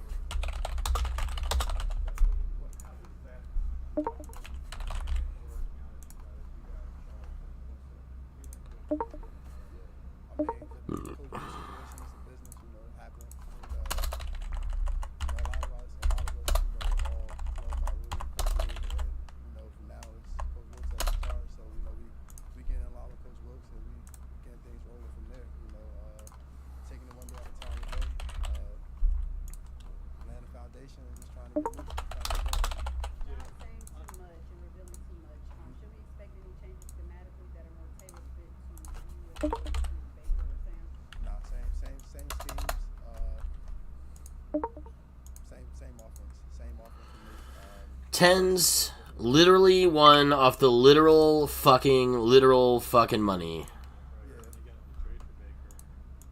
I mean, maybe I'm even supposed to flat. I mean, but I have 12 bigs. I have one stack that's shorter than mine.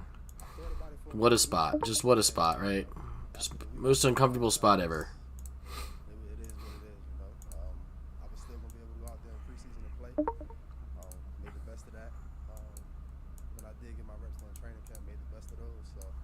me, it was just taking it, and whatever opportunity I did get, to make the best of it. What were you thinking about during that week? I mean, like, what were the thoughts going through? There was a lot going through my mind just because I felt like I could play. I felt like I was good enough to be back up here. But things happen, and it's a business at the end of the day. But me, I just never stopped the approach of just going out there and handling my business at the end of the day.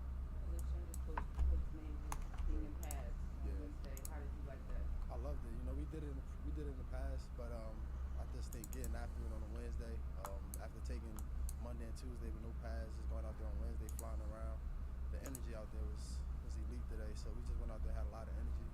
We just felt the spirit in there, the energy. The vibes was real good. 1-2 games here. You've also come in sometimes and run the ball in with hit a lot of shots, and sometimes it's a result of interceptions. So, how do you find this week, this versus? I'm play the game. That's the only way I know. Just play the game, get the ball in my playmakers' hands. When I got an opportunity to go down the field, we're gonna go down the field. Other than that, same approach. Nothing's changed. Guys get open, we get the ball to them. What is the approach? Like, how do you describe your style? My style is just go out there, get the ball out quick, be accurate on time, play in rhythm, just play fast. PJ, you said earlier, and we hear guys in your position say it all the time, like, I prepare as if I'm starting every week. When you actually have to go all into and last year and now, does it make it easier to have that mindset, knowing that, yeah, man, this can happen? Yeah, it does. And I've always spoken with like my family members and my things like that, and my agent and things. He's like, just always stay ready. You just never know what happens. Jeez. Well, the runouts are going to happen on every site, mate. You always got to be ready. Yeah, Global's okay. The things I noticed about Global is that you only buy in once. There's no rebuys, so it's different than a lot of other sites. Some of the tournaments have rebuys, most of them don't. And the time bank is really quick, so you got to be clicking fast. You got to make sure on that. The field's usually kind of smaller. It's its own thing, Yeah, Global's alright. The emotions wasn't too bad. We know at the end of the day we still got a job to do. We don't do our job, we're gonna be going too. So we gotta go out there and do our job and take care of our business. Did you have any kind of one-on-one conversations with Coach Wilkes, and what was that like? I mean, getting used to somebody new. Yeah, no, it's just we've had plenty of talks. Not even just since he's been the head coach, just over the past 3, 4, 5 months of him being here. We've had plenty of talks 6 months that he's been here, and just every day he told me to have the same approach. Whether I'm playing or not, just go out there and have the same approach and go do what you do, be comfortable and do what you do. Especially last year, you did really well getting the ball out, like be decisive. This is a different offense. How does it suit you compared to the ones you were in those other times? Yeah, I'm gonna do the things that I like in this offense. We don't get to not pick the plays that we like. So I'll be picking the plays, and if I'm playing Sunday, I'll be picking the plays on what I like, and what I like is what you're gonna see from the past as well. When you went out and led you guys 12 beaters when you started, of course Cameron had a couple touchdowns there, but you were 22, 29, I think that game. To come back and not start that next week, how disappointing was that? I wasn't disappointed. I know, like I said, it's a business. I know what it is, and for me, it's just always be ready. I understood what was going on. I understood what was at stake. At the end of the day, so for me, it was just go out there when my number called, go be ready to play. That's all. That's the only approach I can have. Absolutely. Just staying level-headed, staying humble, one day at a time. Just don't let nothing try to faze me. Just go out there, keep all the noise out.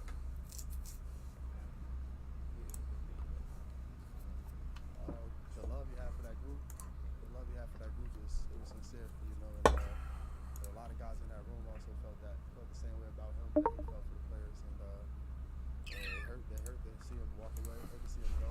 But, It's a joke. you just gotta go out there and overcome it and just go out there and play football still at the end of the day. The season ain't over, the season ain't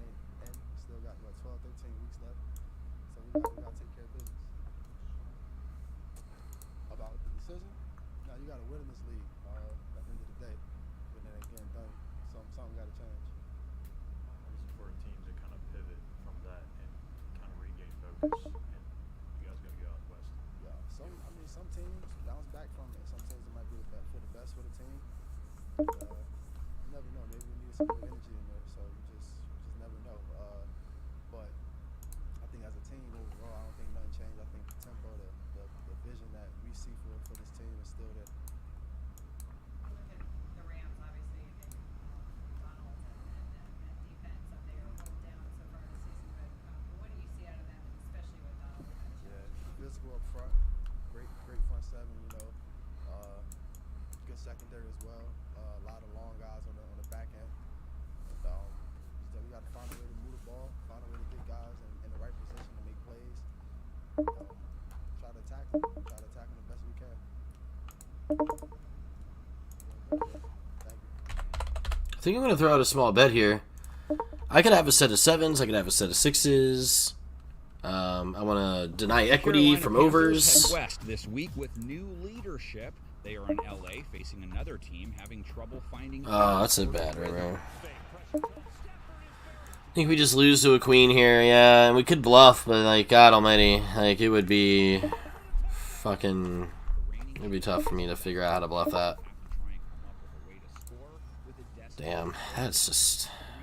It's again pretty unfortunate. He's got one pair better. He makes the call. My hand doesn't improve. I can't find the bluff. I mean, it's just ridiculous.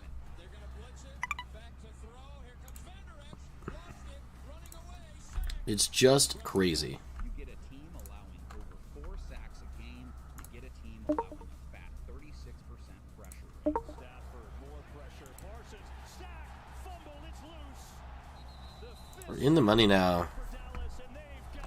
We're all in. Hasn't produced a lot of sacks. They have a solid pressure rate, though, mostly owed to Mr. Burns. Rams have to try and keep Brian off Stafford. Added his 4th sack last week. Burns to the backfield, and he takes down Garoppolo. I mean, we watch it week in and week out, and we have made plays week in and week out. Stafford hasn't looked good amid the chaos. 5 TDs against 7 picks in 5 games. Rating low 80s, yards under 7. And Malik Hooker comes up with the Cowboys' second takeaway of the day. Well, when Stafford threw this, Brad, I thought he was going to just throw it away. There was nothing there. The one thing we can count on this week, Stafford will find Cooper Kupp 10 more targets in week 5, 125 yards, a touchdown, 75-yard trip to the paint, most of it against Trayvon Diggs. Hits the crosser. Cooper Kupp, one-handed catch, off to the races, 30. Midfield, there goes Kupp. Needs a block, gets it. Touchdown, Cooper Kupp. Touchdown, LA! So, next. Careful what you wish for, Cooper. J.C. Horn doesn't get the same hype as a Diggs or a Ramsey, even though he's outplaying them this season. He did suffer an injury, but if he's out there, you're looking at a sub-40 rating guy. Sends it deep down the seam for Gray. Off the hands of J.C. Horn. It's very simple. We've got a big-time cornerback in J.C. Horn. Stafford's other favorite, tight end Tyler Higbee. He also had double-digit targets last week, mostly short stuff. Higbee bounces off a Cowboy. He gets to the outside and he gets to the 40-yard line with a new set of downs. That's just a great tough play by Tyler Higbee. Short stuff is the problem with LA's passing attack. Again, the line. Stafford spread the ball more in week 5, but of all the guys who had more than 1 reception, only Kupp averaged over 10 yards a catch. Stafford back to throw it. He's got time. Yeah, but all the NFL defenses are playing this fucking shell coverage bullshit right now. All the quarterbacks are dealing with this, aren't they? Sequel might be off to a slow start. Carolina's offense working as well as the special effects in that commercial. Okay, I'm the QB, and I got this ball. I'm throwing a pass now. Does that look good?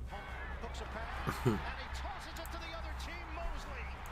Down the sideline, Mosley cuts it inside. All the way. Touchdown, San Francisco. Baker Mayfield, week 5, 6 yards per attempt, no touchdowns, INT, 61.7 rating. Baker Mayfield, 2022, 4 TDs, 4 INTs, 71.9 rating, worst in the NFL. Panthers on 3rd down, worst in the NFL. Uh-oh, is that going to be a problem. 4th and 10, 4:12 to go. Mayfield drops back under pressure, trying to get out of the end zone, and he's going to be sacked. Mayfield is out with a bad ankle. P.J. Walker is in. Maybe his reception on calls to DJ Moore will be more than one bar. Mayfield has missed on more than half of his throws to Moore. His rating on passes to Moore, 49. Mayfield lets it fly, sliding. Moore. Moving on the field is an incomplete pass. How will things be easier with Jalen Ramsey draped on him? He had a rough week 1, but the last 4 games, rating against 52.1, only allowed 56 yards, picked off a ball, defended 5 passes. Murray over the middle, and Ramsey breaks it up. Ball, Ertz, Ramsey, all arrive at the same time. PJ might have 99 problems on his plate, and this week 99 will be one of them too. Mayfield was sacked 4 times by the 49ers pass rush. Pocket 8 FT. It's a jam. If positively ghoulish jams, I think we're probably still supposed to jam. We're in there. Rams need good play from their linebackers in the passing game this week as well. Gets through. We're gonna jam the Queen 10 suited over here.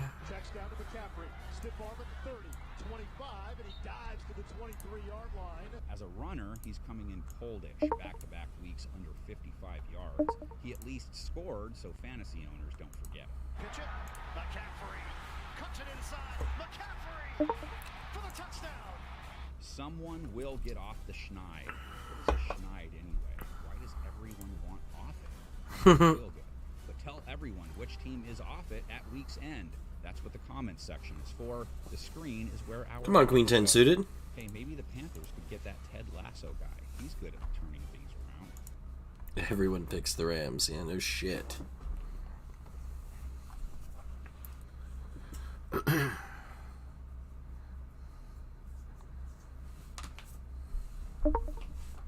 Panthers might win, though. A lot of parity in the NFL. Come on, Queen 10 with a suit. Against Ace King, we can beat Ace King. We just need to jack him. Oh, we lose? King Jack here? I think I'm going to go for the fucking raise fold steal.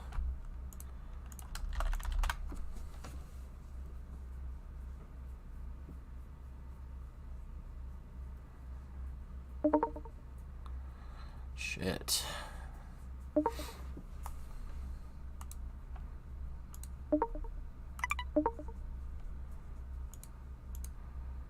Jamming this in with Queen 10 of diamonds. My favorite hand.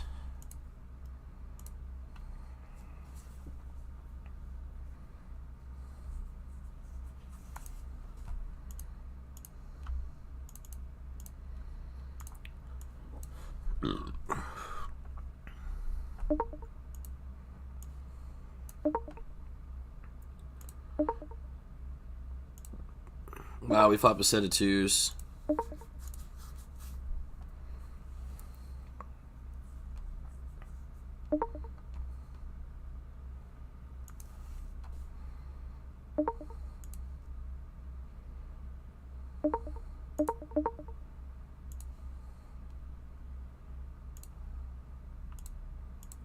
Now he's checking back. Why?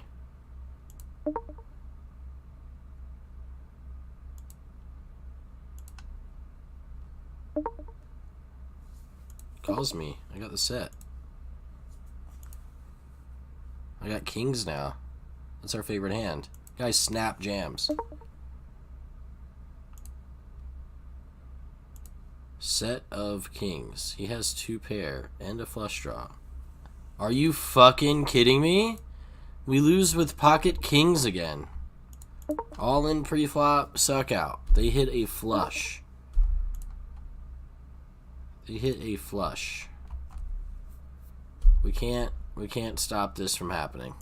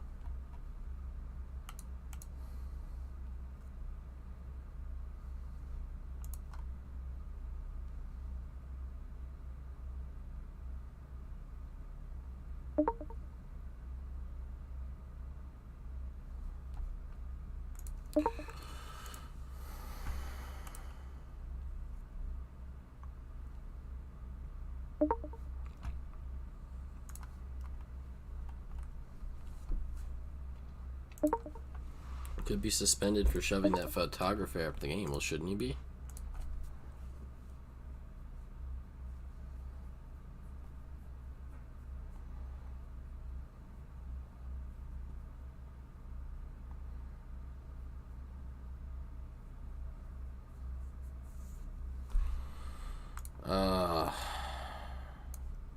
I think we gotta call him. I think we got a call here.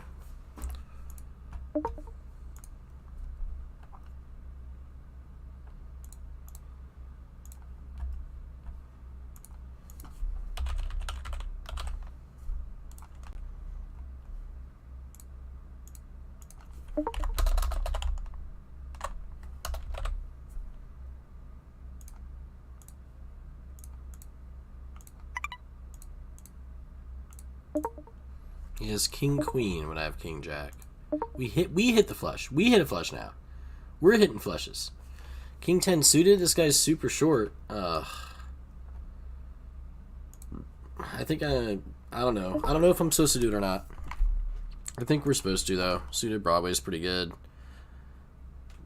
We only have 6 bigs. We don't mind getting doubled up. There's only one pay jump we have to go for there anyway.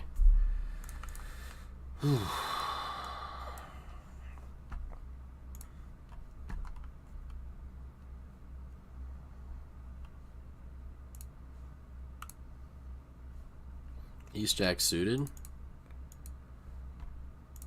Wow. I guess we're going all in. I love all these borderline spots we get, and then when we get aces or kings, we just fucking get hosed every time, right? It's just so fun to do this around the clock. Absolutely, positively around the motherfucking clock. Pocket aces.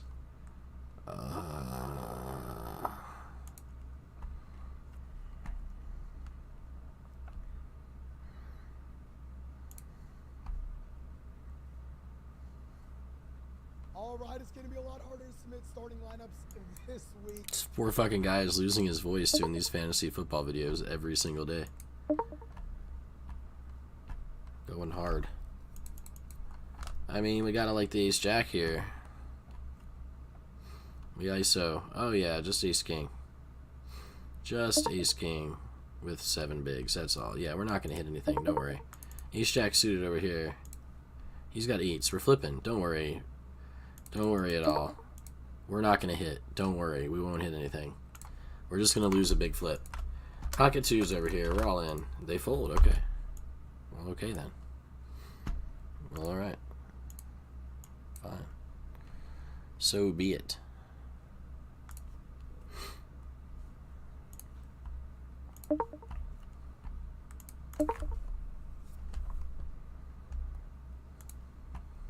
Pocket 10s, final table.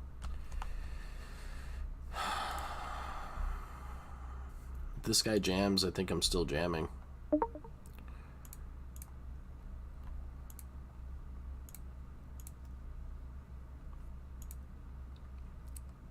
Looking to hold with the big pair dominating.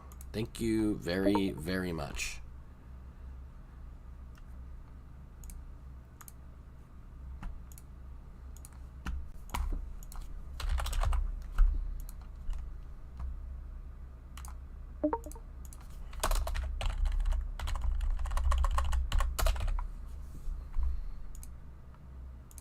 Ace on the button.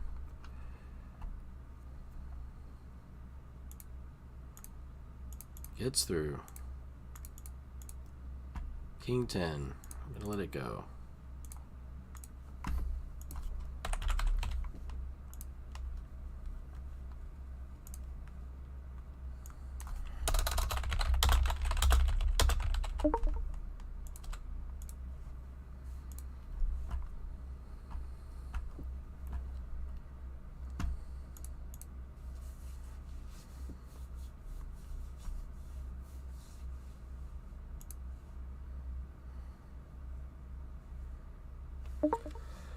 Ugh.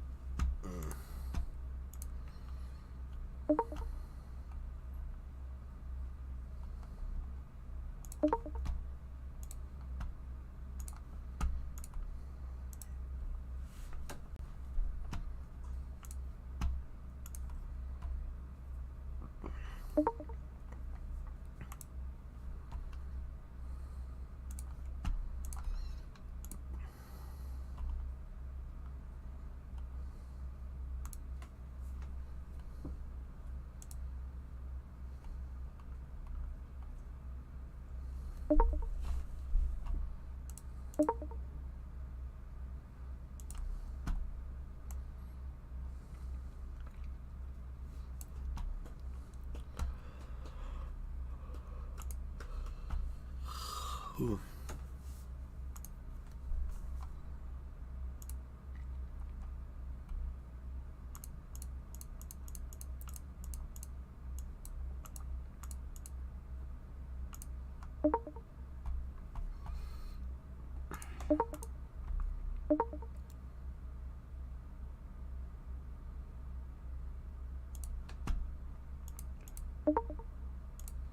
Queen's trap.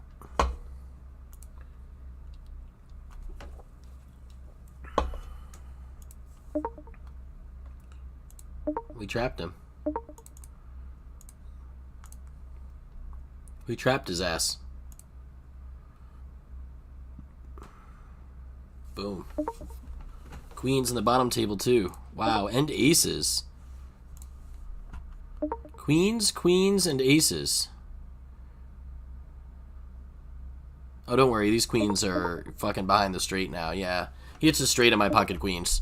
We have to get sucked out on with a big pair again. It just keeps happening. You're paying attention to this, right? Does it seem weird or unfair or rigged to anyone else? I just, every time I get queens or kings or aces, except for that one time there, it's like 1 out of 10. Or 1 out of 10 with big pairs today. And now this guy is checking it down when I have aces.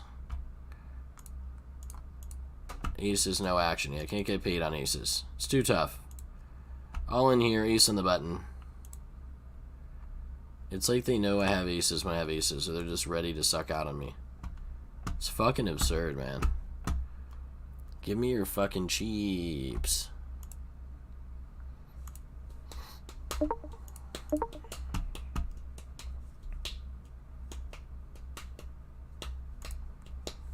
Close spot, queen 8.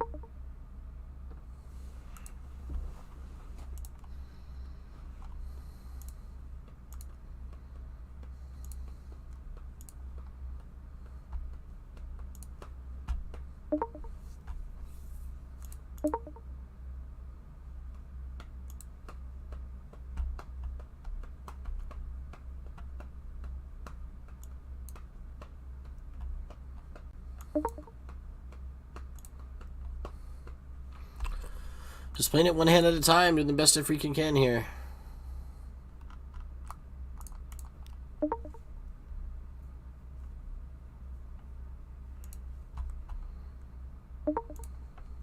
Ace King.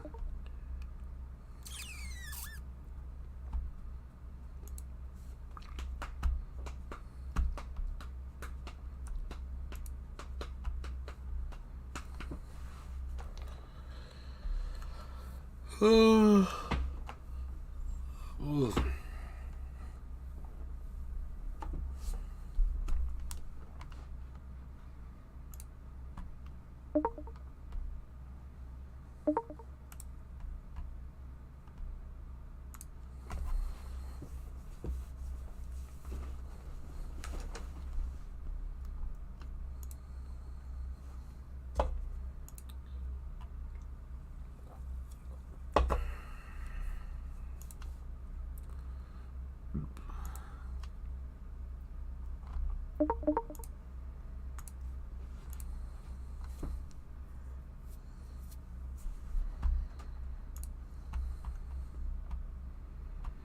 Ace Queen wins, we get the pay jump.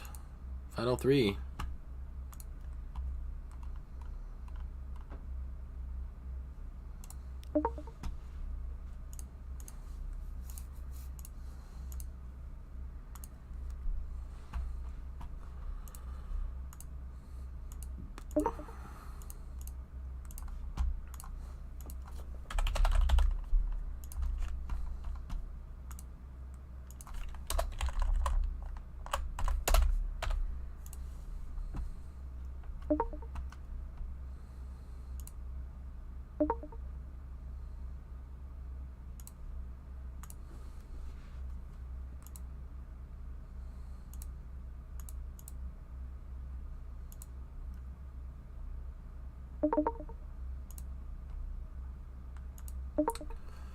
Oh. I feel like that's close. What do you think, D-Gens? A6. These stack arrangements. I think we fold, right? Trying to get this fucking pay jump.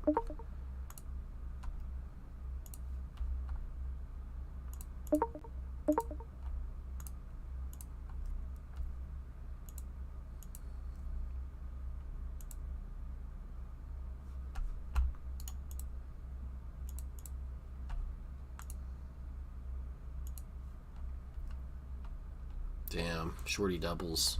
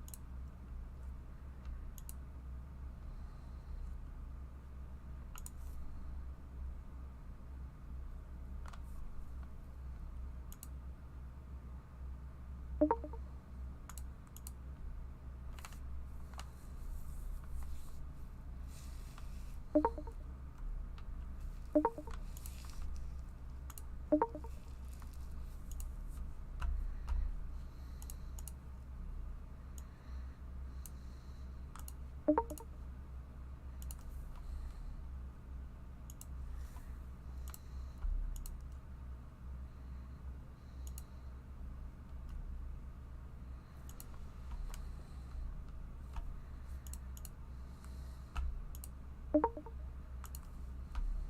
Talking nines. Big flip, final three. 9 ball. Oh man, losing the flip.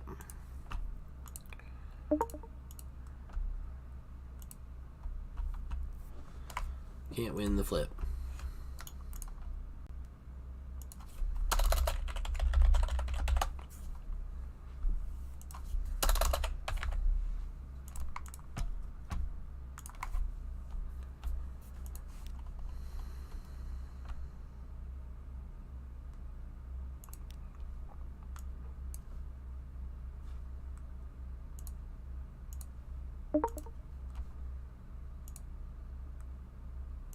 All in ace 10 suited.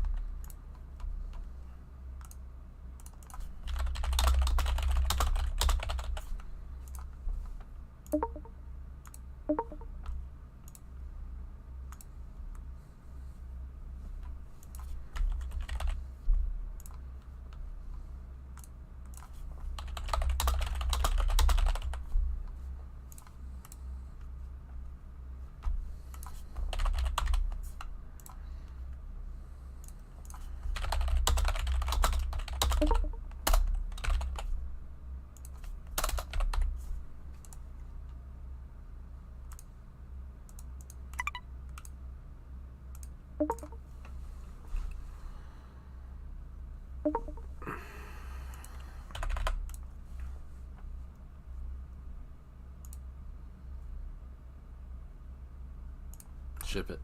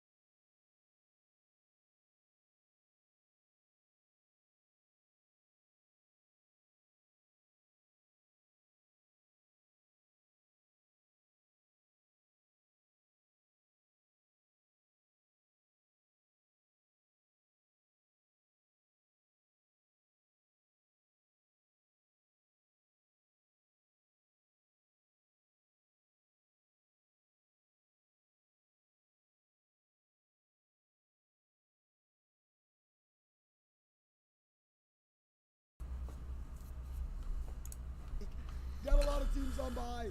We have a lot of injured running backs. There's only 4 teams on bye, bro. And they're not very good teams. Give you our top. You're losing your voice, bro. At least you're not going to have to hear me rank Dameon Pierce way too low this week. But before we get into it, go down there, drop a like on the video, subscribe to the channel if you have not done so already. You know I'm going to keep on live streaming every single day this season, so make sure you hit the bell next to the subscribe button. Do you see it? Do you see me getting fucked? Like, how good do I have to play, Will? How good do I have to play to beat these guys? I didn't know that we had to... Yeah, I don't know. Just it seems like it's against me. On Underdog, you can also get into some real money fantasy football drafts with us on the live stream during the season. And when you sign up with the It's been happening to me for a long time now. And use promo code FLOCK, they will match your first deposit dollar for dollar up to time. Damn near every single state. That should be it. Let's go through. Let's dive into these rankings. Let's start it off. Tier 1, Saquon Barkley 1. Oh my gosh, in London, overcoming the fact that they have no receivers on their roster at all. This offense still moving with the banged up Daniel Jones. Hell, probably going to be better this next week with Daniel Jones a little healthier. Saquon Barkley still gave you a fine performance, even though he did scare us leaving the game halfway through. He's a running back that catches the ball in the backfield. Don't love the matchup against Baltimore, but who the hell cares? Now going over to running back 2, Austin Eckler. Eckler's been the running back 1 this season so far. I do think that if you have Keenan Allen, I'm gonna try to steal. Keenan Allen will take some of those targets away from Austin Eckler. Clearly not. He's got Eckler in the S tier this week. Backfield, but you don't need it. If you're playing an elite level offense and you're going to get every target out of your backfield, like Austin Eckler is still an elite option in fantasy football. Number 3, Nick Chubb. With Nick Chubb, I hate the matchup going up against the Patriots.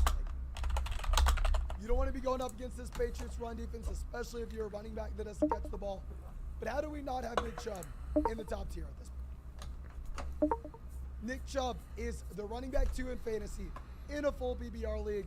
I mean, I think that he's going to give you that guaranteed 100 rushing yards and rushing touchdown. Be very interested to see what Nick Chubb's rushing yard prop is on Underdog this week. I'm going with 10s. Before we're going to have Christian McCaffrey with CMC. I mean, the reason we're going to have him down here is I don't know what to expect. Maybe they remove Matt Rule and everything fixes itself. It is a very tough matchup going up against the Rams, however. It's a very, very bad offense. Christian McCaffrey's Christian McCaffrey, though, so he does have to remain at top tier. Now, dropping down to our next tier, we are going to have Alvin Kamara at 5. With Kamara, you know we had him as a buy low running back last King 8 again? Oh, it's the King 8 guy? the week before. I wish I could come flex on everyone here. Go. He called with King 10. Alvin Oh my Kamara god. gave us the running back 1 performance. You're beautiful. You're a beautiful human being. With Alvin Kamara, not only do you have to deal with Taysom Hill, but also Jarvis is coming back. Thomas is probably coming back. Olave is probably coming back.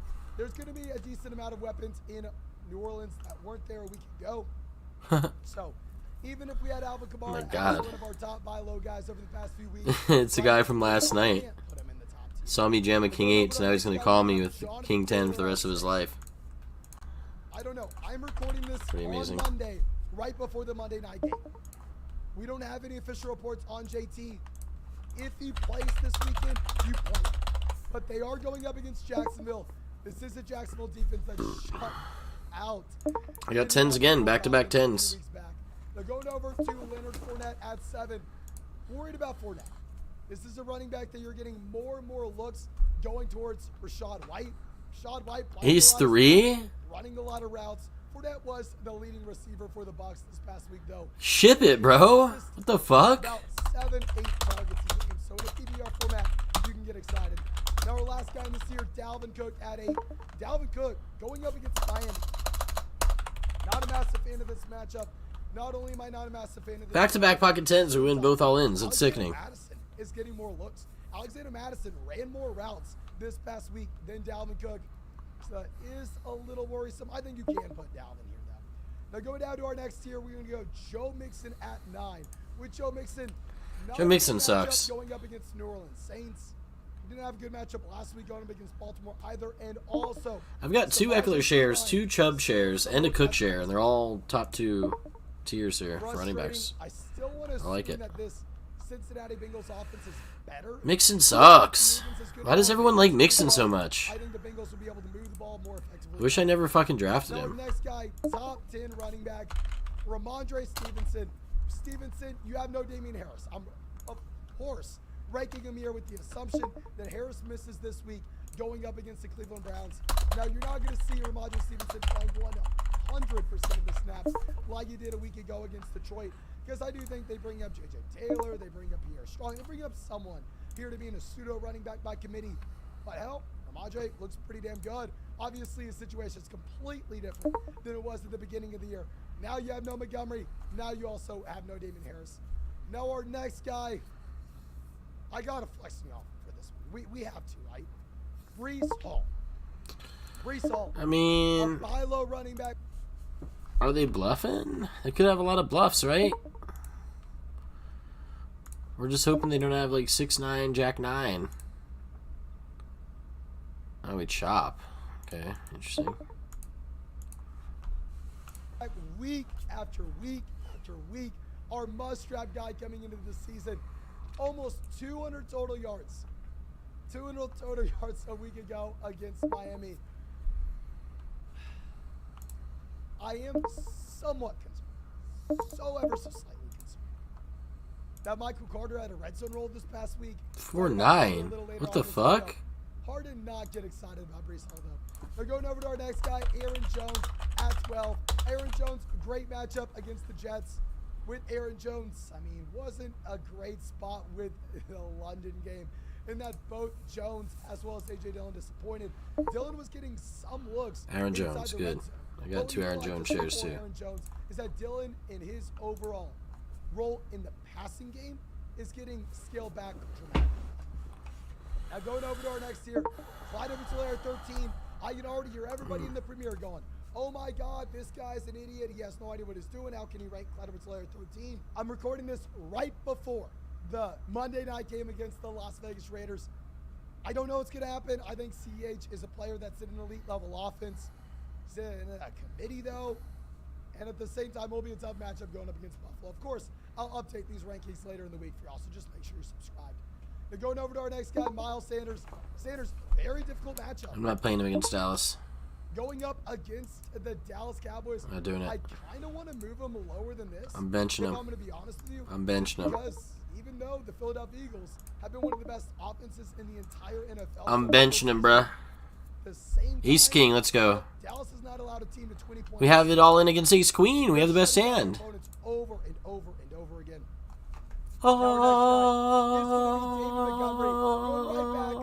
That running back he was before the injury. I can't fucking believe what I just saw. Could be in a pseudo running back by committee. At least David Montgomery's first week back. But no, they completely scaled Khalil Herbert out of this offense. It is David Montgomery's backfield. Now our next guy, Kenneth Walker at 16. No Rashad Penny. Now he still will be in a committee. Still going to be in a committee with DJ Dallas. Walker should get pretty much every single snap first and second down. DJ Dallas will get everything on third down. Going up against the Arizona Cardinals kind of is what it is. Not too afraid of this matchup, but I am afraid that in a PPR league, Walker may not have that elite level ceiling. Keep in mind, non-PPR format, move Walker up above this. Now our last guy in this tier, J.K. Dobbins, going up against the Giants. Very weird to see the usage against Cincinnati, but it seemed like every time Dobbins got the ball, he was running people over. Dobbins is the man. Hopefully we see more and more Dobbins. I like Dobbins too. Healthier and healthier. I think he's going to do good. Dobbins is balling. We are going to go Jeff Wilson against the Atlanta Falcons. One of my favorite bets on underdog for this week so far. Of course, they're going to have so many player props when we get closer to the games. Is looking at the under of Jeff Wilson at 84.5 rushing yards. Obviously, if he goes over, he'll be a much better player than where we have him ranked. Great matchup against the Atlanta Falcons. I'm just worried because I thought Tevin Coleman was no longer in the NFL. And hell, Tevin Coleman is right there playing alongside Jeff Wilson. Good matchup, team that wants to run the ball, but are we in a committee again? Now our next guy, Najee Harris at 19. I'm throwing my hands in the air. I don't know what to do. I don't know what to do. Very tough matchup this week going up against the Turn the nuts. I would love to rank Najee lower than this, but the issue is, Who the hell do I put above him? Please go to the comment section.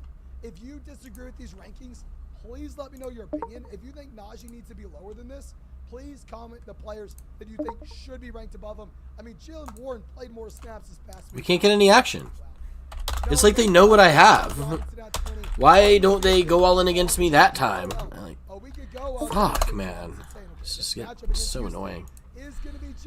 Something just go our way. Let a hand just drop in our lap, you know? Like, why is it so excruciatingly painful? I'm trying to go, man. These guys are fucking crazy. They play how perfectly they play against me all the time. How? How the fuck do they play so perfect against me? I was super impressed with what we had a week ago. I mean, you had literally nobody. Skylar Thompson at quarterback for the Miami Dolphins. You had nobody to push the ball down the field. However, Reed Mostert still went over 100 rushing yards. Chase Edmonds completely phased out of this offense. Hopefully we get Tua Tagovailoa back soon. I think it's going to be Teddy Bridgewater. Everyone called. 3 callers on a 9-6-3. I mean, Reed Mostert also is seeing. How does that make any sense? I think that if you are 100% certain that it wasn't Skylar Thompson at quarterback this week, you could even maybe move him up a little bit beyond here. But now our next guy is going to be A.J. Dillon. A.J. Dillon scaled back going into last week's game. A.J. Dillon had 7 more carries than Aaron Jones on the season. He calls me with the worst hand. We got 2 pair. Wow. I induced the king queen. That was my plan. He's got ace 8. Wow. Give me the card. There it is. Now our last guy, very similar to A.J. Dillon. Kareem Hunt going up against the Patriots. Don't like the matchup here. Dillon has a better matchup against the Jets. That's why we're going to go Dillon over Hunt.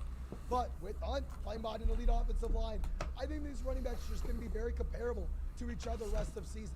And that you're looking at guys that are in running back by committees, where you can start them as low in running back 2s, but you need to value them higher than that, knowing that if the other running back in their backfield were to go down, then all of a sudden they could be top 5 options overnight. But now our next tier, starting off Ezekiel Elliott at 23. Horrible matchup going up against Philadelphia. I don't know why I'm ranking him aside. I mean, if we are looking at Ezekiel Elliott here, this is a running back that's expanded his role despite looking very bad. I mean, I know everybody's lost all hope on Ezekiel Elliott.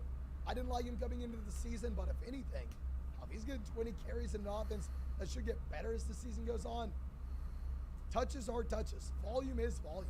Now going over to our next guy, Melvin Gordon.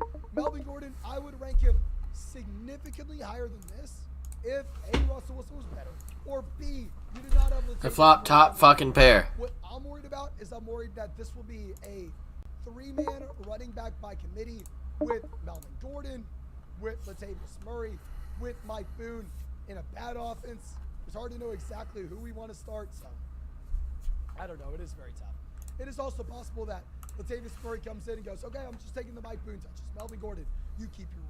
Now going over to our next guy, we're going to have Travis Etienne, 26. With Etienne, as we've You just send it. He's been expanding his role. As you've seen James Robinson falling back. Very excited about Etienne. I think we get one more week of him seeing maybe this time 60% of the snaps in Jacksonville. He will be a top 24 running back the rest of the season. Now, You just send it. Benjamin, good matchup against Seattle. I mean, Oh, man. some massive performances over the past 2 weeks too. Jamal Williams. I think I just send it.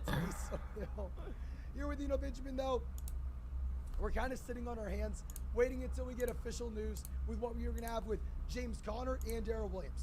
If both running backs are out, Benjamin will be sliding up these rankings. So, of course, I'll be giving you those updates later on in the week. Queen Jack they call? Guy in this year, going to be Devin Singletary. I know some people are looking at Oh my God, that's amazing. This past week and go, no, Singletary's losing the job. It was a blowout to Pittsburgh. I want to get excited about James Cook and his long-term value, but for the time being, Devin Singletary. That was a gift. That was a straight gift. As we discussed, the role's not that valuable if he's not used as a pass catcher, as well as the fact that Josh Allen's going to vulture those rushing touchdowns. Now, our next tier, we're going to have Tony Pollard, 28. Pollard looked great this past week, but going up against Philadelphia, Ezekiel Elliott consistently seeing more work. So Tony Pollard, this is his 4th year in a row being a much more efficient running back than Ezekiel Elliott on a per-touch basis. But it may not even matter if, hell, they continue to give Ezekiel Elliott the majority of these touches. Now our next guy, Brian Robinson, 29. Great matchup. Great matchup. Honestly, you probably could rank him a little bit higher than this. I kind of want to rank him this low, even though he's going up against the Chicago Bears, to prove a point here. You cannot start Brian Robinson this week. Please, I know we are already having people in the comment section typing out, oh, Mason, do I start Brian Robinson or David Montgomery? Do I start Brian Robinson or Ramondre Stevenson? Brian Robinson is in a 3-man running back by committee for the time being in one of the worst offenses in the NFL. I am rooting for him. I want him to succeed. Everybody does. But you have Antonio Gibson, you have J.D. McKissick, and Brian Robinson splitting this backfield. Pocket Kings, it's our hand. You were maybe in a better offense, you get away with it, especially in a good matchup going up against Chicago. Just so hard. I think I'm going to send this Queen 10 suited, man, against the table CL and the guy who looks like dead money. I think we can send this in profitably here. Continue to get more and more of this offense as Michael Carter is phased out. But now Michael He has Carter's pocket still kings. targets out of the backfield. Well, that's not good. Maybe some red zone The looks. table CL had pocket kings. Aren't here to stay. But thank you I have for pocket that. kings. Appreciate you. If you have not done so already, And my go pocket down there, kings drop a like are on the video, going to get rivered subscribe, by the ace. There you go. If you have Kings any lose. drop them down Oh, he had in like the no comment chips, section. right? So I guess we almost like kind of won. Yeah, he had like no chips. So I don't know. Do we count that as a win? Like, how do we Any of these player props on Underdog Fantasy, how do we handle that one? comment section, find the link in the description. Go sign up, use promo code FLOCK. They'll match your first deposit $1 for $200, so you can deposit $10. I don't really know how to deal with that one. I feel all sorts of ways about it. Drafts with us on the live stream. Thank you again. I appreciate you. Hope you have a great day. Hope I get to see you in the live stream tonight. For this as a live stream instead of the usual video. I mean, usually I can record these the day before, but yesterday I completely lost my voice. As you can probably tell now, I sound so much better now than we did yesterday. But I'm going to be happy to go through and dive into these wide receiver rankings for you. Before we get into it, make sure you Aces, pair of queens on the flop. Subscribe There you to go. the channel if you have not done so already. There If you wanna go. Check out any of these cool player props. So we lose if he has a queen. You can go to the link in the description of this live stream. Okay. Or you can find it in the comment section. So now we lose if they have a queen or a flush. You make your first deposit with promo code FLOCK. Okay. Deposit $1 for $200. So click the link, throw in promo code FLOCK. Deposit $10, you'll automatically get 20 in your Ship account. it. And also, you can have some fun getting those live streams with us and getting us some extra best ball drafts. Not meant to replace the league you're in right now, just for some extra fun on the side. But that should be it. If you have any questions, please go down there, drop a like on the live stream, and leave a comment letting me know down there. Don't leave anything in the live chat. I know that we are streaming this, so maybe a little bit confusing.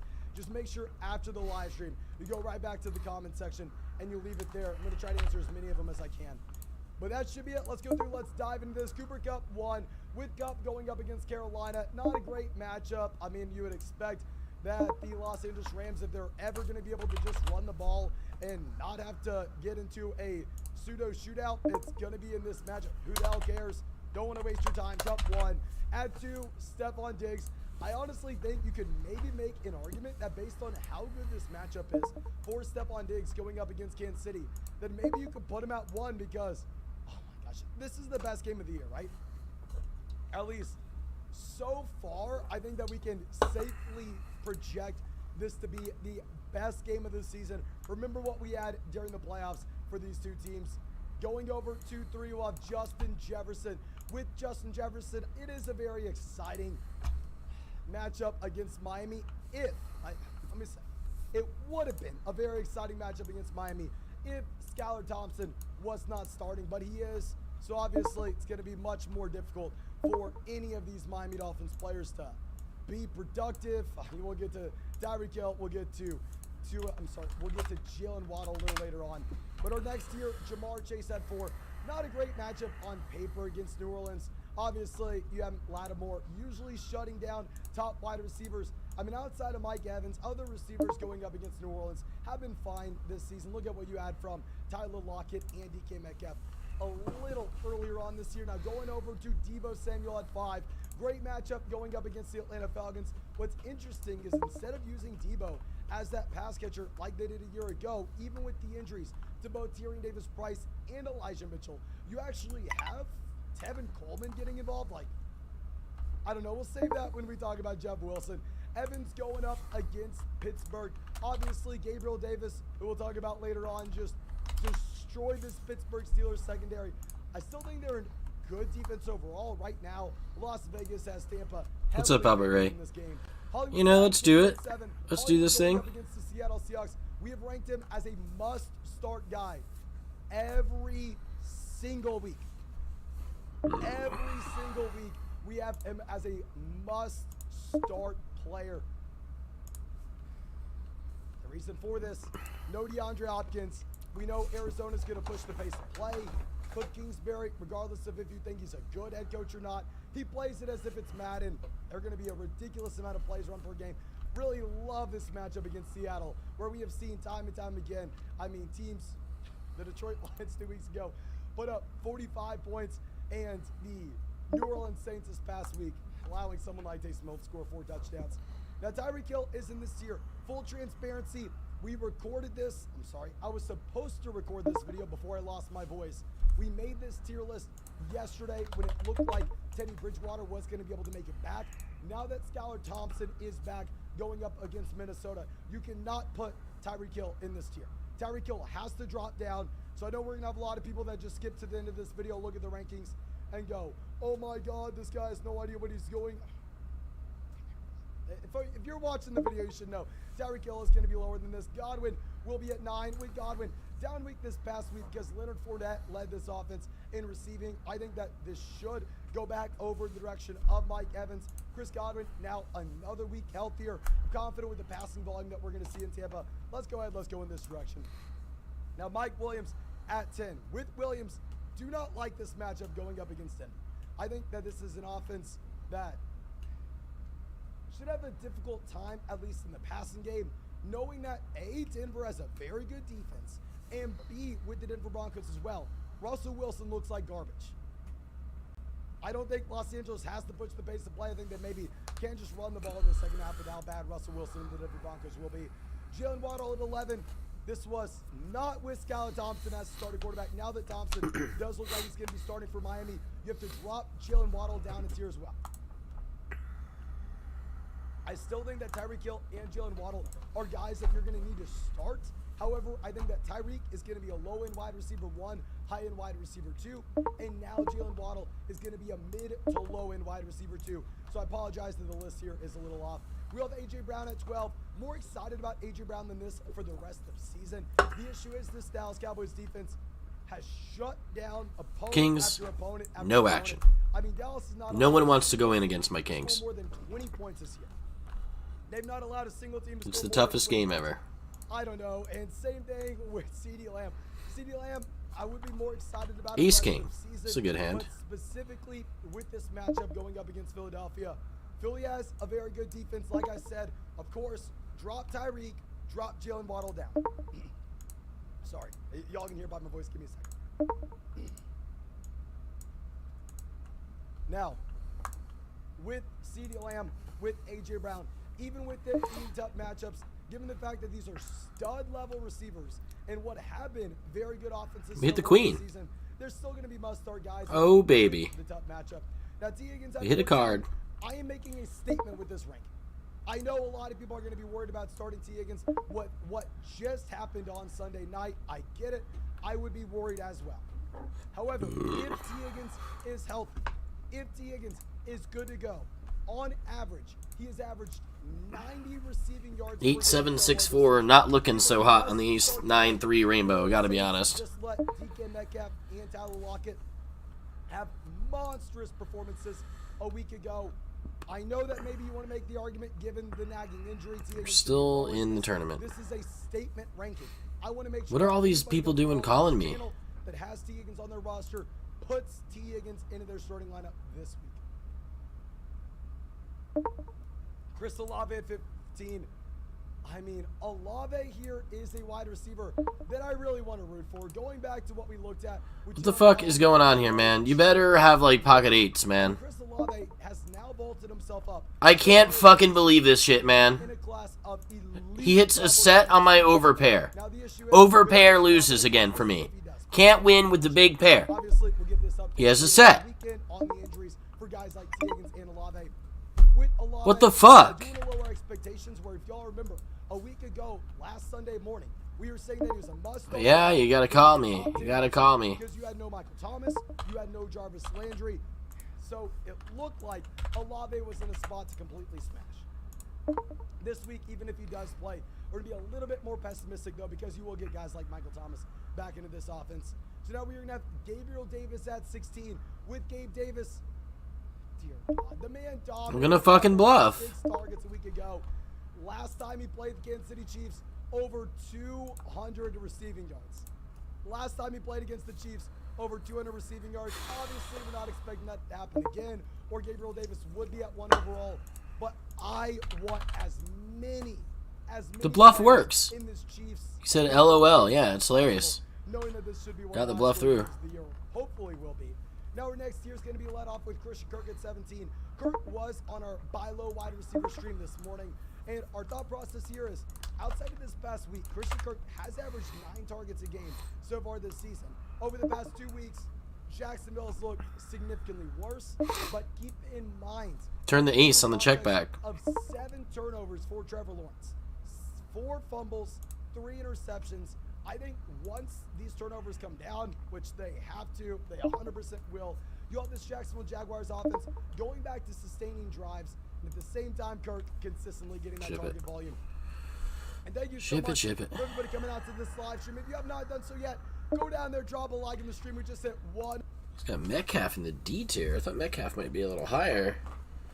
Waddle, AGB, Lamb, Higgins. Here's Chase right there. Olave, Davis, Kirk, and Metcalf. 100 likes in the stream. Thank y'all so much, guys.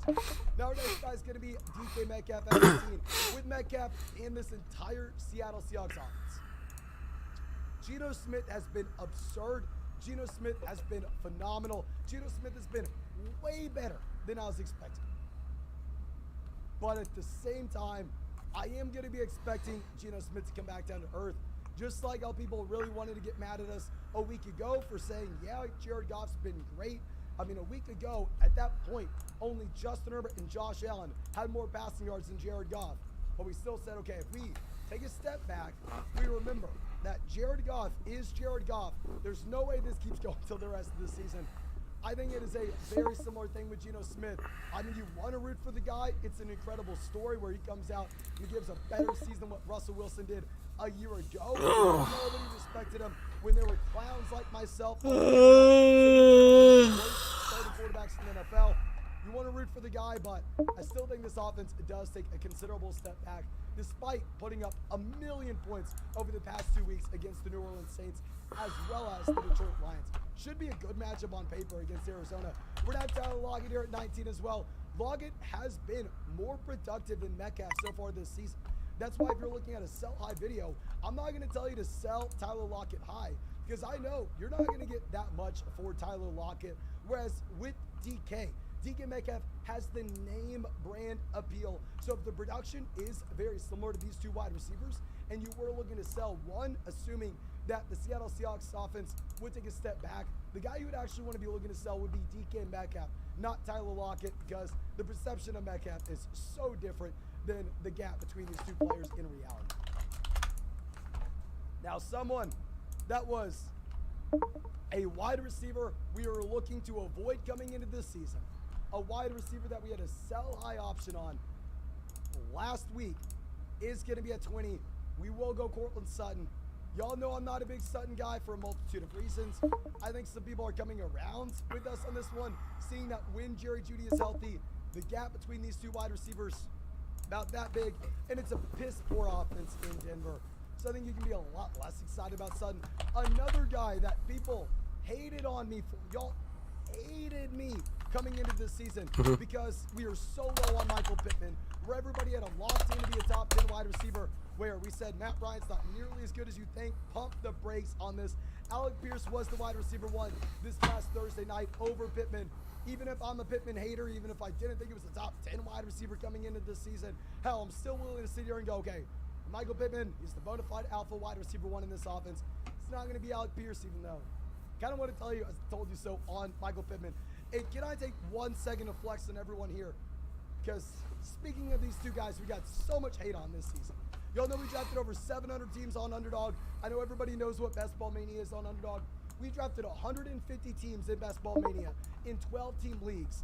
And 50, exactly 50 of those teams right now are in the top 2 in their 12-team leagues, crushing it. Out of the 450,000 teams drafted in Best Ball Mania, we have 2 teams inside the top 200. So for all the haters, literally find one other person on this planet that has better results in Best Ball Mania in a contest Ship don't die. 450 teams drafted Ship don't die. so far. Ship don't die, We're gonna go bitch. Terry McLaurin at 22. With McLaurin, y'all know we were saying sell high earlier this year with him and Curtis Samuel, just with the assumption, Washington is going to get significantly worse going forward. Very similar to what we said with Jared Goff. What we're saying now with Geno Smith.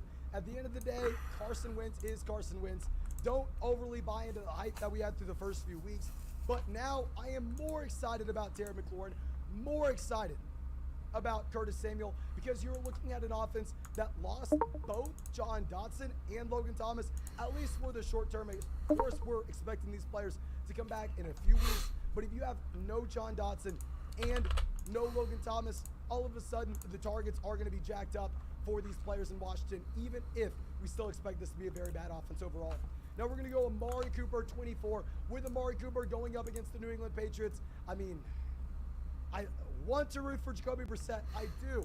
Obviously, you want to root for Brissett, another quarterback just like Geno Smith that people counted out. And I want to say, Brissett, very similar to Geno, very similar to Jared Goff. They've been a lot better than people like myself expected them to be coming into this season.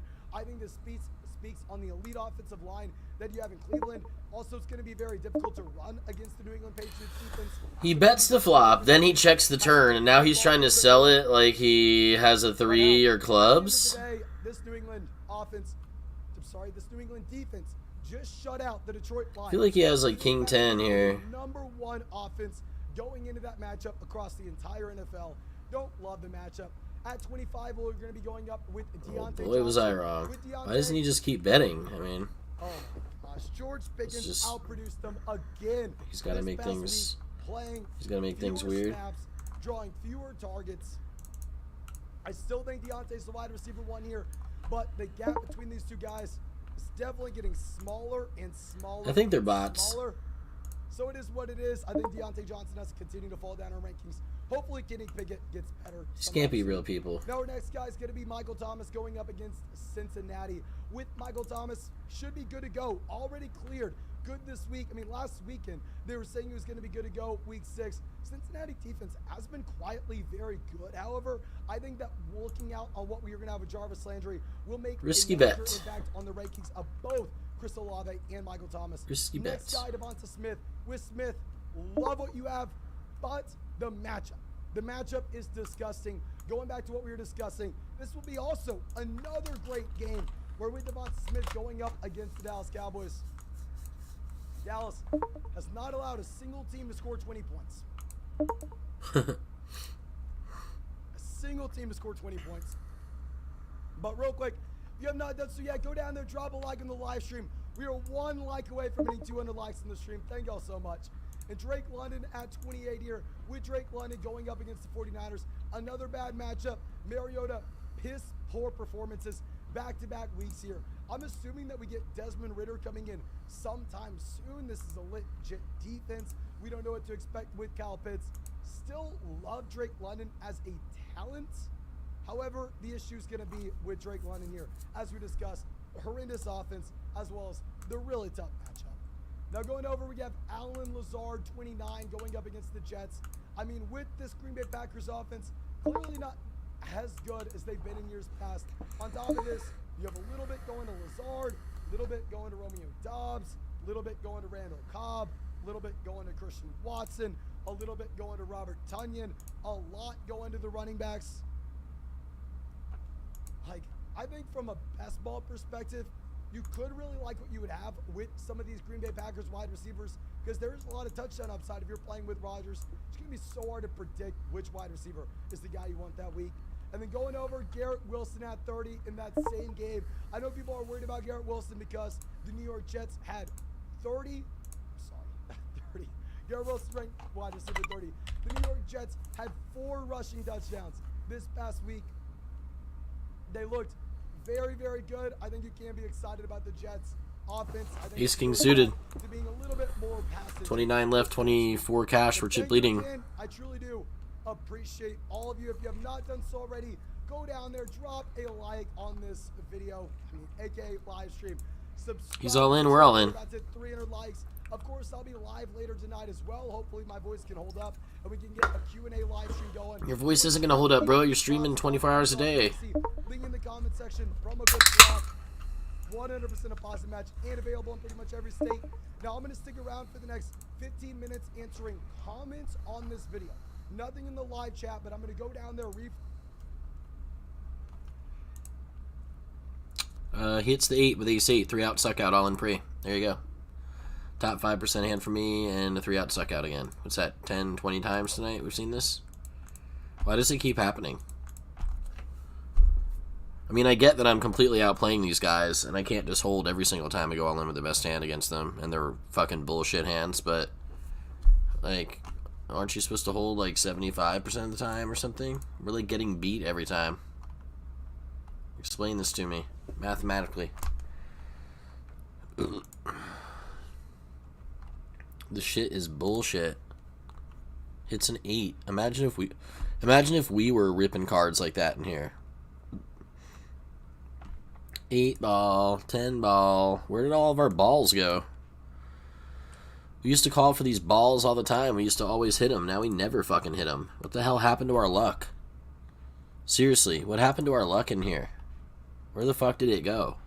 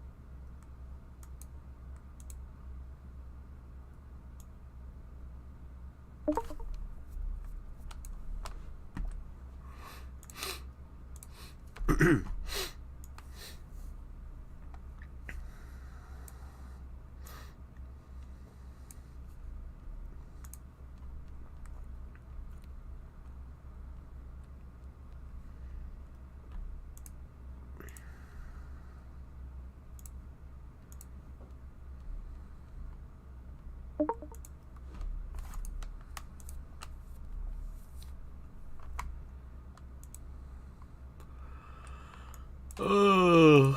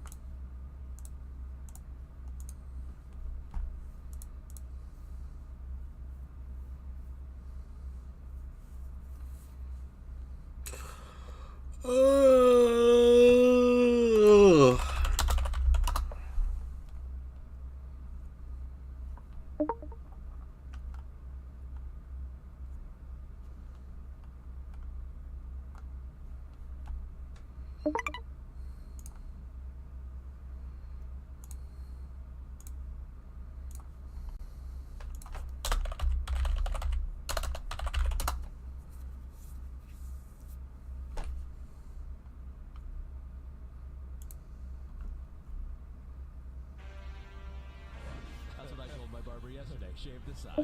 You don't want the Chris Sims? Then I go, I don't want the new Chris Sims. Give me the old Chris Sims. And you're not going to ever go to hair dye or anything like that. Like, you are going to embrace your grays, right? There's not that much gray. No, there's a lot there. There's a lot. Oh, yeah, that's right. We keep it real here on What the Happened Wednesday, right? I mean, the guy's wearing a gray hoodie to match his gray hair and his gray beard. That's why he's wearing it. The beard definitely is gray. What's up, everybody? That is Ahmed Fareed's beautiful voice. I am Chris Sims. My voice is not beautiful, but hopefully can share some beautiful knowledge on you from the Sunday Week 5 football games. Watched a lot of football the last few days, so we got some good things here. The AKA, the treasure hunters are here. Yep. Right, we are. What the Happened Wednesday, and that's it for my opening. You good though? Everything good? It's been 2 days. I haven't seen you in a while. I missed you. I know, but I read your handwriting. See, I'm with you on Monday. Actually, Right. I'm with you on Sundays now. Yeah, I know. So I'm with you on Sunday. Right. I'm with you on Monday. You getting used to the handwriting here? You getting used to it? Any better here through 5 weeks? Usually pretty good. Because like when I texted the pictures yesterday, it was incoming script. The script's Cursive coming. incoming. Yes, right. Like if bombs were hitting you. Yeah, exactly. No, I'm getting better. Although every once in a while there's a point you want to make, and there's a word that I just can't quite decipher. I get excited when I get to And real I'm like, big does points. he hate it or does he love it? I know. And I know. I'll ask you on the pod. It actually works out pretty great. well. It's great. We keep it raw. We keep peel back the curtain. You're not supposed to read everything and know everything in my brain. So I Exactly. gotta add a little intrigue here. It's scary. So yeah, I read your writing on Tuesday. I'm with you again on Wednesday, and then I get a little bit of a break. Yeah, you get a little break, hiatus, and then we charge up and go again Sunday. Yes, but this time, so on Wednesdays, we've obviously, and on this podcast, you do the top 40. We focus on the quarterbacks quite a bit. Yeah. We're going to have a defensive slant here. I like it. Oof. We've hit all the real big quarterback stuff, and we Yeah. beat it into the ground. I mean, who's broken down quarterbacks and done this more than we have? All right. Let's shed some light to some other issues around the league or strengths as far as what's going on with some of these teams. I thought it was a good idea by you and Pete on Monday to kind of go this direction. So along with my Big Butt Awards, Yeah. for the defensive tackles and edge players, and Pete's punt awards, Right. we're going to look at the defenses for the Ravens, the Giants, 4-1 Giants, the Jets, wow, 2 New York teams, relevant. We haven't beat with Queen High. Yeah. Yes. Saints, Cowboys, and more. Pete has put in here. So And more. If you didn't hear your team, and you looked at the Lions, which I was like, why? Well, why are we looking at the Lions? Well, because of you. Move on. So I just wanted to add Scoop. some, Thank you. misery. I didn't want you to go into the 3 days without me and just totally love me. Yeah, All right? give me more things to be depressed about. But we Yes. should give some love to the Patriots, too, because that running game looks legit. Exactly right. Exactly right. All right, so Our 7 wins. Yeah, but let's start with our Sunday night game, maybe our best one of the year so far, and we'll kind of look at it from the defensive side of the ball for the Baltimore Ravens here, because I think most people think it's going to be Cincinnati, it's going to be Baltimore, I mean, Cleveland's going to be in the mix there too. We don't think any of these teams are going. Pocket aces? What? Doing well now. What can they do? What did I do to deserve this? 3 off the money too? It looks like I'm stealing? And I want to focus on something that they did not do in this game. Right. And you think maybe this was the least they have done this. No action? Are you fucking serious? No action aces? They realized that they weren't going to be able to live that life against this crew. And against a crew where we know offensively the Bengals haven't been consistently good, and this hasn't been a year where we look at them and just go, oh, they go down the field 7 plays, 80-yard drive every time, right? I mean, you break them down for the better part of the year, it is like when they get blitzes and they get a one-on-one, that's when they're going to have a good drive and make things happen. That's pretty consistent through the first part of the year. When they got to hold the ball and read coverage, they can't hold it that long because they can't protect very well. So I think the Ravens realized the beast or the nature of the beast in which they were playing here and said, wait, we might actually, even though we're not a great pass rushing football team and really one of the worst, this might be the week where our front four can actually get there against this crappy front five of the Cincinnati Bengals, and and then we can play some coverages and not put our guys in vulnerable positions, and we have a pretty good feel for their offense and their rules anyways, to where we can coach our guys in zone to kind of read things out and do it the right way. So it was a good start for Baltimore. Will I say I'm totally sold that they're fixed with all these issues?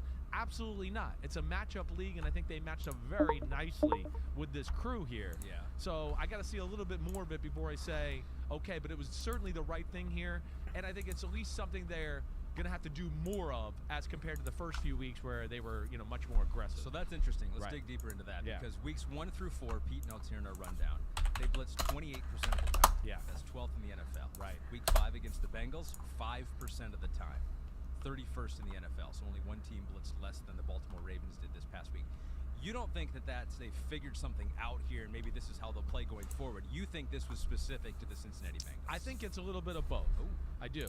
I think it's a little bit of, wait, we can get away with this maybe more than normal this week because of the Bengals. And I think it's a little bit of, wait, we need to play this way a little bit more. We can't be the Baltimore Ravens of 5-6 years ago where we got crazy blitzes with intricate zone and man coverage behind it and do all that. I don't think they're going to be able to live that style going forward. So they have to find a mix, and I would say more lean this way of let's be conservatively exotic. This is the fucking run out.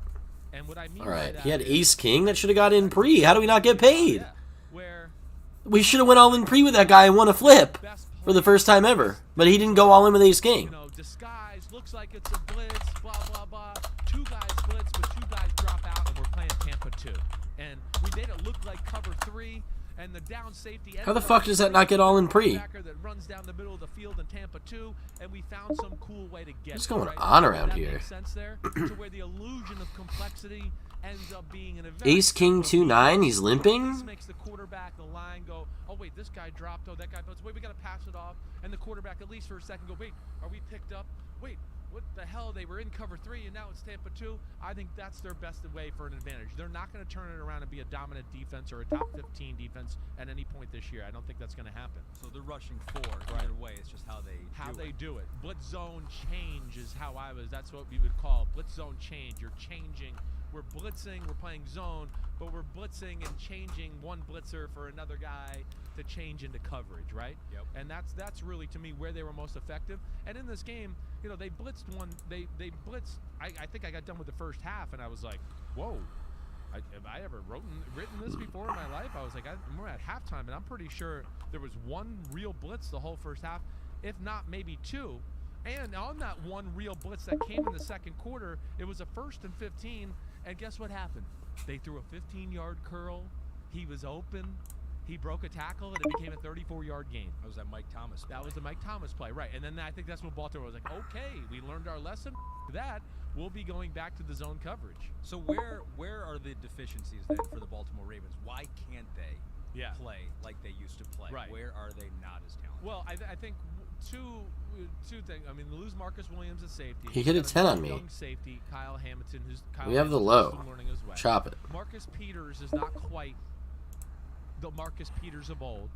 right? He's still good, but I think he's still kind of in the transition of getting back to his 100% self. You know, their nickel cover guy is a younger guy, so they're not as stout in the secondary. Marlon Humphrey, to me, is still a really awesome football player, but the only guy that I think you can consistently count on, like, being on an island doing that, right? Now, the real problem, though, and you've heard me say this a little bit through the first 4 weeks, their D-line is really the biggest issue. There is not one difference maker on that D-line. It's painful to say for the Ravens. This guy actually got dealt a hand as good as Ace King. And what's even worse is So we actually get all in here with a flip, but we lose, right? We lose the flip when we get it all in pre. What a fucking, just insane, fucking, stupid fucking game this is, right? Just nothing go my way. Nothing. There's nobody that can get off blocks in the run game.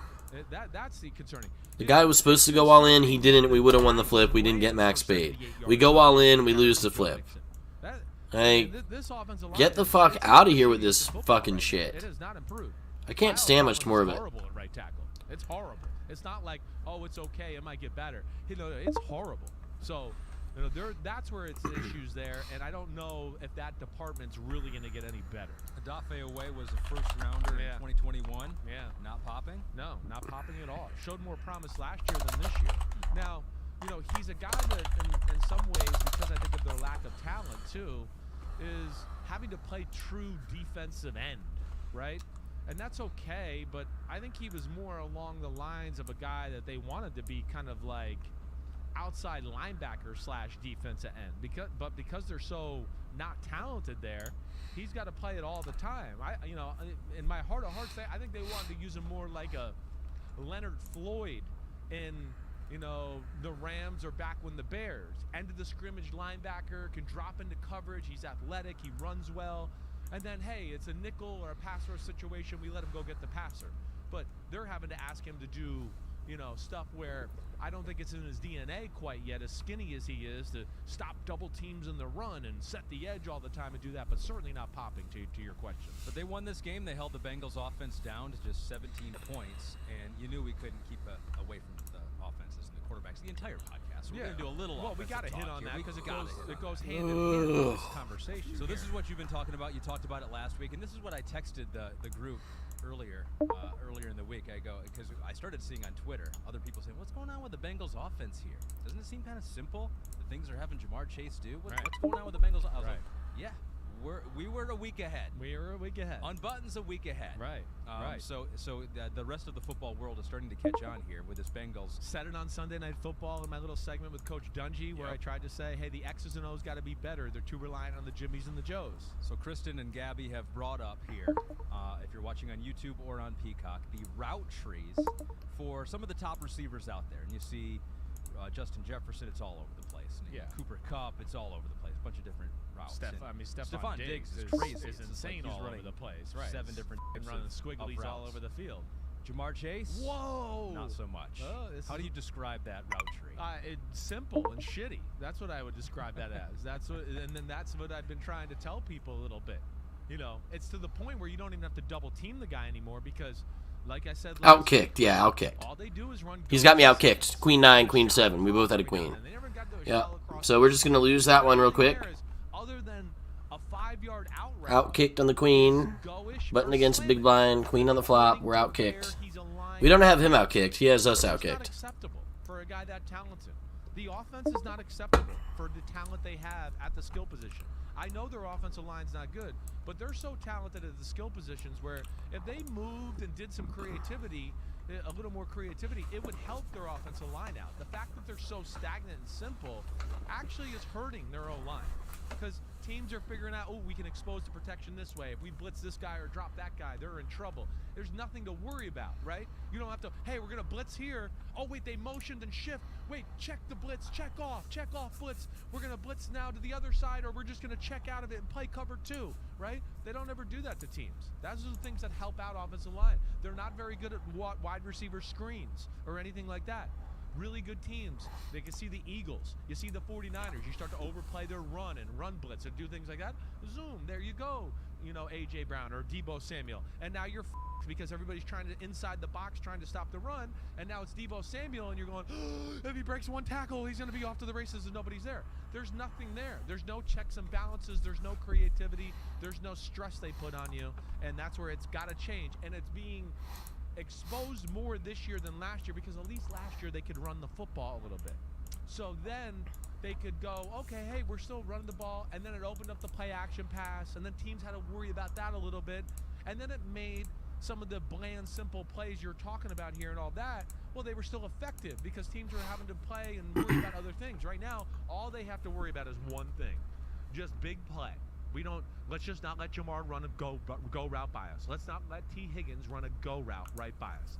Let's not let Boyd against the Jets be one-on-one in the middle of the field, and if he breaks one tackle, he's gone, and we go right by us. That's the Bengals offense. It's not sustainable to be a really good team in football. Worrying for them, too, is they probably ran the ball about as well as they have all season long. Yes. Still only scored 17 points.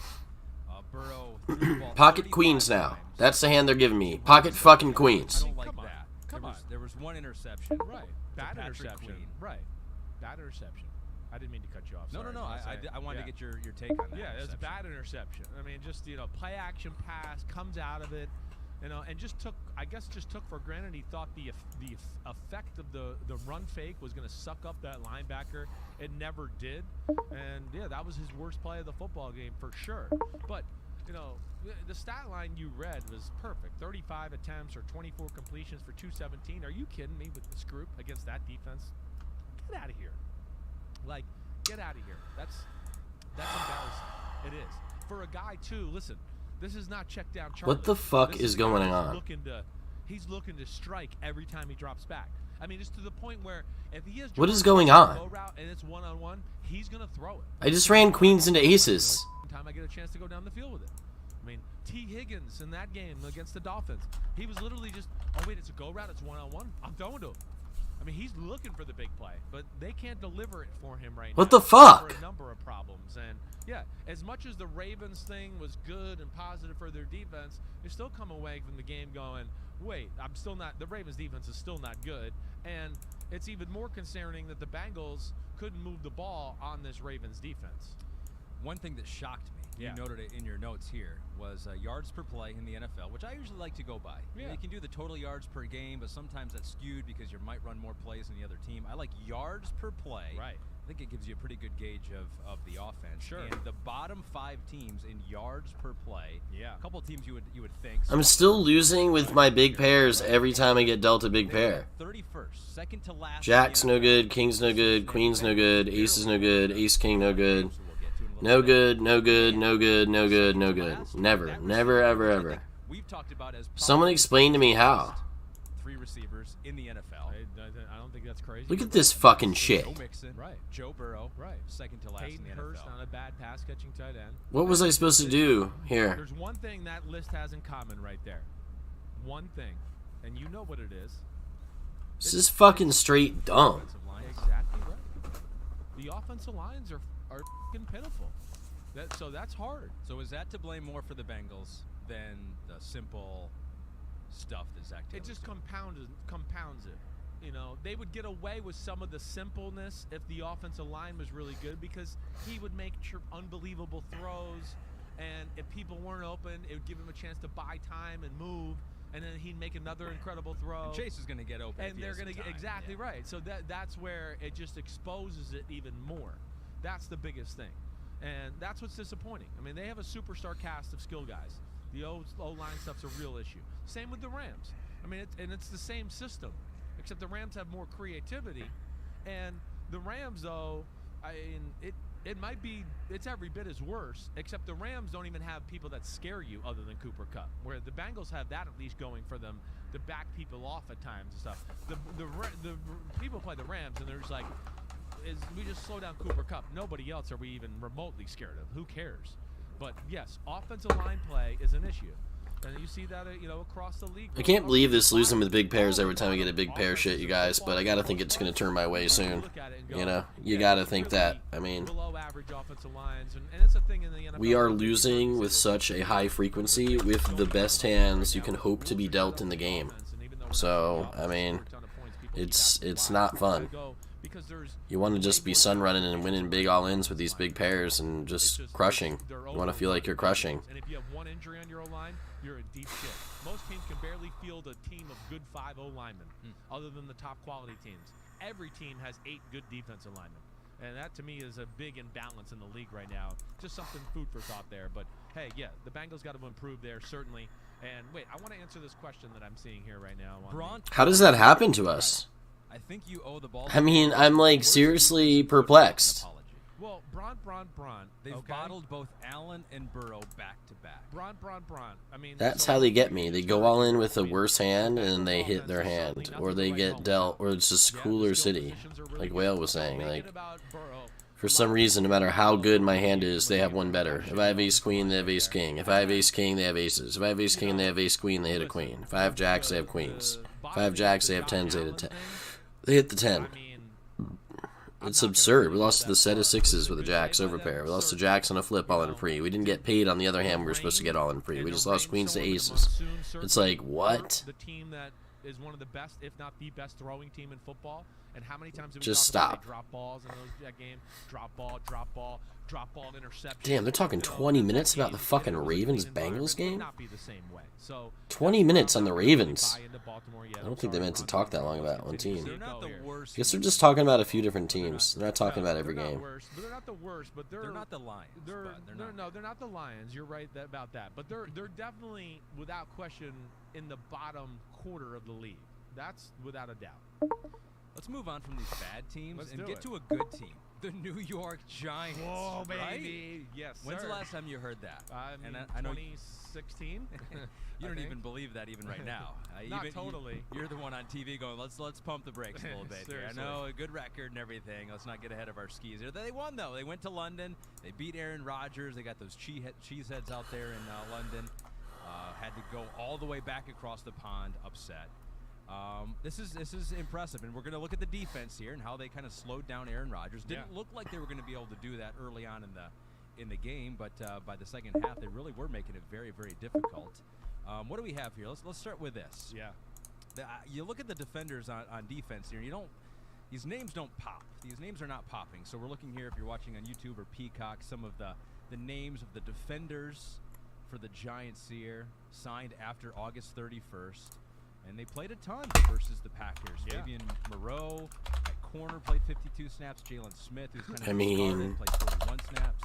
Are you feeling weird about it, or are you feeling weird about it?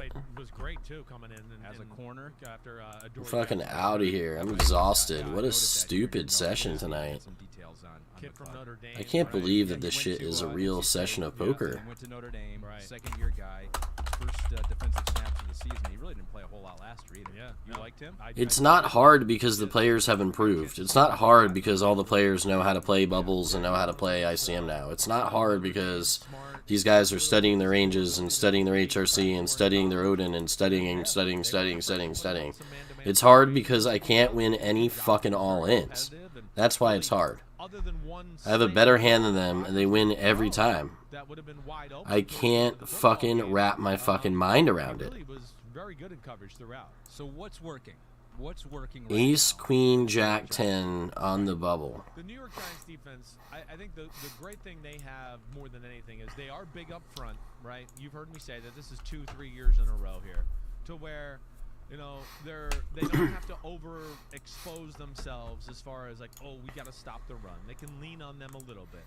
All right, I think that's the first thing I look at, and then they do a great job of, some of the things we talked about with Baltimore, just there, where creating the illusion of complexity, great disguises, blitz a Terrible guy flop. here, drop a guy back here. They break No down, pair, no set, no two pair, no good low draw, no low, well, we weren't going to ever have a low draw, no flush draw, no straight draw, nothing. Just last flop we want to see. Absolute last one. Where Rodgers wants to throw the football in a true drop back situation. Not even a pair or a draw on that flop for us. For the most part, We turn a straight draw. Opportunities to make big plays down the field. And we're folding. Even though they do some of this intricate, detailed stuff underneath, they kind of play it safe on the back end and don't let you have a lot of huge chunk plays or opportunities. Just go, oh, here's a play action post down the middle for a 70-yard gain. You know, they're tactical about when they take their chances, I guess is the big thing I would say more than not. You know, like the end of the game. They're going to throw it quick. It's Rodgers. I don't want him to sit back there all day and find and buy time and then throw a laser. Let's blitz them. Let's make him get the ball out of our hands and get our hands up and maybe tip a pass and stop the quick game like that instead of, oh, he doesn't like it and then buys time and then, you know, ends up getting the touchdown anyways. Their blitz rate leads the NFL, 47% blitz rate. So right. Finding their spots, picking their spots, going after it, being aggressive. Right. And it's, we're in the money. You know, the occasional all-outs, but it's good five-man blitzes like I'm talking about where they're playing good sound zones behind it. You know, I think that's the thing that, you know, I look at. Man. It's not like it's Miami blitzes where we're like, whoa, it's all out. Everybody's at the line of scrimmage every time. This is a little bit more controlled aggression. We're going to bring 5 because I think you're going to slide the line this way, and we're faking you out to that side you're sliding to. And then those guys are going to drop out, and we're going to bring one guy around the edge, and it's a 5-man pressure, and one of them's free, right? So they're very good at that. That's where Wink Martindale is a mastermind, and to me, one of the best defensive minds in the sport that way. Not only is he good at, you know, hey, we're less than one guy in the secondary, and we blitzed. We tried, D-Gens. We'll probably try again tomorrow night. Also exposing the actual protection plan. It's 2 a.m., man. You know, makes up for lack. I've been trying to go to bed earlier and trying to wake up earlier and shit. The game really wasn't able to get going in this one. Right. You noticed something in the second half with the defensive tackles and where they were aligned and perhaps a shift in strategy there. What was that? Yeah, well, because they were kind of playing like, you know, bare front, 5, you know, 3 defensive tackles right on the 2 guards in the center. Right. And that sometimes lends to between the tackle and the tight end there's lack of manpower there. So they were finding some nice runs off tackle, and you know the guard and tackle were getting to double team that guy over the guard, and the Giants couldn't get there to stop him on some of those runs. Well, second half they moved those guys out a little bit. You know, they played like basically like what I would call a 3 technique and a 2-Y, where there was no shade nose or nobody really inside the guards now. So it was hard to create that double team and win that gap we were talking about. That was certainly one big thing. But I think the biggest thing, more than anything, that really won the game, and we've talked about this with the Giants, that helped the defense out more than anything, is the offense. The offense, they play complementary football. And I know you and I have talked about this a lot, how, you know, they know what they are, right? And their defense is making it happen with, you know, great coaching and not letting up big plays and being a little opportunistic. And the offense is, you know, we're not going to make a mistake. We're going to run the ball, high percentage passes, and we'll just look for our time to, you know, here's our game plan splash play to kind of strike. Like Wink on the defense. We're just looking for our time, and then we'll send that crazy blitz and maybe make something happen. Until then, we'll be somewhat creative conservative approach. And I think they have great complementary football going as far as that's concerned. I think that's interesting because if they're playing like that, that's almost shortening the game. Exactly. And then the Packers offense plays in a similar way. Exactly right. They do. And they shorten the game, right? To where it's like, this is my issue with the Packers. You know, there's very little room for error. You know, if you're going to play the dink and dunk style of football and play that way and not be aggressive always, well, you know, you falter on 1 or 2 drives and all of a sudden, it's a game against the team we were controlling. And that's where my complaint is. And they're too good, in my opinion, to still be playing as conservative they are. And you know my issues with the offensive passing game, and Rodgers is still too conservative, and there's no natural aggression within the normal rhythm of the passing offense at all. It is dink and dunk and dink and dunk and dink and dunk, and then it's, oh wait, they're playing us man on the outside, I'll throw a go route. And that's not good football.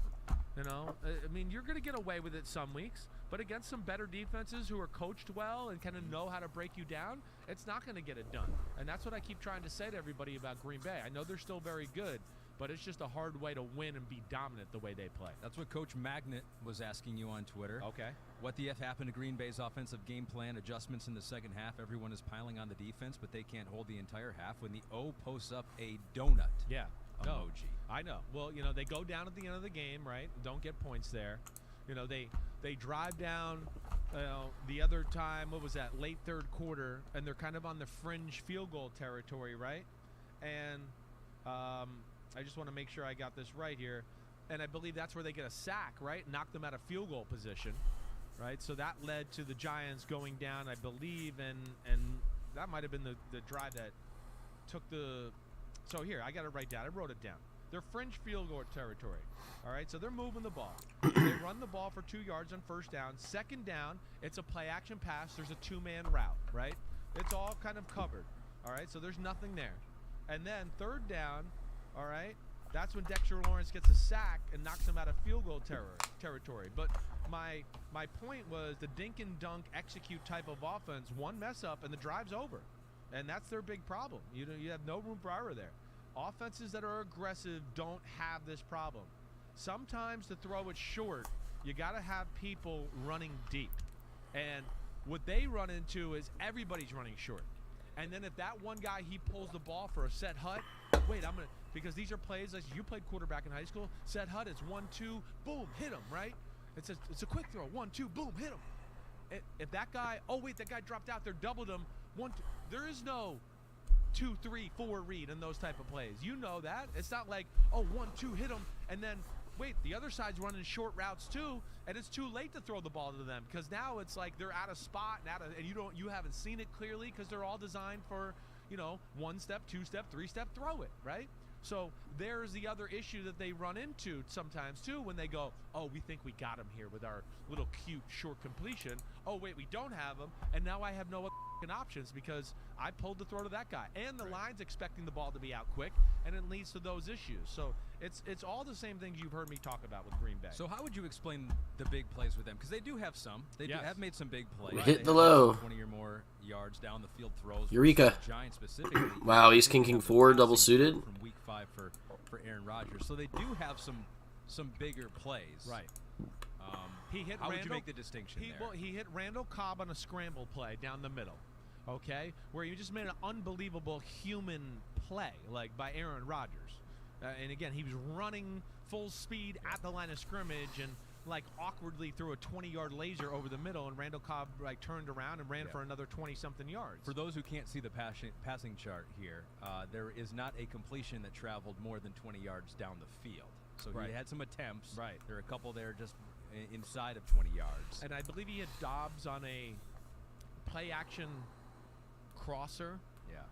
But man, look at all those completions behind the line of scrimmage. So 1, that's 2, what 3, lends 4, 5, 6, 7, 8, exactly. 9, 10. That's what I mean. And then it's just 11. It's just to me it's they're dropping the ball here. You got one of the greatest arms in football, and we're throwing the ball 4 yards a time. I mean, half of his completions, maybe more than that, were either at the line of scrimmage, behind it, or a few yards in front of it. 39 completions for attempts for 222. I mean 25 completions for 222. Now they're gonna get their explosive play, the 20-yard plus play, because everybody's trying to stop. We have Ace King. Again, even in the Buccaneers game, they had some explosive plays, but they were RPO throws where, okay, you got the Bucs overplaying the run. The guy caught it at 5 yards. Roger threw it right on the money and let him run, and they got a big run after the catch. But again, that to me is not like conducive to me sitting here going, whoa, they're a big play explosive Give offense. me the loot. No. And it won't be able to be consistently available once they play some of these better defenses. Couldn't beat the shorty. That's where they're really good. And then they have a guy like the New England game. Oh, okay, well, they're just going to play man-to-man. Oh, Dobbs runs straight. Shorty hit the 5, yeah. Ace 5 is going to beat my Ace They're King. going to have some of those opportunities because teams The are gonna old play 5. They're gonna go, 3 out river. Slant here. Or they're going to do some Again. sort of play here to throw it short, so they're fortunate to get some aggressive coverages. And then he's also very good at getting him in the right play. They have a great sense, too, of when to call screens and throw screens in that way, too. So that's another way where I throw it to Aaron Jones behind the line of scrimmage, and he runs for 30 yards, and we go, oh, it's an explosive play. Look, they're an explosive offense. And I want to go, no, that was just an explosive play. They're not an explosive offense. Now we're back to 2 yards per play and run and 2-yard throw, 2-yard throw. And that's not how great offenses that are really dangerous in the NFL work. You know what I think? I think it's not sustainable.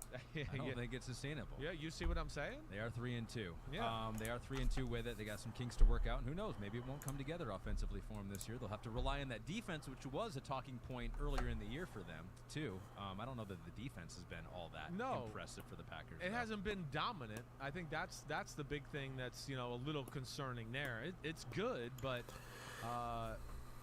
it's top 5. I think in the NFL right now, if I'm remembering right. Yeah, they're the 5th defense in football. They are.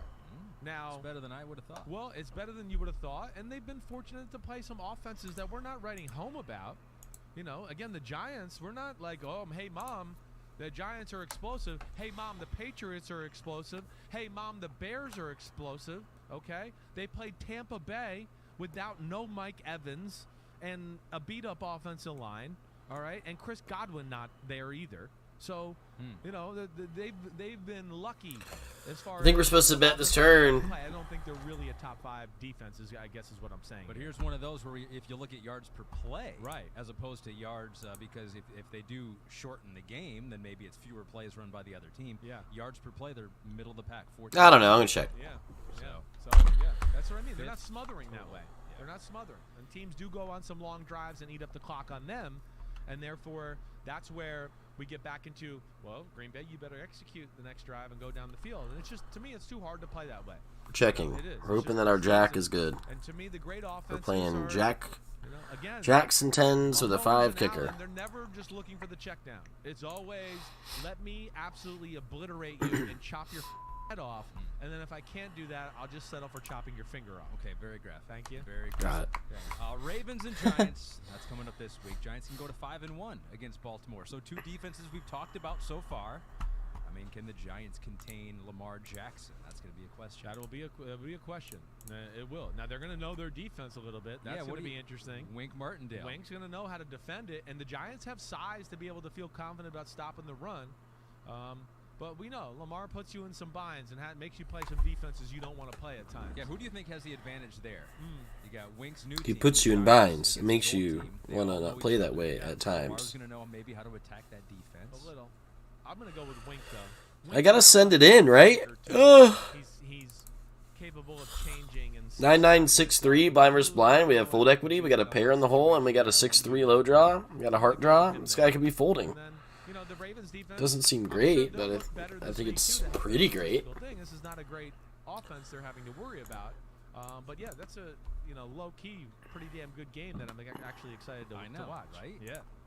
Who would have thought? Who would have thought going into the year? All right, so that's one New York team. Got to do the other New York team. He does fold. We hit the set of 9s. New York teams glowingly. We have the full house. Few years, which is the craziest thing. It's like we live kind of in the Connecticut, New York market, and I always turn on the TV. And it was Sunday night, and because Sunday Night Football goes into Bruce Beck and the post-game show, and it's always some depressing talk about how far behind the Jets and Giants are. It's a rough day in New York. Yeah, exactly. Right. Totally different now. And so we'll take a look at the Jets. They beat the Miami Dolphins 40-17. Probably closer than that. Game kind of got out of hand at the end. Miami had that rookie third-string quarterback. Couldn't fade the 2-out river. Knocked out of the game. It's got to be that river. King River. King River. Defense in this one. They did hold down Tyreek and Jalen Waddle. Yeah. Was that just a function of it being a third-string quarterback, or are there some things the Jets do well that made life hard on them? Well, the Jets do some things well. One thing you do see when you turn on the film with them is incredible. They have incredible defensive speed. They really do. The 2 linebackers, Quan Alexander and Mosley, can fly. Whitehead and LaMarcus Joyner can fly. The corners, Reed and Sauce, can fly. Right? They got pretty fast edge guys, and Carl Lawson and our guy they drafted out of Florida State, right, and all of that. Jermaine Johnson, right? Yep. I mean, so they got some guys there that can run. Quinnen Williams athletic, Sheldon Rankins athletic, so they're good there. Now their biggest issue is they're small in the middle of their defense. They're small on their defensive line in general. Quinnen Williams is really their only great run-stopping defensive football player, so that's their issue. I'd love to come here and tell you that, man, I love the way the Jets looked, and it's just watch out. But that's not the case. It's one of those where, hey, I felt good about them watching on Sunday, But when you come away from watching the film, you go, well, they got pretty fortunate that it was a third-string quarterback. I don't know if those results would have been the same if it was Teddy Bridgewater out there in that football game. You know, I do think that hamstrung the Dolphins' offense. They had to dial it back a little bit with some of the passing concepts they wanted to run and all that. But I think that was the biggest issue was, you know, let Raheem Mostert and the Dolphins O-line around and open up a lot of big holes. That was, to me, what concerned me more than anything for the Jets. But they defense. do have some young guys. They Sauce do. Gardner looked pretty good in this He one. does, You mentioned yeah. Jermaine Johnson. Right. Quinnen Williams maybe can still get better. So Swish B wants to know, do you think the Jets are on the verge of having an elite defense? Maybe not the verge, but is it in the cards with the talent they have on the roster right now? I think it is. I don't know if it's going to get there this year to go, oh, it's going to be elite. But I think you can get to a point this year where we go, they're in the middle of football firmly, right? You know, somewhere between 10 and I know right now they're at 10, right? Somewhere between 10 and 16. Like, I think there's no question about that. With the chance to look into next year and go, we can maybe be dominant, right? That's to me where I kind of look at it. But this is still a huge job. This was, almost a historically bad defense last year. So let's keep things into perspective here. You know, they're doing some good things. There's no doubt about it. And this group here is not easy to contain. That's for sure. I don't care who's at quarterback with them. You know, again, they got things that make you worry and they can stress you. And then along with McDaniel's ability to, you know, be creative, it makes them extra dangerous that way. And so this was not an easy task, even for a defense going against the third-string quarterback. Throw one other name out at you on this Jets defense. Yeah. John Franklin Myers. He's one of the standouts of their team. I think we got to do this. To end, right? Not like a guy that you go, ooh. You know, I think they try to make up for this lack of smallness on their defense by giving, like, hey, here's a big defense end. I mean, I don't know what Jonathan Franklin is or Franklin Myers? 6'4", 288. He's a strong side defense end. That's a pretty big, strong side defense end. They try to use that to help out their football team. But, yeah, I would say him and Quinnen Williams are the two guys that consistently jump out to me on a week-to-week basis on that D-line. All right, so this was not a mistake. Now, it would have been tougher sledding with Teddy Bridgewater, with Tua there. You know, one of the tweets that I've seen pop up on your timeline every once in a while, because I'll dive in there. I'm like, what are they saying to Chris? And then I got to get out of there. Because I'm just like, this is negative. It's too negative. It's too depressing. I go, Pete, you go in there. I'm not going back in there. But every once in a while, when there's a Miami Dolphins discussion, they say, our offensive line is terrible. Our offensive line is not very good. Our offensive line is not very good. You noted that Greg Little got handled by John Franklin Myers in this one. Overall, did you see the Dolphins' offensive line getting handled? They ran the ball pretty well. Yeah. No, I think that the Dolphins' offensive We're at line risk. is continuing to get better. Right, they're getting a little bit of an issue there for sure, but Wow, he doesn't river us. They'll ever be great, but this goes back. They moved me to the other table in the final 10. They do so much to help them out all the time, right? That you're always worried about. Whoa, outside zone. Whoa, fake this run, and now there's Raheem Mostert going this way. Oh, bootleg over here. Oh, reverse to Tyreek Hill. Oh, reverse to Jalen Waddle. And then when it comes the time that they're drop back or they do drop back, you're going, wait, where's the reverse? Where's the side thing? Oh, wait, I can rush the passer now? So he helps them out, if that makes sense, right? Okay. They can't pin their ears back. They can't pin their, exactly, that old phrase. They can't just do that all the time. So that's where he helps out the offensive line.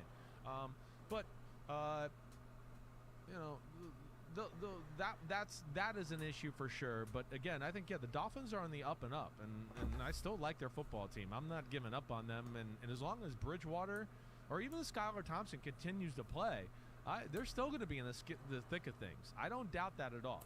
I want to make sure did I hit everything? Did we hit everything there? Yeah, I think so. Okay. My only issue with the Jets in the football game was up 13-7, and they went for it on 4th and 1 at midfield. Okay, the defense wasn't as good as everybody thought, but it's 19-17, and you're playing a third-string quarterback. Like, punt the freaking ball down the field and make him drive the field. You're going to give the third-string quarterback throw one screen or one pass and they're in field goal territory and you're losing the game? Come on. It's aggressive shit. Yep. It's, I mean, aggression wins, you fucking pussies. These football players don't understand analytics.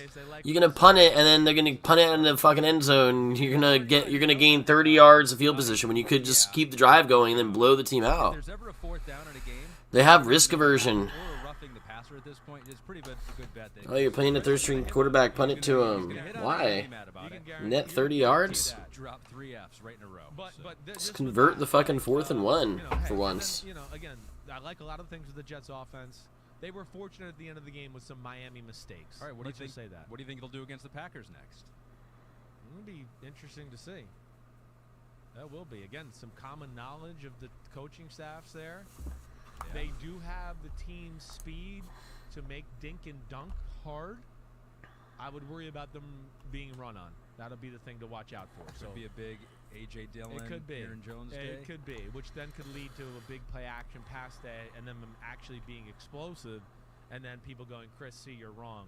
The Packers are explosive. Okay. We'll stay with the Jets as we go to Pete's Punt Awards of the Week. Woo! Peter. So, yeah. Pete goes, they should have punted one more time. Exactly, then we wouldn't have to bleep you out three times in a row talking about their 4th down. Yes. 117 punts this week. Pete watched every one of them 7 times. So he's analyzed them. We've got the Flyer of the Week. It was a good week for Flyers, Pete notes. Honorable mention to the Jaguars corner Chris Claybrooks and Cowboys corner Kelvin Joseph. We got some honorable mentions out there now. But the FT winner hype. is the Jets corner Brandon Eccles, 6th-round pick out of Kentucky back in 2021. 3 key punts. He forced a fair catch. He had a tackle on the other one. He fielded a one-hopper at the 3-yard line. So, Brandon Eccles, congratulations. Way to go, Brandon Eccles. Way to win the Peter Award. I think that's what we should call it. Pete's Punt Awards or Peter's part of the punt. It is. Peter, let's get away from it, right? Get away. Peter. Yeah, the Peter Award. Peter Awards. Right. Peter Punt Awards. Peter Punt Awards. I like that even better. All right, the Peter Punter of the Week is Falcons punter Bradley Pinion. It was a revenge game for him. He will pin you in. Yeah, that's a great name for a 5. punter.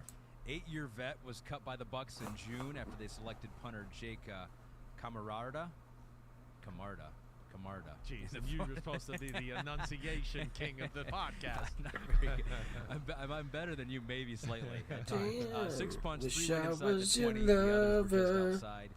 He kept flipping field position there. So congratulations, Bradley Pinion, pinning him deep. Way to go. And almost pulled out a win for the Falcons this week. So the Peter Punt Awards. Your trophies are in the mail. Yes, they are. We are developing them now. We're making them with the T-shirts right now. We're getting very close. Yeah, sure they are. Any Sore day. subject. Pete's like, don't bring that up. Don't bring that up again. All right, as we move on now to the New Orleans Saints taking on. I think I should do this. Put a lot of pressure on this guy who might have me beat with a better low than my ace-8, right? Get him to fold it. We want to look at this as what's wrong with the Saints defense. Give me. Oh, we hit the 10. We got him. Rosters in the preseason. I was like, well, they got the talent there. They got the names. Looks like this will be a pretty good defense. Eric Wilkerson wants to know the same thing I want to know. What's wrong with the Saints D? Right. There's hope for the Saints D. Oh, okay. It's close. It really is. You know, they're like even this game. This was a shocking game to watch. You know, again, we're watching a lot of games at 1 o'clock on a Sunday, seeing all the big plays from the Seahawks, right? And you're going, man, how'd they get in position there? What'd they do? How did they get to this point? How'd they get to the 50? I mean, this is one where if you just watch the highlights, you'd go, well, those were the plays. That was it. They were smothering to the Seahawks in a lot of ways. All the touchdowns and big plays you saw were the offense. I mean, it really is amazing. They're the anti-Packers. I mean, seriously. Only big plays. Seriously. It really is. It's like run for nothing, run for 2. Whoa, he ripped off 40. Run for 2, run for 1. Whoa, he ripped off 70. I mean, it's really what it is. You know, pass for 4. Give us a 10 ball. Pass for 5. Yeah. Maybe 3 and out. Next drive, run for 1. We could river a decent low. We could river a 10. We're still not going to feel great about it because you could have hearts. I guess we just dump it, right? It's still really well coached. All right. I think the biggest thing here is, you know, they're a defense that goes for the kill a little bit. They go for the smother. Their first touchdown, they let up the DK Metcalf, right? You know, it's 3rd and 4, maybe 3rd and 5, somewhere in that range.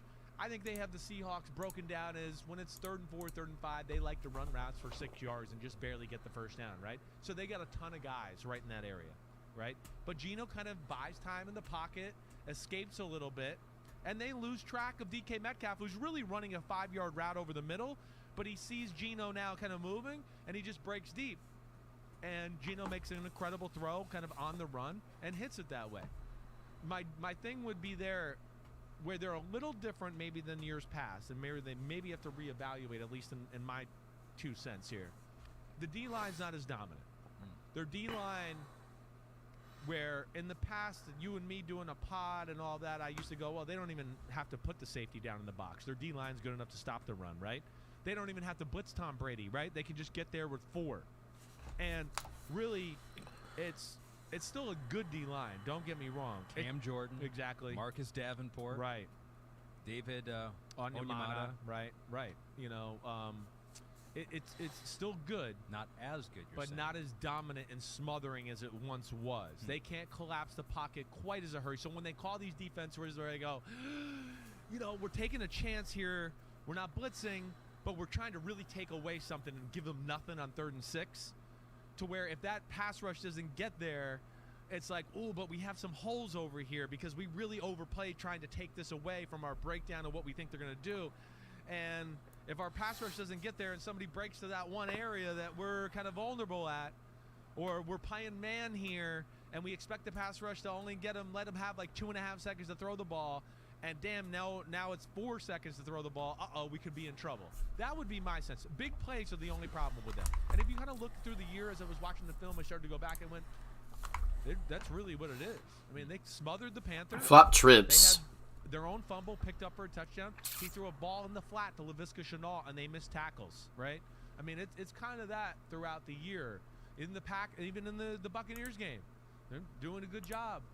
Pass rush didn't get there, one-on-one down the field. Snap calls me shit. Right? And then they threw a pick 6 and stuff like that. It's things like that. It's a little self-inflicting. Tell me my Jack 5 is good. They're just letting up the big play. No, he has Ace Queen 5. He hits better trips than me. I flop trip 5s, and the guy in the big blind has a better trip 5s. Honey Badger, another guy who's been in the league quite a bit. Like, has what? Rated as the 10th best safety in the league this season. I don't know how that's possible. He actually has a boat because his 6'5" hit a 6. But you already disagree. Yeah, I totally disagree. He had Ace Queen 5 and a King 5-5. What am I supposed to do? First off, I see Once again, like, what am I actually supposed to do here? Whether it's the Laviska Shenault play from 2 weeks ago against the Carolina Panthers, or that first touchdown I was talking about with DK Metcalf. I mean, It's fucking perplexing. At the 5-yard line, it's The best hands that I get dealt for the whole session are the ones that lose me all the chips. The chips that we make chips with hands where we bluff, I guess. Getting raises through. That's where I get my chips. Talk about you when you don't do your job. Yeah, a whole lot easier. Right. Yeah. Shit's so frustrating. So, yes, you know, turning down tackles for sure. That would bother me. And then even in, you know. At least when we were getting our asses kicked at the nosebleeds on ECR, we were like losing to good poker players that were playing good poker in the nosebleeds on ECR. Losing to these chumps that have a cooler every time is so annoying. Hit the middle third. Whoa, that was deep. Whoa, wow. He can backpedal in the middle third. But what about when he's asked to make a play? It just becomes like a normal negative, and I'm gonna go. No, that's like 9 negatives. That should be like drops you down 20% of safety in football should make that play. But you're just going, oh, minus play. And I'm gonna go, no, that's egregiously horrible play. So, yeah, that's the issue there. Paulson Adebo didn't have his best day at corner. You know, they got him in some situations, but it's some situations too where I think he's expecting safety help. Really, on both long touchdowns to Tyler Lockett, he's in compromised positions, and definitely can blame a little bit of the safeties on both of those long plays. All right, but you mentioned Geno gave him problems, and give credit to Geno and the Seahawks offense. They've been pretty good. They put up points against my Detroit Lions. What a great defense they have. Lazy Brahman. Yeah. Lazy Brahman has tweeted you. You had a page up. Said, is it possible that Geno is better suited for Waldron, Shane Waldron's offense, the offensive coordinator, than Russ ever was? Does the Shanahan-McVay offense operate better with a system quarterback? He has Cousins in there, Matt Hmm. Ryan, Jared Goff, Jimmy Garoppolo, rather than an improviser / instinctive quarterback. Well, again, what you want is the guy that does a little bit of both, right? I mean, again, if Shannon We were talking about this McVay earlier. had You Mahomes don't want a guy who does and Josh Allen, both. You want the athlete who also can manage the game. It's over. It's just they're gonna kill you. All right, so that's where now. But when you ask me about one or the other, the guy that maybe is more systemish or the guy that's more backyardish, I would go, the systemish guy is going to be better for the offense, right? That's what we saw from the Rams last year. They got a guy that could kind of do both. Not that he could make backyard plays, but he can make backyard throws to where you're like, whoa, nobody was open here, but he kind of just was in an awkward position and threw a ball sidearm on a 40-yard post. Like, whoa. That's what you get there. But I do think that Geno was more interested in carving you up from the pocket and more interested in utilizing the system to his abilities rather than Russ, where I was talking about. It's always been a little bit, but it's more now than ever. Just look at one guy, look for the one-on-one shot. Hey, there's a concept of 3 guys over here. Read it out and hit the throw. Geno's more willing to do that. That's the biggest thing. And Geno's very comfortable in the pocket. And as I've told everybody here, and maybe somebody can actually give me props a little bit on Twitter for the first time in the history. I know I know my homies. We have the nut low. We have no high. He's physically got gifts that are good. We're chopping the low. I mean, he's got an incredibly strong arm. He's incredibly accurate on high-level throws. So 2.828. Not a hand you want. Those quarterbacks that 2.828, dude. Come on. Geno was on all 4 of those. Well, What it if was Geno fun. on the Vikings? It was fun while it lasted. What if he was on the Lions? What if he was on the 49ers? Which of those 4 teams would be better with Geno than their current quarterback? Ooh, you're really putting it to me here. Yeah, I know. Just came to my head. Rip. Yeah, you're not gonna win with 2.828, man. I'm gonna say all of them except for Kirk Cousins. All right, you guys. Lose 200 tonight. We made 500 last night. Positive 300 over the last 2 days, and this is exciting. Probably be trying again tomorrow. Thanks for hanging, you guys. Till next time, peace out.